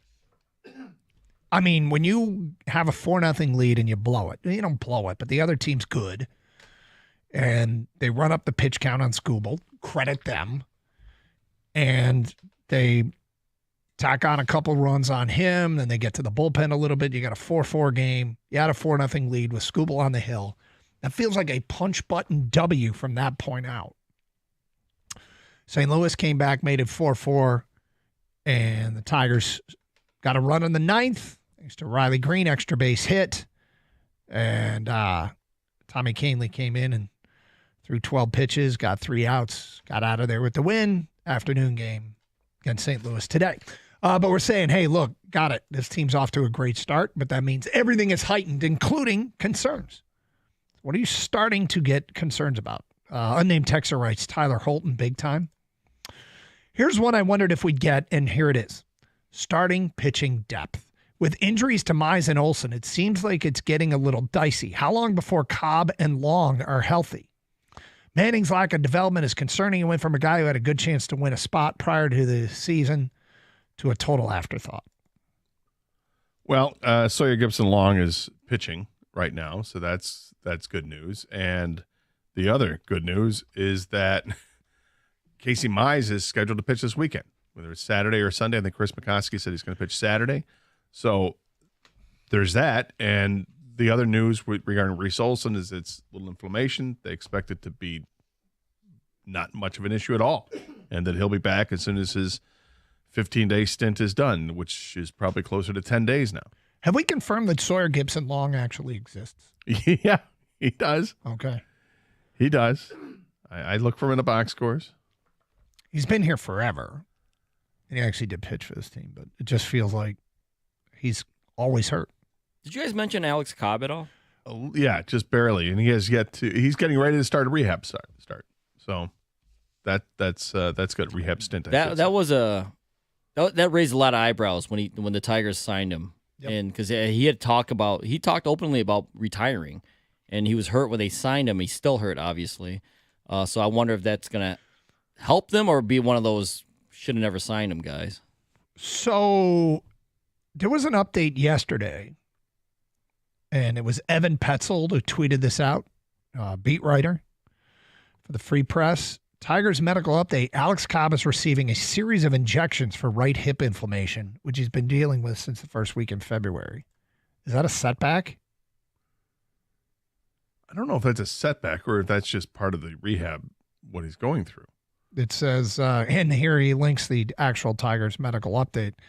Right-handed pitcher Alex Cobb is scheduled to receive a series of injections to help treat the remaining inflammation in his hip. He continues to play catch daily. Well, that doesn't sound like it's anytime soon then. Sawyer Gibson-Long has made 3 rehab starts on May 8th, May 13th, and May 18th. He's pitched a total of 7 innings, given up 1 earned run on 8 hits and a walk. So, gearing back up. I'm worrying about the play at shortstop, both offensively and defensively, along with really worrying about the bullpen. So the shortstop thing you pointed out, they'll be able to platoon Sweeney and Baez and hopefully get them in better matchups to have them be successful, if they so choose. Yeah, if that's what they want to do. But you start looking at this team, they have so much depth. It's hard for guys to get in the lineup. Look what they had to start the season. Colt Keith was your starting first baseman because Gleyber Torres was starting second baseman. And Torkelson was relegated to being DH or just sitting on a bench. Well, as the season's gone on, Torque is now your starting first baseman. And then they had Colt Keith kind of as your DH, and Torres was staying at second. Well, now because people are getting healthier and people are starting to show what they are, that you want to have certain guys in the lineup, Colt Keith is kind of the odd man out here. You know, he's struggling to find at-bats right now. He's playing like half the time. And when you see Vierling come back. When Vierling comes back, that's going to bump a guy like McKinstry. And McKinstry's playing well. Now, the month of May hasn't been as kind to him as the month of April where he's red hot, but nonetheless, he's another guy that's going to get bumped a little bit. And now you're going to have two guys in Keith and McKinstry that are, going to be battling to try to find at bats somewhere. It's a nice problem to have when you're getting guys healthier, but at the same time, this is kind of blocking what you're expecting the growth to be with Colt Keith, with the little scenario that's playing out because you signed Gleyber Torres, who's been great for the Tigers at second base. Gary at work writes in, Tyler Holton has given up runs in five or six appearances. If he means 5 of 6, it's been 4 of the last 5. He has given up run in a lot more than 5 appearances this year. But he's, it's been a rough stretch. And even when he didn't give up a run against Boston, he didn't get it out and gave up 2 hits. I'm concerned with the bottom of the order. Too many 200 hitters not producing. Jake Rogers playing instead of Dingler. Who goes when Meadows and Vierling come back? That's from Don in Plymouth. Well, you have to have 2 catchers. Yep. And I think what we've seen is that Dylan Dingler will probably get most of the starts at catcher. But most doesn't mean 80% because that's not how you work your catching rotation typically because these guys just get beat up beyond belief. I think it's safe to think that you're going to see Jake Rogers catching for Tarek Skubal, but I wouldn't see that Dylan Dingler is going to lose a ton of at-bats. Gator didn't notice Kerry Carpenter until Double-A. Do better, Gator. That's from Scott. Yeah, he hit 22 home runs in Double-A one year and then got promoted to Triple-A and hit 8 more. Yeah. So that was a big year for him. Yeah, and by the way, Jake Rogers, he actually hit the ball pretty hard a couple times last night. Yeah. I'm not mad at him for those swings. He's fine. Yep. Now, he is what he is. Like, this is going to be, like a lot of situations, a platoon for Detroit. But, paying attention, of course, the platoons have been working here for 1, 2, 3, 4, like 5 months of baseball, of real baseball, going back to last year. 248-539-9797. You know what's funny is what's become a huge story in the game is what's going on with Juan Soto in New York. And if you look prior to the season, like that was a dream free agent that really only a few teams were in on, right? And, there's growing concern out there. He's not as dialed in as he needs to be, and maybe he doesn't want to be there, and he got criticized for not running out of ground ball and blah, blah, blah. Whoever would have imagined that we would be happier with Gleyber Torres than apparently Mets fans are with Juan Soto? Well, yeah, I get it. The guy's that's a snapshot in time. Yeah, I'd take Juan Soto. The guy's got a $500 million contract, and you're expecting him to be the player he was last year. Expecting to be a $500 million player. Right. 41 homers, 109 RBIs last year. He's hit 8 home runs this year. His OPS is 815. It's not bad, but it's nowhere near what you saw last year, which is what you're paying for. So I get where they're upset. I always use, maybe it's just because I always use the example of this Tiger team doesn't have a Juan Soto. They don't have a Shohei Ohtani. They don't have an Aaron Judge. I'm not sure the Mets have a Juan Soto right now. Well, not yet, but I suspect that it will click for him at some point, and he'll start hitting the ball better than what he is. But again, 815 OPS is well above average, but it's well below what you expect out of a $500 million player. Yeah, please don't misinterpret that I'd rather have Gleyber Torres than Juan Soto. Oh, I understand. I'm just saying. No, pound for pound right now? Right now. Gleyber's doing a great job with the Tigers. The level of satisfaction with that free agent signing is pretty high in Detroit. Yeah, and a very stabilizing second base. He plays it defensively better than Colt Keith was. So, yeah, I like Gleyber Torres at second base for this team this year, and it's just a one-year deal. So, is he here for the whole season? We'll see where we're at. Mm-hmm. I imagine he is. The Tigers aren't they're not trading guys away that are helping this team in a big way. They're not what? I'm sorry. They're not going to trade away guys that are helping this team currently in a big way, like Torres is. No, it's crazy. This is the difference between this year and years past. Is sign a guy to trade him? Yeah, they're 15 games above 500. They're killing the ball out there, and he's doing a great job with it. Yeah, he's just fine. All right, rule changes in a couple of leagues. A lot of movement today. We'll get to that today at 11:02 here on Carson Anderson on 97.1 The Ticket.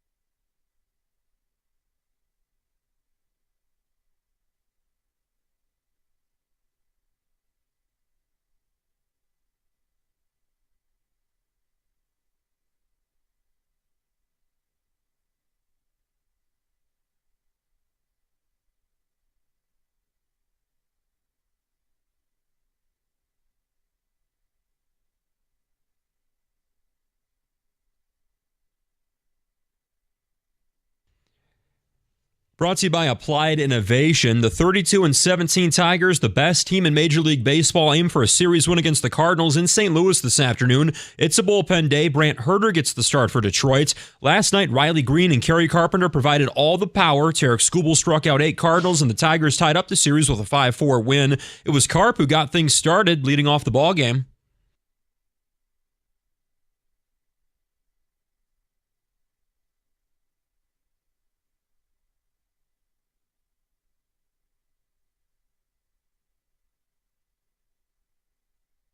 Riley Green driving in those 4 runs last night. He had a third inning, 2-run home run, number 12 on the season, and an RBI double. Skubal, pretty good, 5 2/3, 3 earned runs with those 8 strikeouts. First pitch in the rubber match, 1:15 this afternoon at Busch Stadium. Here the pregame at 12:50 right here on 97.1.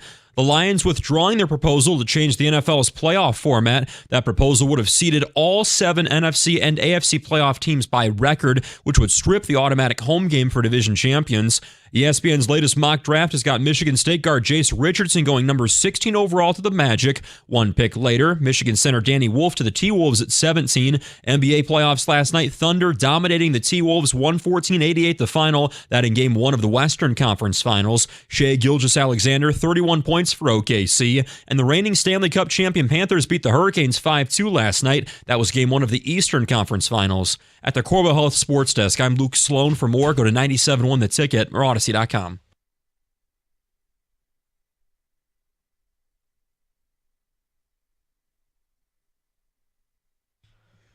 Really feels like there's mass confusion with these new rules. Usually the NFL media is pretty good, but I don't know that they're doing a good job explaining what's going on with the onside kick rule. Diana Rossini tweeted out, NFL owners have passed a rule that will allow teams to declare onside kicks at any point during a game if they are trailing. They will be kicked from the 34 instead of the 35. Huh? Well, that's not nearly as descriptive enough because, if they move it back a yard and they're kicking from the 34, does that mean the recovering team moves up to the 44? I don't know why do it they would say be. the same? What does that have to do with anything? Well, you need more details of that, and she didn't provide it in her tweet. Albert Breer then said almost the exact opposite. He tweets out, the owners passed a proposal to allow for onside kicks to be cleared at any point in a game when a team is behind. Per sources, last year was the first year of a new kickoff rule. You could only do that in the fourth quarter. Then he writes, the vote was unanimous. It also includes moving players on the onside kick team up a yard, which the NFL hopes will improve rate of recovery by the kicking team. The ball is on the 35. Previously, the 10 cover guys had to be on the 34. They'll now be even with the ball on the 35, which makes more sense. Rossini didn't go into details, but Breer's explanation, if the team is kicking off from the 35 in an onside kick, last year apparently the guys trying to recover the onside kick on the kicking team had to be on the 34. Now, and so they were 11 yards away from where they could recover it. Now they're moving them up to the 35. Again, according to Breer. Rossini says they're lining up now on the 34, which makes no sense. So I don't know. I mean, yesterday they were talking about the proposal. You could only put guys in the recovering team in 3 different zones, which were marked by the sideline, the hash mark, and the center of the field or something. It was really weird. What are they just trying to make the special teams coaches really earn their money? I don't know. Hey, guys, got new rules every year. Gonna make it really convoluted. I mean, I get having everybody lined up on the same yard line. That makes sense, and you can't move until the ball's kicked. I don't think anybody ever said, to make the game better, let's make the kickoff the most complicated play in football. But that kind of feels like what they've done. Here's an idea. Go back to the old way. There it is. Right there. Yeah. Yeah. You didn't like that enough kickoffs are being returned. You want to create more, offense like that and get the game moving. Okay. Have them kick from the 30 instead of the 35. Yeah. How's that? That's 5 yards difference. And if kickers can still manage to boot it out of the end zone, more credit to them, I guess. Or do you consider moving it further back? We'll move back to the 28. That's a lot better to me than what they've done. Now, again, why they do this, why they've changed all these rules with kicking over the last several years is because of player safety. Yeah. So, and the players to sign off, I want to know what the players think. What do you guys want? You're the ones playing. Do you guys like these rules changes?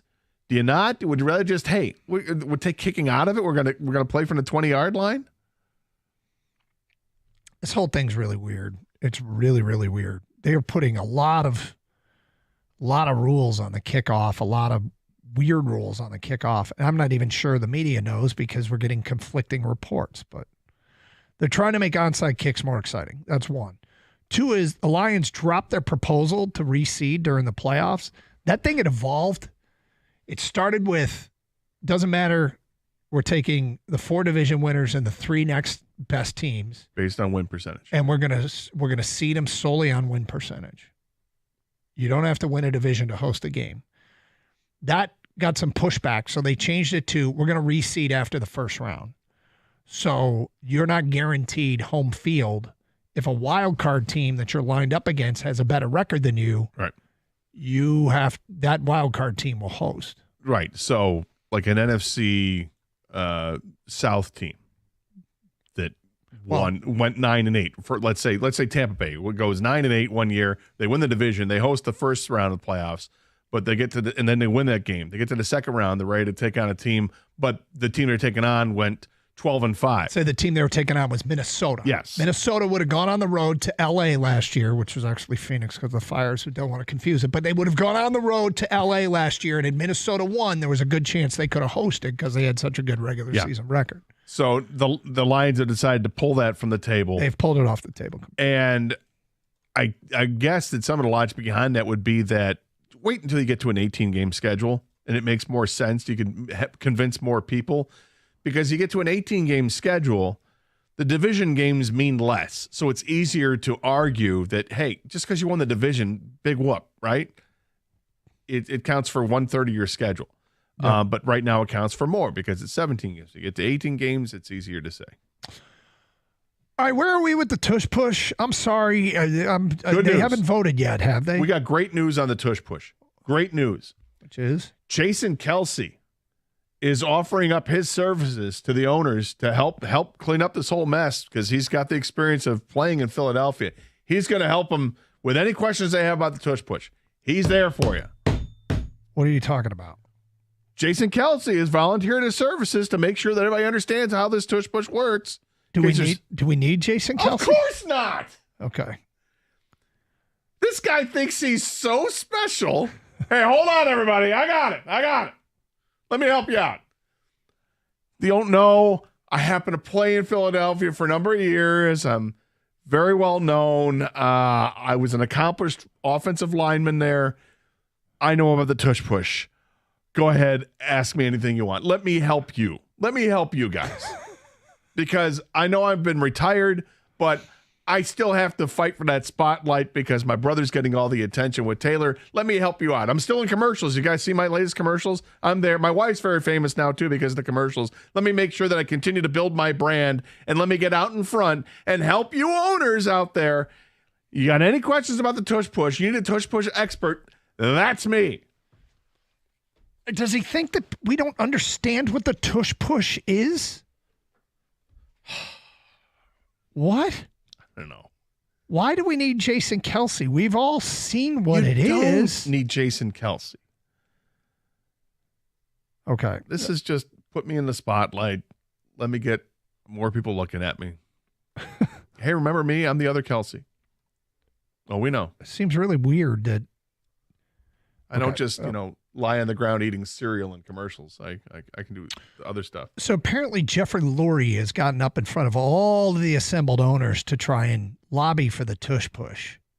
Well, it is his team that's being attacked. I mean, there was football before the tush push. There'll be football after the tush push. Why are they so territorial about this damn play? Because it's theirs. But everybody can run it. Yes, but they run it better than anybody else. Well, I mean, I guess. And they don't want it to go away because it's a big part of their offense. You know what nobody bitched about? Nobody said, listen, I'm going to lobby Major League Baseball to continue to allow for the shift. The Kansas City Royals didn't say, we need the shift. Right? When the baseball said we're getting rid of the shift, everyone said, cool, we'll get rid of the shift. We'll keep playing. We'll find ways to play defense. We'll be okay. Why do they care so much about this play? I mean, I get that they did it, but to keep it, again, it's because they've been so successful at it. Yeah, but they won't be successful at it forever. And well, but they are right now, and they just won a Super Bowl, and they'd like to continue doing that. As long as you have, look, in order to make it work, you have to have the personnel, and they clearly have the personnel. When you've got a quarterback who's let me get this straight before anybody gets this wrong. Jalen Hurts is a really good quarterback. Yep. But one of the reasons he's really good is because he can run the ball very well. He's a big guy. So having an extra running back, so to speak, it's an advantage for them to be able to do that. Just let it go. I mean, I have mixed feelings on the tush push. It is boring to see it happen. So boring. I think I'm getting into a rugby scrum and allowing players to be pushed across the line. That's not football to me. Yeah. That's not. Having somebody push you from behind to get the extra yard is not football. They also approved NFL players going to the Olympics. We will get to that today at 11:15 here on Carson Anderson on 97.1 The Ticket.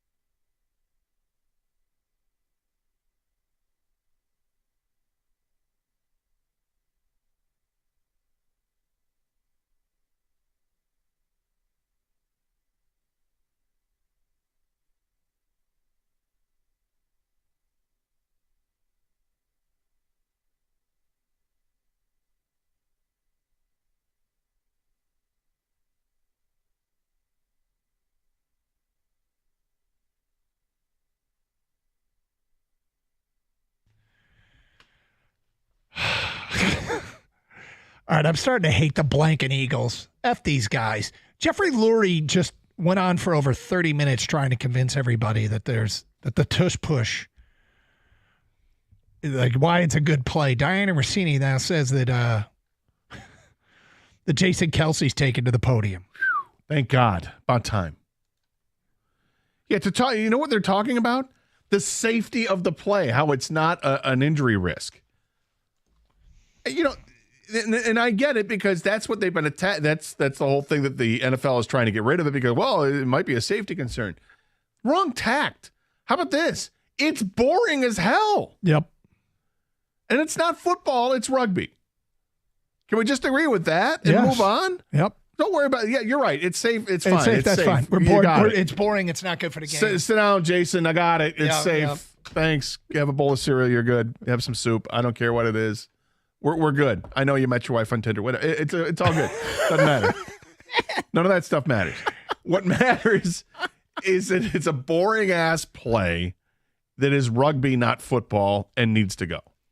So at this point, guys, if I'm on the committee or the board or whatever, who's listening to this, do you just stand up and go, listen, we understand it.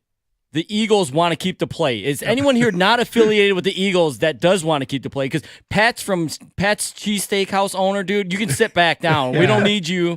You know, Bradley Cooper, go ahead. You don't need to just step up here. We know you guys want to keep the play. Hey, the Rocky statue, keep your mouth shut. We got it. Anyone not affiliated with the Philadelphia Eagles, would you like to speak? Or do we even need you to speak? Like, okay, you're a yes. The rest of us? We got it. Anybody else? No? Meeting adjourned. Rule is we've now banned the tush push. Okay, so yesterday they did approve NFL players playing in the Olympics. Yeah, for flag football in 2028. Yep. So this just rendered, in my estimation, this just rendered the flag football competition in 2028 uncompetitive and uninteresting. Okay, sweet. We're going to beat Belgium by 90. Do we need our NFL players in this? Why are the NFL players? Because you know when this is happening? This is happening during training camp. During training camp. Now, I know players want to do it, and that's fine. But should they be taking time off from training camp to go participate in flag football in the Olympics for 2 weeks? I'll be selfish. For me as a Lions fan, I do not want to see any Lion participate in this because I don't want to risk injury when it comes to what their job is, which is to play for the Detroit Lions. This is flag football. It's not even football. It's flag football. You don't need to do it. We don't need to go all dream team and get the best of the best to compete here because it doesn't make sense. What matters is that you're playing in the NFL. This isn't like representing your country in the Olympics for hockey or for basketball. Those are different sports because it's still the same sport. This is completely different. This is a recreational activity. This is something you play in gym class and allow others to do it. If they're going to have this as an Olympic sport, fine. You know where you can go? You can go to the college ranks. You can go and find players that are in the UFL. Let them play it. But not when they're making as much money as they are and fans are invested, teams are invested, the whole thing. I don't need to see it.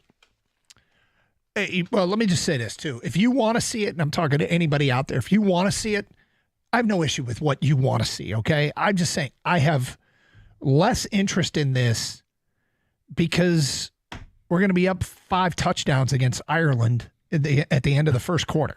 Here's where I would tell you where I am interested with flag football in the Olympics. I am interested to see how the other countries react and what kind of players that they're looking for. Like if you're a European team, would you know, the Europeans in basketball have caught up. Yeah. We always talk about basketball players. Can they get to the NFL, become tight ends, big wide receivers, whatever? How wild would it be to see a team that's out there and they line up 3 wide receivers that are like 6'8", 6'9", and 7 feet? You think they might try something like that? Why not? Find an athletic quarterback who can run around and then just throw the ball up in the air to a basketball player who's going to catch it because it's flag football. Who's Sweden's best quarterback? Do you know? I think it's It's Jonas Jerebko. It might be. This whole thing it's Gustav Olsen. That's what it is. 248-539-9797. Let's get back to your phone calls. Tim, you're on 97 on the ticket. Hi, Tim. Hey, guys. What's up? Not a lot. Hey, Gator, just this tush push. I mean, you call it a rugby play. Yep. I think the Lions have many rugby plays during the course of the year. Agree? No. Well, give us an example. Okay. How many times has Montgomery carried the ball near the goal line, or not even near the goal line, maybe near the first down marker, and here comes Sewell and here comes Decker, and they start pushing the pile forward? Hold on, Is that Tim. going to be eliminated? Yes. And I'll just say this. Those plays happen downfield organically in the course of a play. It wasn't a design. Let's pitch it to Montgomery. He'll run outside, get hit by somebody, and then all our offensive linemen will come up behind him and push. That's something that happens organically in the course of the play. It's not the play's design. But that's a rugby play, too. Yes, and if they get rid of it, I'm perfectly fine with it. But I have no issue if they get rid of that. But I don't think it was ever part of the actual Tim, play design. I'm not in favor of other players pushing guys forward. It's up to the ball carrier to push himself forward because the guys around him have created holes or whatever. But I don't like when when his teammates push him forward. It's not football. Yeah, they can get rid of that. I'm perfectly comfortable with it. But don't you think they'll come up with a different type of play that's not under center with a tight end behind just pushing? Don't you think maybe he'll be under center, take 2 steps to the right, and then start getting pushed? No, I think they're going to eliminate pushing players. They'll eliminate pushing the player with the football. Well, that's what I'm talking about the Lions doing. They don't design it that way. We don't like it, Tim, and it's not the design of the play. It's not the design of the play to get downfield and then have Penny Sewell push you from behind. It just happened, and they'll be perfectly fine without it. Well, if it's, I don't know. I don't care if they keep it or not because I think it is advantageous to the Lions when they do it. But it happens so infrequently. What is he, a rugby fan? And I don't think he's getting the concept that there's a huge difference between a play that is designed around everybody, like 4 players lined up behind the quarterback, shoving him from behind. And the Lions, I don't think once I can remember an instance where it looked like it was part of the play's design. Look, the Lions weren't the only team that did it. Players were being pushed. At other times, all the time. The tush push specifically was the only play in football that I can think of where part of the design was a bunch of us are going to push the ball carrier. Yeah, by design, you're right. The short yardage situation, pushing from behind, that's exactly what this is. Now, it happens all the time organically. Every game it happens where a player is running, let's say a running back has the ball, breaks through the line, gets hit 7 yards down the field, and then offensive linemen continue to move forward, and then they will try to move him forward to get that extra yard. Yeah, I'm not. It happens, but like you said, it's not the play design. Not the play design. It's what you're coached to do to keep in the play. And they'll just stop doing it. Marcus and Al Park, you're next. Hi, Marcus. What's going on, fellas? Hey, Marcus. Hello, sir. Hey, here's my question. So I agree with both of you guys on the tush push. It is boring. It's very effective for Philadelphia. But my question is this. So I think the argument needs to be made as far as defensively.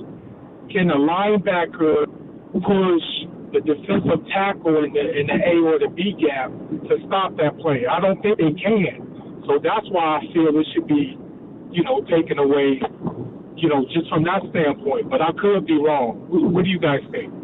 I don't know. I don't know if that's against the rules or not. I know they have the rules on kicks and stuff like that, but for an actual play, because I was thinking that the same thing, Marcus, where to combat the tush push, do you just totally make it a rugby thing and you have your linebackers pushing on the linemen like the running backs are pushing on the quarterback? Is it the same thing? I hate it. Yeah, it's not to me a part of the game that if it's eliminated, it probably makes the game more entertaining. Tom Pelissaro just tweeted out, the general session of the spring league meeting has concluded without a vote on banning the tush push, and the debate will continue in a privileged session with only owners.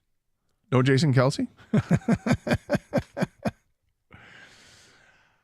All right, 248-539-9797. Some other stuff to get to. We will. Don't forget Tiger Baseball coming up this afternoon as they wrap up this series in St. Louis. 97-1 the ticket.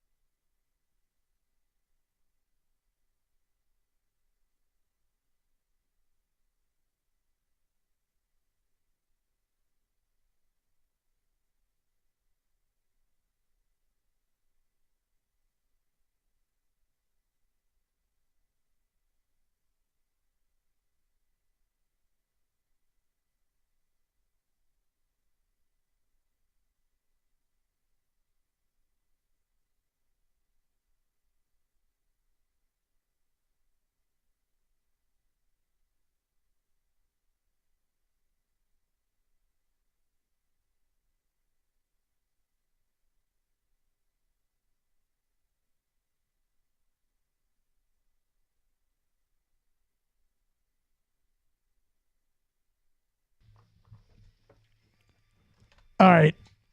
Ask him on the air. You just asked him. Go ahead.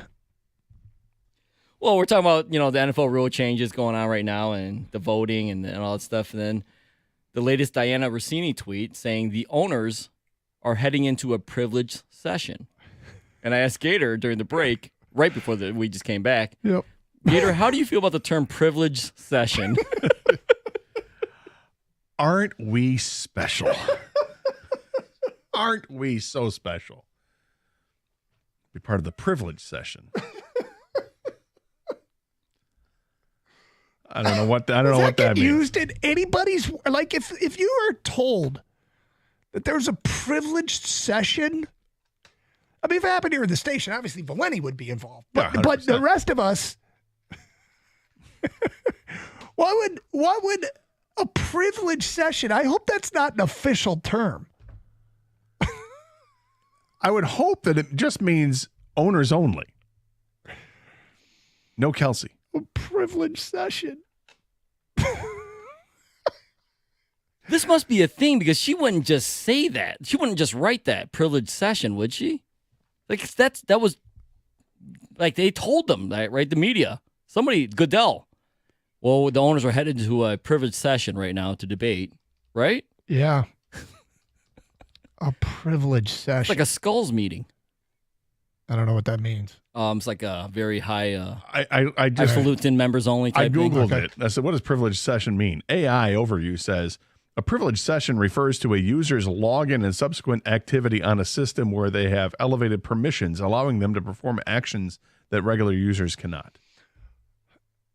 Well, whatever the hell that means. Yeah, Diana Rossini actually did use the term privileged session, and so did Tom Pelissaro. So this is not, I'm assuming if two different reporters have referred to what's going on as a privileged session, it was probably actually used.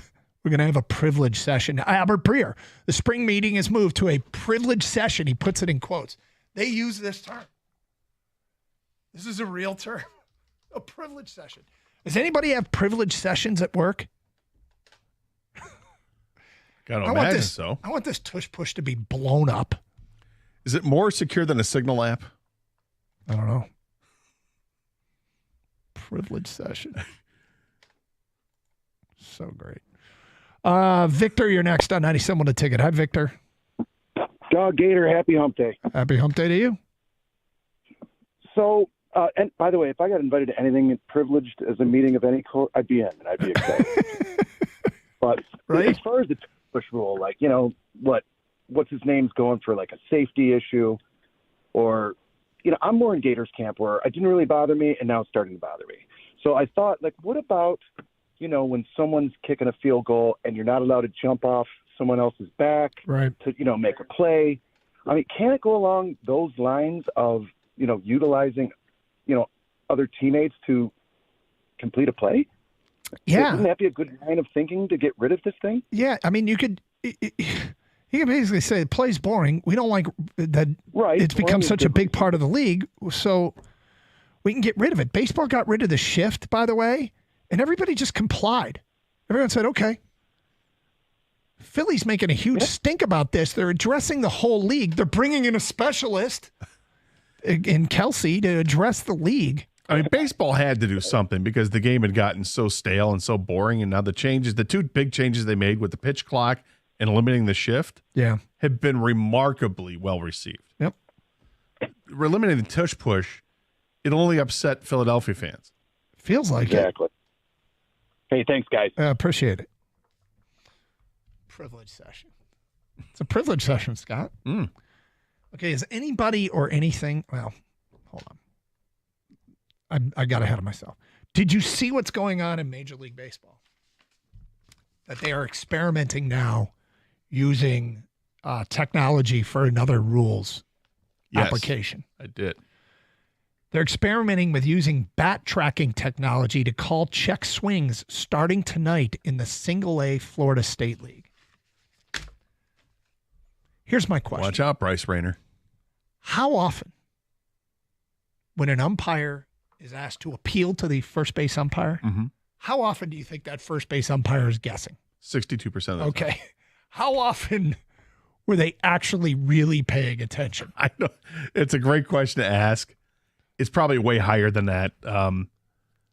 But I think there are times, and there's no doubt that they just weren't paying attention. They kind of get the sheepish look on their face and like, nope. Safe? Strike. They're just guessing. I agree with you. I think there's a substantial percentage where they are just guessing because they weren't paying attention. Well, because a check swing happens. How often does a check swing actually get appealed? You can't count on it every times game. a game. You think it's a couple times a game? Maybe. Yeah. So you could have like 260 pitches in a game. With Miggy, it happened every at bat, but he was the one making the appeal. Which was one of the weirdest things ever. That was one of the strangest things ever, is Miggy would check his swing and then point down to the first base umpire. Like, dude, you don't need to do that. Like, he knows I checked it. Yeah, so do I. I'm not going there. I don't need to go there. The first base umpire can't overrule the home plate umpire. It was not to Miggy's advantage. Right. It's the craziest thing. But as far as his technology is concerned, I'm all for it. There have been the check swing is really hard to tell. Sometimes you get those that are so tough to make the call. But if they've got a way with technology and you can trust that technology more than 99% that they get it right, do it. Mm-hmm. I'm all for it. If it ends up being as quick as the appeal for the automated balls and strikes thing, just tap the hat and here we go. Look at it, and 5 seconds later, within 5 seconds, you've got your decision. Do it. Yeah, there's nothing wrong with it. I've never, there have been times where I felt like something was or was not a check swing, but. And to your look, I think it happens a couple times a game. You think it happens every other game. Whatever it is, it's not often. No. So why not? Yeah. Pretty funny. All right, hey, I want to bring up something here. George Wendt passed away. Norm from Cheers. And that was an elite television sitcom character, Norm. And Cheers is a great show. It's previous generation's great show. There's probably not a lot of people like our generation, but it was done in 1993, I think. Yeah, so you're talking about there's a whole good portion of our audience that over 30 years ago. Yeah. Didn't watch or didn't see Cheers or maybe seen it in reruns or whatever. But in that period of time, elite show. Yeah. And great characters. Fantastic. Really, really fun to watch. But the catchphrase for Cheers, and it was in the theme song, you want to be where everybody knows your name. Right. Yep.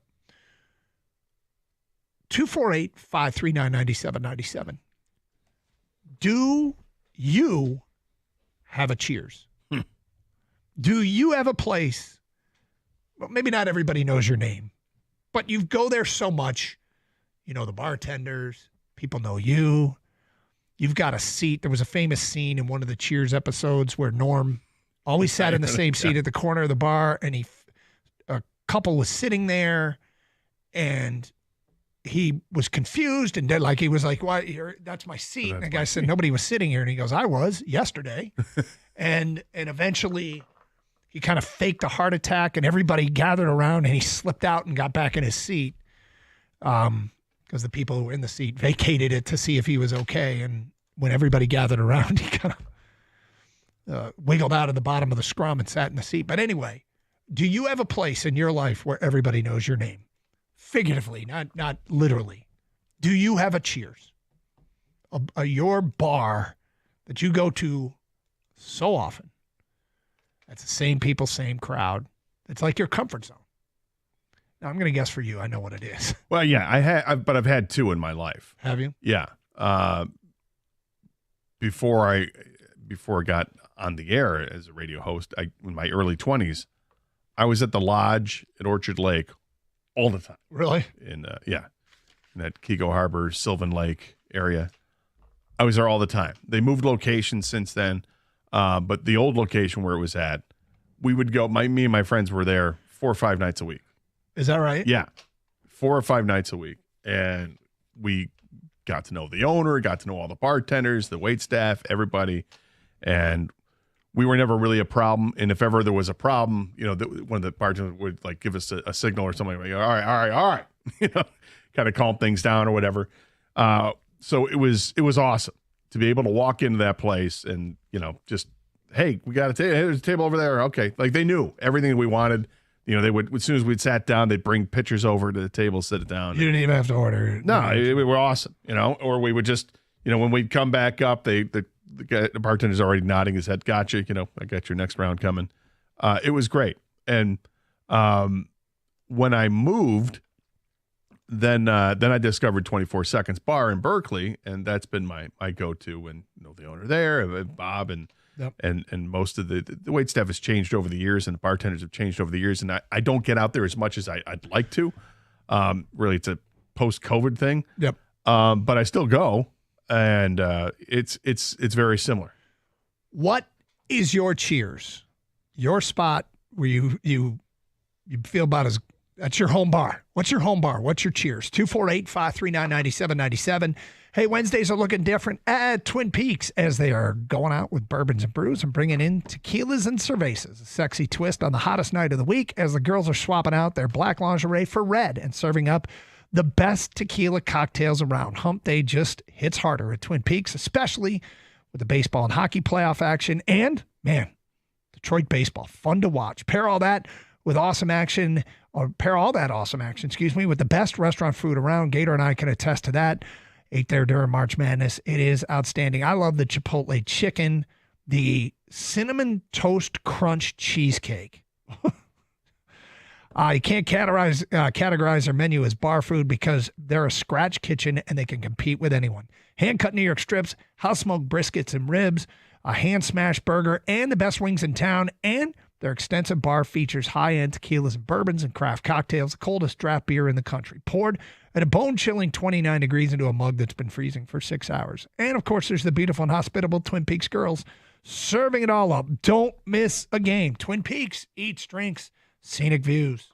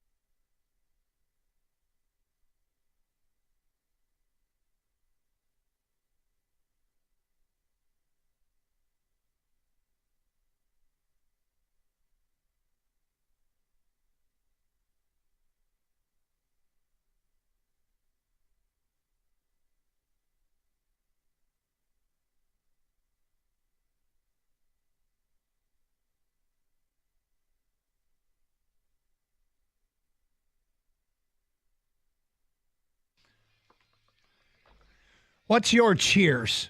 248-539-9797. Let's see. Everyone knows my name at the dispensary. That's from an unnamed texter. But he forgot all their names. What? Nick and Flint says, in my drinking days, I had a spot. All the staff knew my name. They also always had a cold PBT with lime. PBT, is that Pabst? It's not PBR. It's not PBR. What's PBT? I'm trying to think. I don't know. With lime? Yeah. I don't know. Somebody will help us out. Let's see. Yes, great breakfast. I go there every day. Leo's Country Oven in Madison Heights. That's from an unnamed texter. Let's go to Frank. You're on 97 on the ticket. Hi, Frank. Hi, how you doing? Good. I love your show. Yeah, I have two places. The one is Maple Lane Golf Club on 14 Mile and Hoover in Warren. I've been working there for 19 years. Been going there just about my whole life. I'm closing in on 80. It's a great place. I know all the staff. I know all the customers that come in. I see them just about every day. It's just a beautiful place. The people are fantastic. I look forward to going there. I have another place. It's called The Cozy. It's a little coffee shop in Warren, and we meet there, and we discuss everything from politics to religion, see the same people every day. Just a beautiful place. So I'm very lucky. I got two great places. You got two versions of cheers for you. 248-539-9797. My VFW, everybody knows everybody, but it's a member-only bar. Next one, my local Dairy Queen, LOL. That's from an unnamed texter. Do you ever worry about that? Like, there's one place you go that's kind of your guilty pleasure place, and that are they starting to get to know me? I don't know if I want them to get to know me. Like, hi, just here picking this up. House of Shamrocks in Hazel Park, same group of friends, all on a first name basis with the bartenders, and the owner has been there for this many years. The owner's been like this for many years. Sorry, that's from Kevin. Bob in Washington Township. One-Eyed Jackson, Shelby Township is my second home. I used to have a Cheers, Arts Bar on Kalamazoo Street in Lansing. Oh, boy. Yep. Don't get me started with Arts. You ever go to Arts? Never went to Arts. What was special about Arts? What was special about Arts back in the day was the pizza there was fantastic. It was cheesy and thick and crusty without being deep dish. It was just fantastic. And then they would serve beer in what they called shoopers, which were these giant, like, globe-sized glasses that were would hold at least 20 ounces of beer. And you get a beer and a slice of pizza for like $5. It was amazing back in the day. I also saw one of the craziest things I've ever seen with a bar fight. Yeah. Guys had gotten off a shift of work, and they all went out to work, and they were sitting at a table. There were like 20 of them. Two guys get into an argument, and one guy says, all right, let's take it outside. And one of the bartenders or people work there, you guys got to get it outside. So they're like, okay. They go outside. You can fight. And I'm like, look at my friends, like, what are we going to do? Well, we're going to stay inside. We're not doing it. Okay. And 2 minutes later, everybody comes back in. Yeah. One guy looks a little bit more disheveled than the other, and they just get right back to sitting down and have beers again. Okay. Like, that's awesome. You had a problem. You came to a resolution outside. All right. You're no worse than where. I mean, one guy got beat up, and the other guy, was a winner of the fight clearly, but didn't hold it against them. They came back and they're friends. All right. So we have breaking news from the NFL. The privileged session has convened and they voted. Did they accidentally put Diana Rossini on that list or no? Apparently. Was she privileged? Breaking news, Diana Rossini, the Packers' proposal to ban the tush push did not receive the required 75% of the support from the NFL owners to pass, per source. The tush push remains alive. Kelsey's got clout? You know what? F the Eagles. This seriously, I didn't care that much. I care way more now. The whiny bitches got their way. Oh, my. They needed, 24 votes, I think? Yeah, they got 22. Who are the 10 teams? Are you worried that the Lions are one of them? Because Dan Campbell, when he spoke about it a couple months ago, he didn't really seem to care. He's like, well, we'll have to prepare to stop it. Just gives us something to prepare for. Mm-hmm. Yeah, I'm sorry, but Would you be disappointed if the Lions voted? I would be. I would be disappointed. I'm disappointed in 31 teams right now. No, I'm disappointed in 9 of the 31 teams for voting to let the Eagles keep their precious tush push. Did you see the Eagles? They tweeted a picture with Hurts about the lineup for the tush push. Quote, push on. Okay. And it's against the Packers because the Packers are the one who proposed this. Oh, man. That's some good trolling there, though. It is, actually. That's pretty good trolling. Okay. What do you got? You're not happy. No, I'm not. In fact, I'm going to say for me, the Eagles are now in Nick status. Can't stand them. Want them to lose every game. And I think they should be embarrassed. They should be embarrassed that they want this to be a critical component of football. There was no point at any time in my life that I had the thought football would be better if we lined up like a rugby play and just pushed each other around. If I wanted to see that, I'd watch rugby. And who got manipulated by Jason Kelsey and Jeffrey Lurie? I really hope it wasn't the Lions.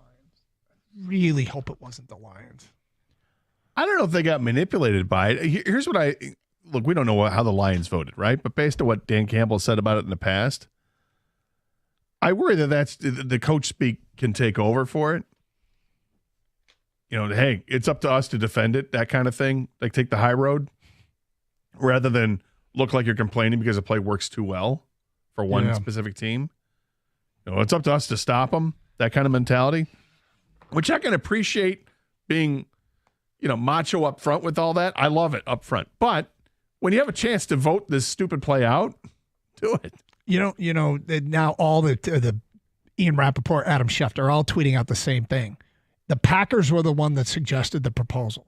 The Packers played the Eagles last year in the wild card round, and the Eagles won 22-10. The vote today was 22-10. Poetic. Is it? Well, that's what they'll say. I'm disappointed. I'm disappointed because I really think the Eagles basically are saying we want this play because it benefits us. It's not for the betterment of the league. It just benefits us.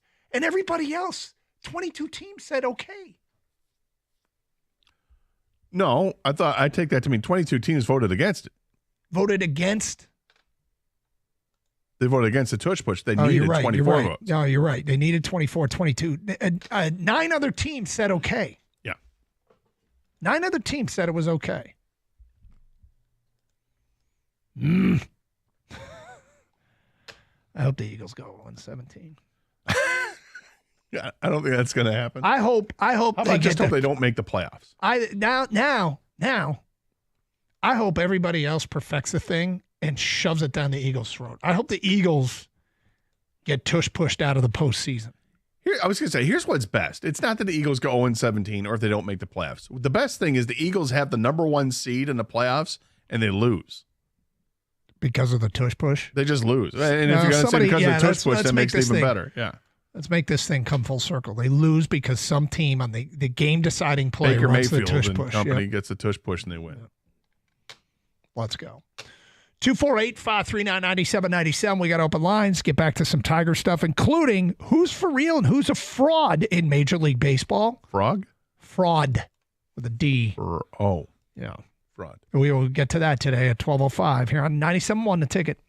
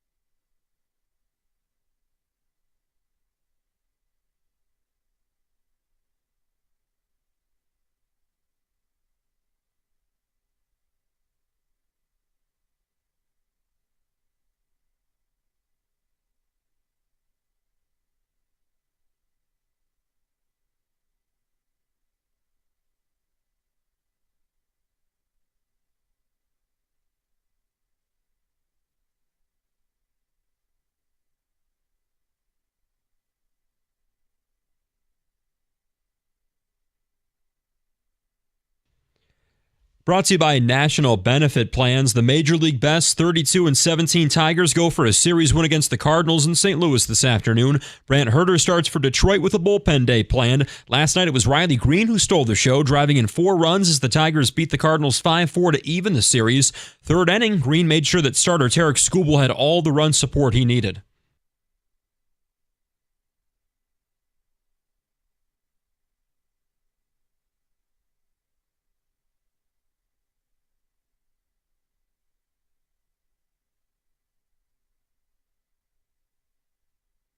Green also had an RBI double, solo home run for Kerry Carpenter. Skubal, pretty good, 5 2/3, 3 earned runs, 8 strikeouts. That first pitch in the rubber match, 1:15 at Busch Stadium this afternoon. Hear the pregame here on 97.1 at 12:50. The Lions have withdrawn their proposal to change the NFL's playoff format. That proposal would have seeded all 7 NFC and AFC playoff teams by record, stripping automatic home games for division champions. Also voted on the tush push not going anywhere. The Lions, one of the teams voting in favor of the tush push.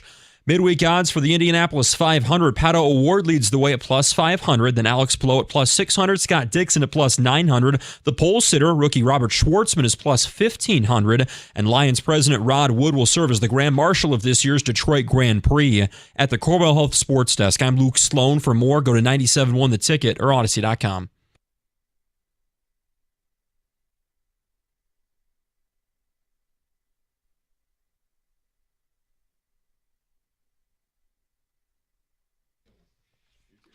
I'm disappointed. Disappointed that the Lions weren't against the tush push. Can't believe it. Stupid play. Stupid team. A lot of people be brought up again in a couple of years. Can they keep bringing it up? Might be brought up next year. By Green Bay, or does somebody else have to bring it up? I don't know. All right, we brought up the passing of George Wendt, who played Norm on Cheers. Cheers, a classic TV sitcom, and look, it, not a lot of people saw it, but it was the catchphrase of Cheers was where everybody knows your name, and we're wondering, do you have a Cheers in your life, or ever have a Cheers in your life? Adam in Royal Oak writes in, there's a bar in Clawson called The Hideout, where the same 5 group of people sit in the same seats every weekday at happy hour. Haven't been there in a long time. Stephen Wesleyan says, my Cheers is Sandy's on the Beach in Redford. Been going there for 40 years. Jeff in Pontiac, I love the Lodge. I still go there all the time. Do you have a place? Not really. I think at one point you could have said Fraser's Pub in Ann Arbor, where I was, I didn't even go like 5 nights a week, but I went a lot. What do we got here? Marshall and Taylor, Lake Point Yacht Club. My dad took me there when I was 12 for a burger and some bikini-clad ladies. LOL. Best day ever. 30 years later, I still stop by. Chuck in Trenton. My Cheers bar is Oak Cafe in Wyandotte. I've been going there since I turned 21 in 1992. Place hasn't changed at all. They have a great craft beer selection. Owner Mike is a great guy. My buddies that moved away make sure we go for a Cajun burger whenever they are in town. Cajun burger. Yep. Spicy. I would imagine. Sounds like it. Cajun spices. Oh, Right? yeah. Okay. Tigers. Nice win last night. Really nice win last night. That one showed some grit, right? I mean, that's an example, a tangible example of grit. When you're up 4-0 with Skubal on the hill, it's lights out. Thanks for coming. We're going to win this game. And they got the Skubal. His pitch count got rung up. Rose up a little bit, and he didn't make it out of the 6th inning. Here comes the bullpen, and they're not as sharp as they can be. And Cardinals come back from a 4-0 deficit. They chip away, and they actually tie the game. Tigers bounce back and win it. I think that's a great example of actual grit. Well, this is what this team is, though. They pick each other up. And here's an example. The top 4 in the lineup accounted for all 7 hits and all 5 RBI in the game. The bottom 5 in the lineup went 0 for 18. They did bupkis. But playing defense matters. Running the bases. Well, those guys weren't running the bases. But so it's not always the same cast of characters that are getting it done.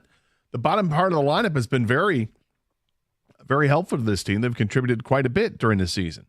Not so much last night, but last night they were able to get by because Riley Green was like a one-man show. So ESPN put together something about teams that have kind of surprised a little bit. Who is a legit playoff contender and who's a fraud? The 5 teams they discuss: St. Louis, Cleveland, San Francisco, Oakland, and Detroit. Work our way through them. St. Louis, I mean, they say real or not real. We're going to use the term fraud. Okay. St. Louis, according to the story by Dave Schoenfeld of ESPN, fraud. Cleveland, fraud. Cleveland is, they've just gotten very fortunate with a game on the line, they've gotten a hit, right? Jose Ramirez has done remarkable in those situations. Otherwise, this is why you would say fraud, because the run differential is bad, and they shouldn't be winning the games they're winning. Well, they write of Cleveland, based upon underlying statistics, the Guardians would expect it to be 19-27. They're minus 20 in the run differential. Minus 20. Most of their clutch performances have come on the pitching side, where they are allowed 4.39 runs per game against an expected total of 4.8 runs per game. Who do we got next here? The Giants, for real. 29-20 on the year, plus 46 run differential. Yep. Not Oakland, Sacramento, the A's, whatever you want to call them, fraud. And the Tigers, go ahead. I was going to say, I think it was Jason Benetti said on the broadcast the other night that he heard that I think Mike Krukow is the former pitcher, Major League pitcher, is the announcer for the Athletics. Yep. Either for the Athletics or for one of the teams that was playing the Athletics. And they said he started calling them, because they play the games in Sacramento, called them Okramento. I like term. it. Yeah. Better than Sackland.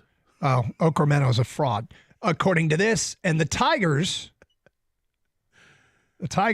are considered for real. So, again, we love getting independent voices, national voices. Last week we had Jim Bowden of The Athletic, old school, long-time former GM, now in the media. He said the Tigers are for real. You had this sabermetrics kid, analytics guy from CBS, say all the analytics numbers suggest that they're for real. Now this, suggesting they're for real. Yeah, I mean, it's just reassuring to get outside voices. Sure. And 15 games above 500 at this point, 32 wins. 32 wins is the most in Major League Baseball. The run differential is plus 81, which is now third in baseball behind the Yankees and the other team from Chicago. So they're doing all the things you need to see them do, and they're still winning games. Now, 6-4 in the last 10 games, but I'll take a 60% winning percentage. That means you're a playoff team. They are overall at a 65% clip. We'll see if they can win the series tonight or to this afternoon against St. Louis. That'd be great. And before they meet up with 4 games against the Guardians starting tomorrow. Let's get back to your open line calls, 248-539-9797. Jared in Columbus, you're on 97.1 The Ticket. Hello, Jared. Good afternoon, gentlemen. What's up? Yeah, I was calling on the tush push. I was a football coach, and I used to run an unbalanced offensive line. If you got something that works, it's up to the defense to stop it. I mean, you get a tricky player. What are you going to say, that Williams all of a sudden can't run deep routes? No. It's not about the effectiveness. Let me ask you this, Jared. With your unbalanced line, were you just running it behind linemen, or were you having your running backs and others pushing the running back, the ball carrier, through the line? Well, in high school, they don't allow pushing. There you go. School. Yeah, it's not about the plays. Hold on, it's not about the plays' effectiveness that bothers us. It's boring. Well, and it's a rugby play.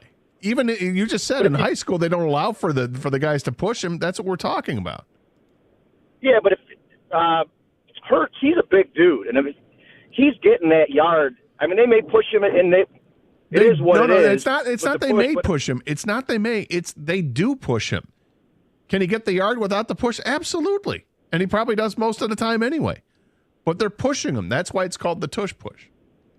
And right, but if it's legal, okay, then let Jared, it roll. Jared, figure out a way to stop it. It's not about the play's effectiveness that bothers us. I don't think either of us have mentioned that.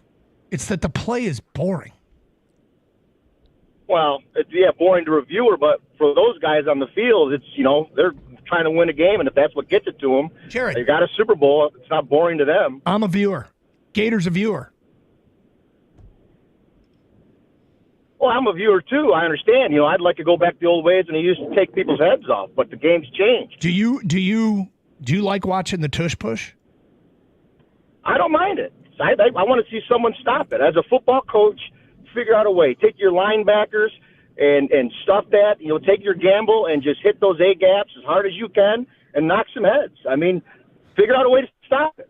Yeah, I mean, even if it's figured out how to stop, it's still boring to me. Not unusual. It's banned in high school. You can't do that in high school. You can't push guys. No, and look, I mean, I don't know that Jared is understanding our complaint. It has nothing to do with the effectiveness. It has everything to do with the aesthetic value, the sheer entertainment. You couldn't do this for a long time. The play wasn't run. The game was fine. They came along and started doing this, and they do it a lot. And it's like, all right. Well, here's what I don't like about it. Okay, I'll speak for myself. When you get to a goal line situation, which is where you see this, or a short yardage situation, and let's say it's a quarterback sneak. Quarterback tries to shoot one of those gaps and get through and advance the ball, and he doesn't, and it's stopped. The both lines come to play, and he's not going anywhere.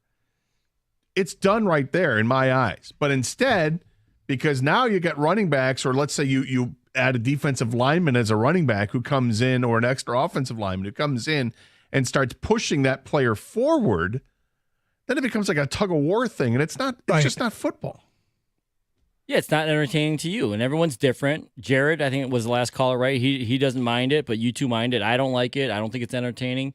I want to bring up something that... Well, that's 3 out of 4, so it should be banned. No, it shouldn't be, because according to the NFL, this part doesn't make sense to me. The majority of the league does not want this play, but it still exists. I don't get it. That's the vote.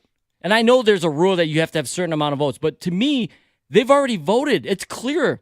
The majority of the league doesn't want this play. Well, that's why I was saying the 75%. They need the 75% vote to get this out. I know, but I say over 50 is should be the rule. It should be over 50. He does bring up a point. We just kind of accepted you need 75% of people. If more than half the owners don't want it, why do we have it? Yes. Super majority or whatever. It's like an arbitrary percentage. Why isn't it 80 or 60%? Well, it's like with our government, you need to have a 2/3 vote in the Senate, right? It's not majority. It's a majority in the House, but then you get to the Senate, and it's a higher standard. Yeah, I understand this happens I just say for football, for NFL purposes. It is interesting that they've allowed for a 2/3. You need a 3/4. 3/4 seems like a lot. Yeah, sure does. But if they're going to change the game, I can understand the logic behind making it that stringent. And yet, I don't like this. I don't like that the Lions voted to keep it. I think it's interesting. Some of the other teams now that have been reported that voted for it as well. The Jets voted to keep it. That's Aaron Glenn. John Harbaugh and the Ravens voted to keep it. I wonder if that's. I mean, here's the question: because some of those teams want to use it, or what? Did the coaches tell the owners what they want to vote? Because it wasn't the coaches that voted, but were they just following their coaches' orders? I would imagine so, right? I think so, but. But by the way, Lions fans that do like this rule and want to keep it, you play the Eagles this year. We'll see what happens, how you're rooting when the tush push is applied and you can't stop it. Is that a fofo you're doing? I'm just saying the Lions play the Eagles this year, and you most likely will see the tush push successfully ran on you. If it's 4th and short, you're going to see it. Hell, 3rd and short, we might see it. It is Carson Anderson here on 97.1 The Ticket. Hey, is your garage door making some weird noises, or is it just moving really slowly? Well, if you need some repairs, call the right people to come out and fix it.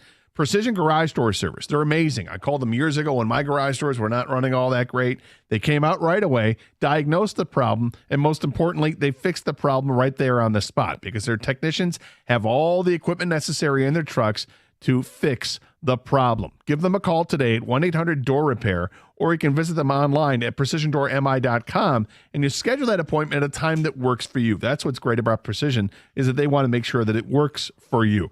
All their calls are answered 24/7 by a live person. They're available weekends at no extra charge. Give them a call today, 1-800-DOOR-REPAIR, or again, schedule that appointment at precisiondoormi.com.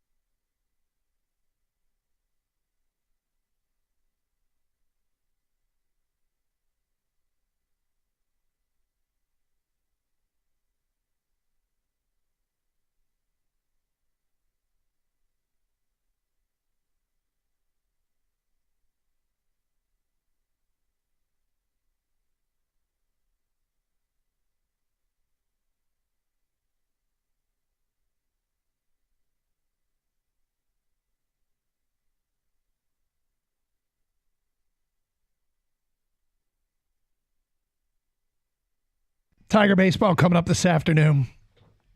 248-539-9797. Let's get back to your open line calls. We go to Dean. You're on 97.1. Hello, Dean. How's it going, gentlemen? We're okay. Good. And believe it or not, I'm a football official. I've been doing it for about 200 years. Yes, and not push or pull a runner is called aiding the runner. I despise the tush push. It's like the shift in baseball. I despise that also. You think about it. You could put David Montgomery at the quarterback position, put a couple hogs behind him, and do that play every play down the field, control the clock. Boring. Do not like the tush push. Yeah, I mean, that's the thing that it comes down to. To me, it is boring. And, it's legal. Don't get me wrong. In the NFL, it's clearly legal, and they've allowed for it for years, and they're going to continue to allow for it as the owners voted to leave it in the game. Well, 10 of the owners, enough to keep it part of the game. But yeah, I think it's boring. It looks like a rugby play. There's just so many changes in the game of football for the safety of the players. The game has changed drastically over the years. I don't even know what to say anymore. Just a fan out there officiating my games and having a good time at it. What level did you say? Did you say you officiate at the high school level, or do you do higher than that? Yeah, at the high school level. I've been doing it for 28 years. Okay. I love the game. I get paid to go out there and exercise, work with the same guys every Friday, enjoy the game. Sweet. Cool. Well, we appreciate what you do. I know you guys take a ton of abuse, and you have no idea. I have an idea. I go to a lot of high school games, and I have an idea. So thank you for what you do. I appreciate it, guys. You guys have a great day. All right, thank you. Thank you for what you do. Thankless job to officiate high school sports. It really is. It really is. Let me ask you, is it worse what you see in high school than what you see in travel? Or is travel worse? No, it's about the same. Just awful either way? Well, I mean, each sport is different, but hockey's the worst. Again, if you think about, they're not perfect. They're like, I've told this story a million times, but it was just such a good comeback. And I was a young kid, and I'm bitching at a ref. I'm playing C-League Sunday afternoon rec basketball, okay? And I'm bitching at a ref. And he turns to me and gives me the greatest line that completely changed the way I think about it. He says, "Hey, look, man, you're not going to the NBA, and neither am I." Translation, we both pretty much suck at what we're trying to do. Let's get through this. I'm not going to see everything. Yeah. And I'm like, yeah, and I appreciate you guys. You're trying to do your best. And unless it's a rules misinterpretation, like you called somebody out on a foul ball, strike three, unless somebody hit one foul and they called him out, strike three. That's a rule. But if you call a strike three on a pitch that's below the knee, and I'm like, oh, hey, it really didn't look like a strike. I mean, I don't try not to give officials a hard time unless they mess up a rule, but we also have a rule on our team that I tell the parents, if you have a problem with the officials, please go stand by the foul pole. I'll see you down there. I'll laugh. We'll know that's your protest, but they're hard to get there. We've had games where we only have one ump because we couldn't find a second one. Why can't you find them? Because it's just not worth it anymore because of the abuse they take. Yeah, tons of abuse. And some people are crazy. Let's go to James here next on 97.1 The Ticket. Hi, James.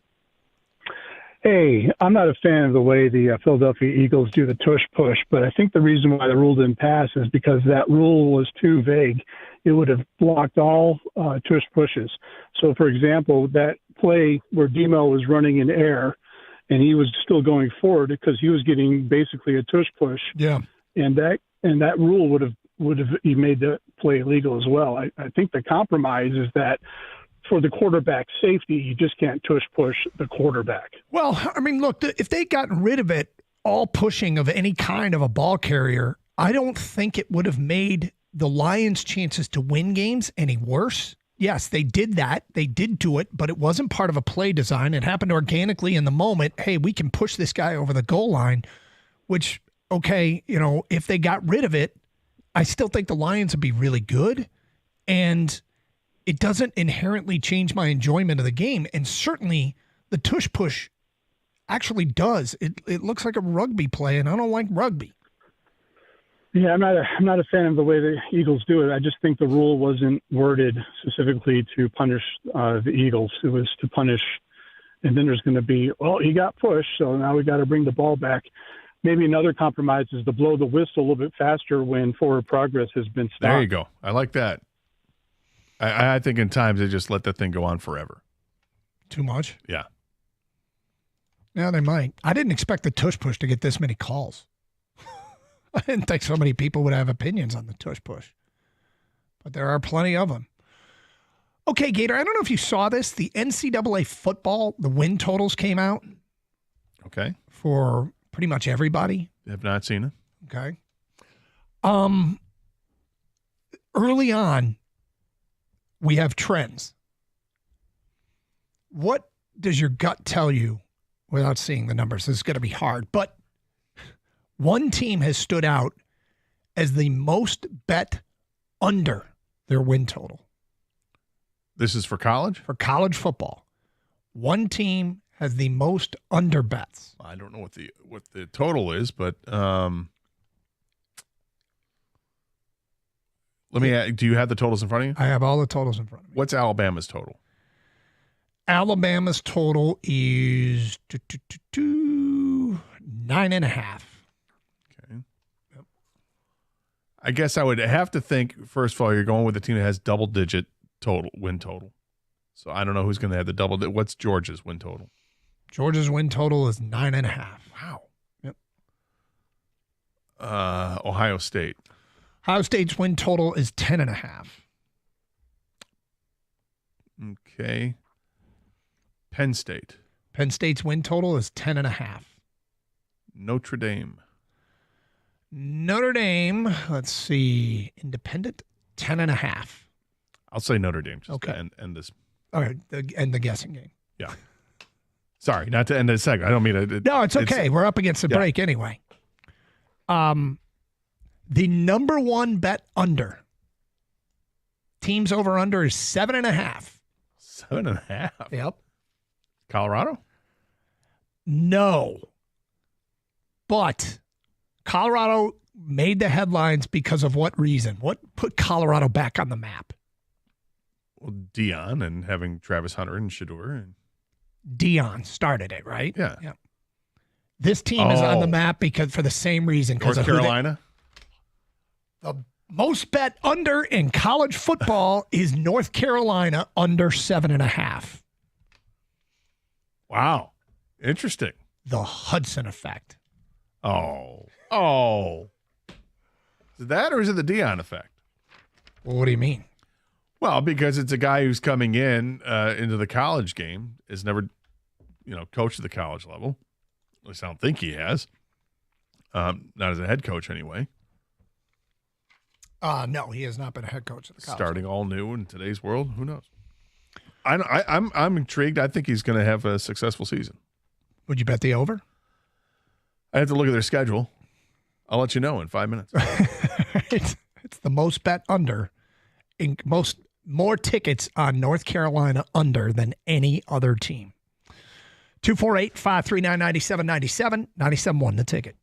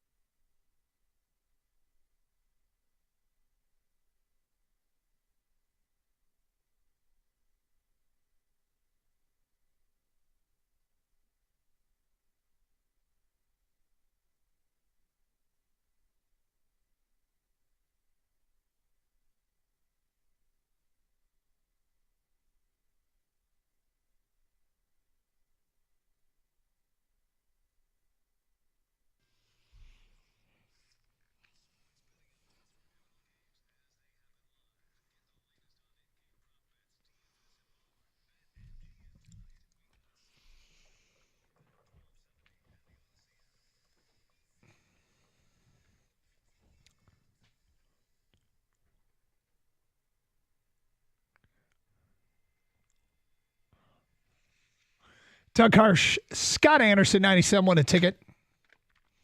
Mentioned the trend in the early betting on college football win totals.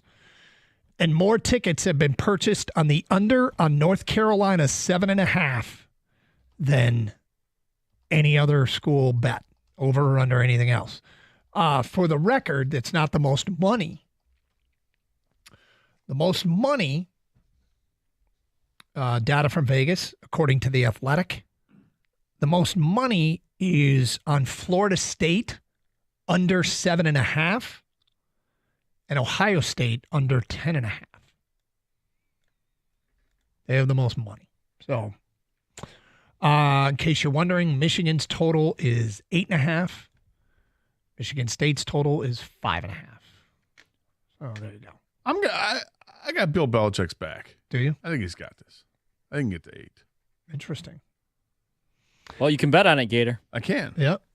I probably won't, but if I had Whoa, to. come If I had You know, to. he doesn't. We talked about it yesterday. He doesn't like betting season totals. Takes too long. Yeah, Takes a whole season. I want the instant gratification.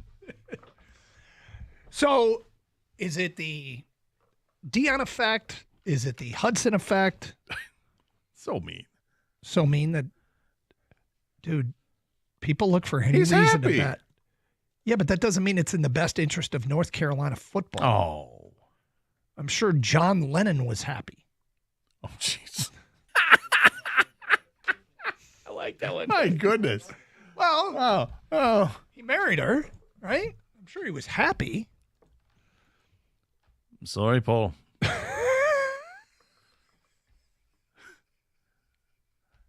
Gonna leave the band. I think, Gator, you're talking with your heart right now. You really don't want it to affect him, man. But you got to look at He's a cyborg. He's Bill Belichick. Yeah, well, Cyborg's been He can infiltrated. I gotta tell you, compartmentalize better than anybody else. I think there's been some wiring that is. Yes, right? I think he's been rewired. Don't you say that. I think Bill Belichick can go, we've got 48 minutes to have some fun, and then I got to get back to work. 48. Clock starting. Might be less. I think there's been some. You are some pretty hot, so. Data reprogramming with the cyborg, and I'm not sure that football's his top priority anymore, which is fine. He's the T2. He's fine. Is that Terminator reference? Yeah. All right. All right. Woo. So anyway, Belichick, his team, the under. People are hammering the under on 7.5. Any other numbers you want to know, by the way? Eastern, Western, and Central? No, don't care. Since you asked, not for those. Western's a 5.5, Central's a 5.5, and Eastern's a 4.5. Oh, look at that. And Akron's a 4.5. What has happened to Akron? I don't know. I'd hammer the over on Western and Central. I have no idea. Who is do you know Michigan State's non-conference opponents? Off the top of my head, I do not, but Okay. I can find that out rather quickly. So Michigan's got New Mexico. Their total's 3.5. They got Oklahoma. Their total is 6.5. And what's the third game?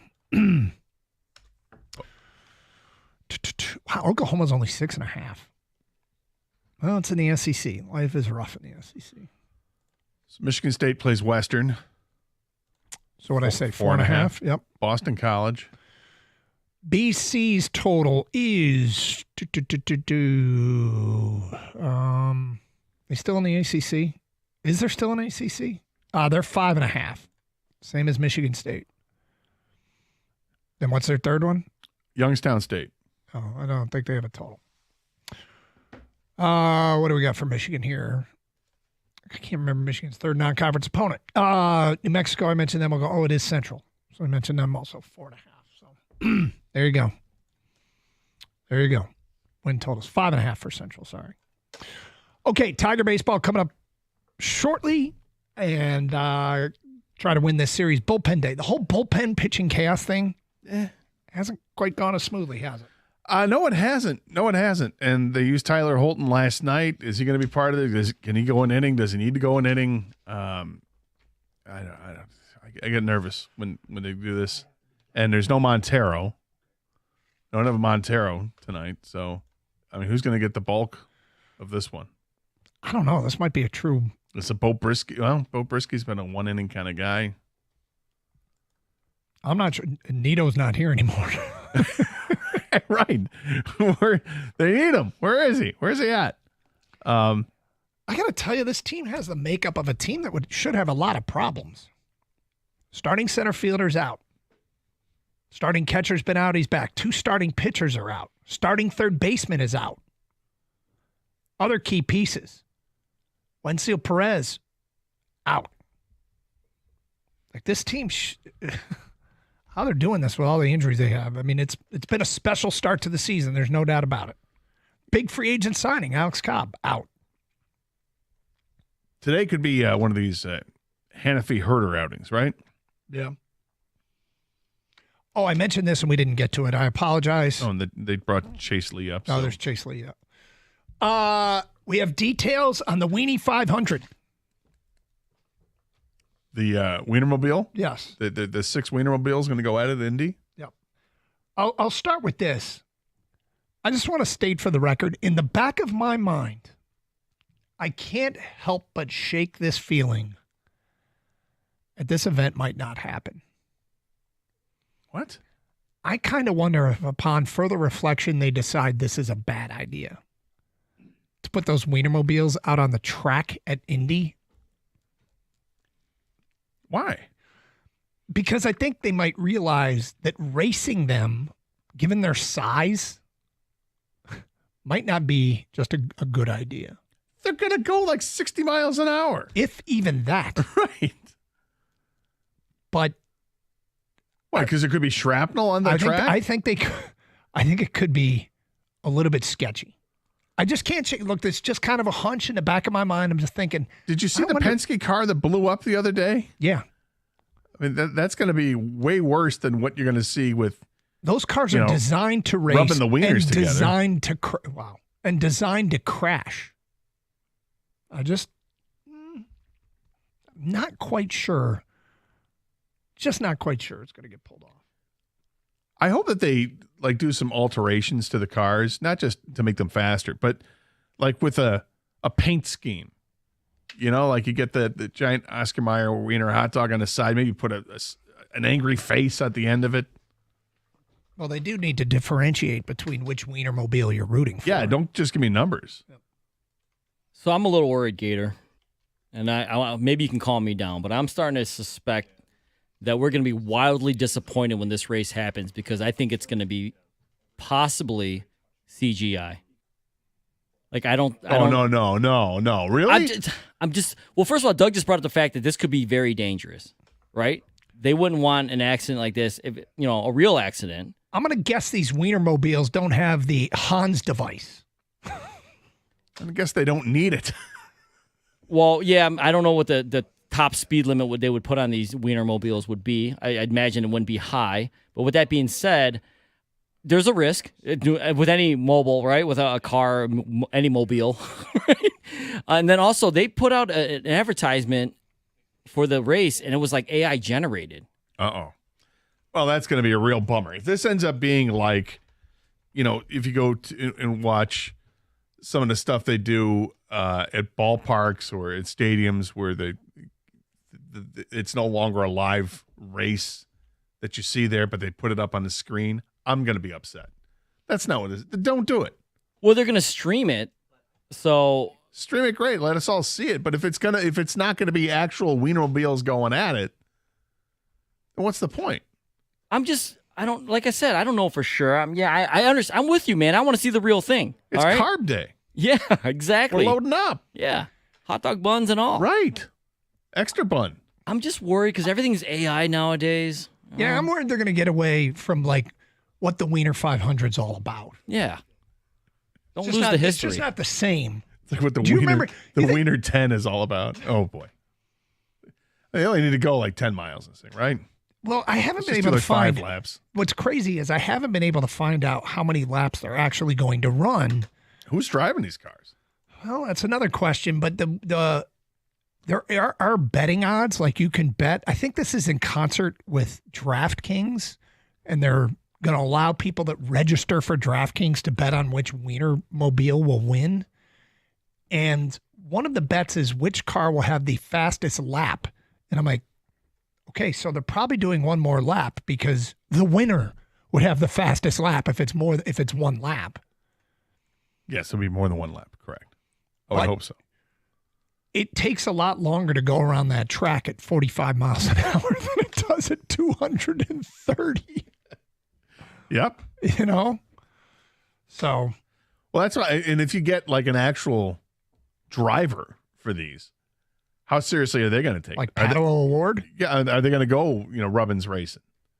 I mean, you don't really do Rubbins racing with the Indy not cars. Not much with open wheel. But these are clearly not Indy cars. These are not the open wheel cars. These are Wienermobiles. Well, I'm going to guess these cars are less equipped to rub than even an Indy car. I mean, I'm expecting this to kind of be like a little bit of a demolition derby. Well, that's where I'm getting into is I'm going to guess that the Wienermobile in general doesn't have a roll cage.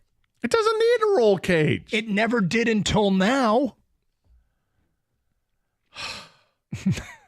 It's like cars going down the street. What, do I need to clip into an extra, 2 different kinds of harnesses and wear the full-on helmet because I'm on a racetrack? These cars aren't going to go that fast. People can get killed at accidents at 45, 50 miles an hour. Yeah, I'm well aware of this when there's like a ton of traffic. There are 6 Wienermobiles out there. I don't think it takes a ton of track. I think it takes a dead-on collision with the wall.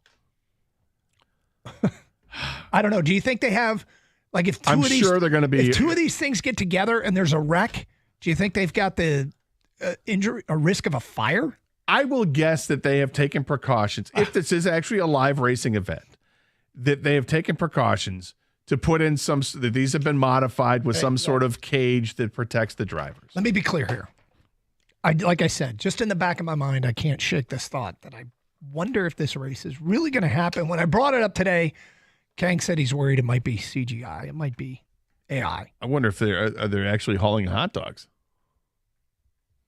You can bet on this. You can get instant gratification, Gator, on what condiment will be poured on the winner. They will be painted differently.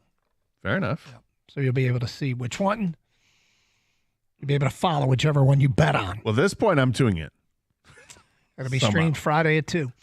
All right, Tiger baseball coming up next. Tigers try and close out this series with the St. Louis Cardinals. A bullpen day for the Tigers, and then a huge 4-game set coming up with Cleveland. Stay safe, everyone, and treat each other with respect. You know what nobody says? That the car buying experience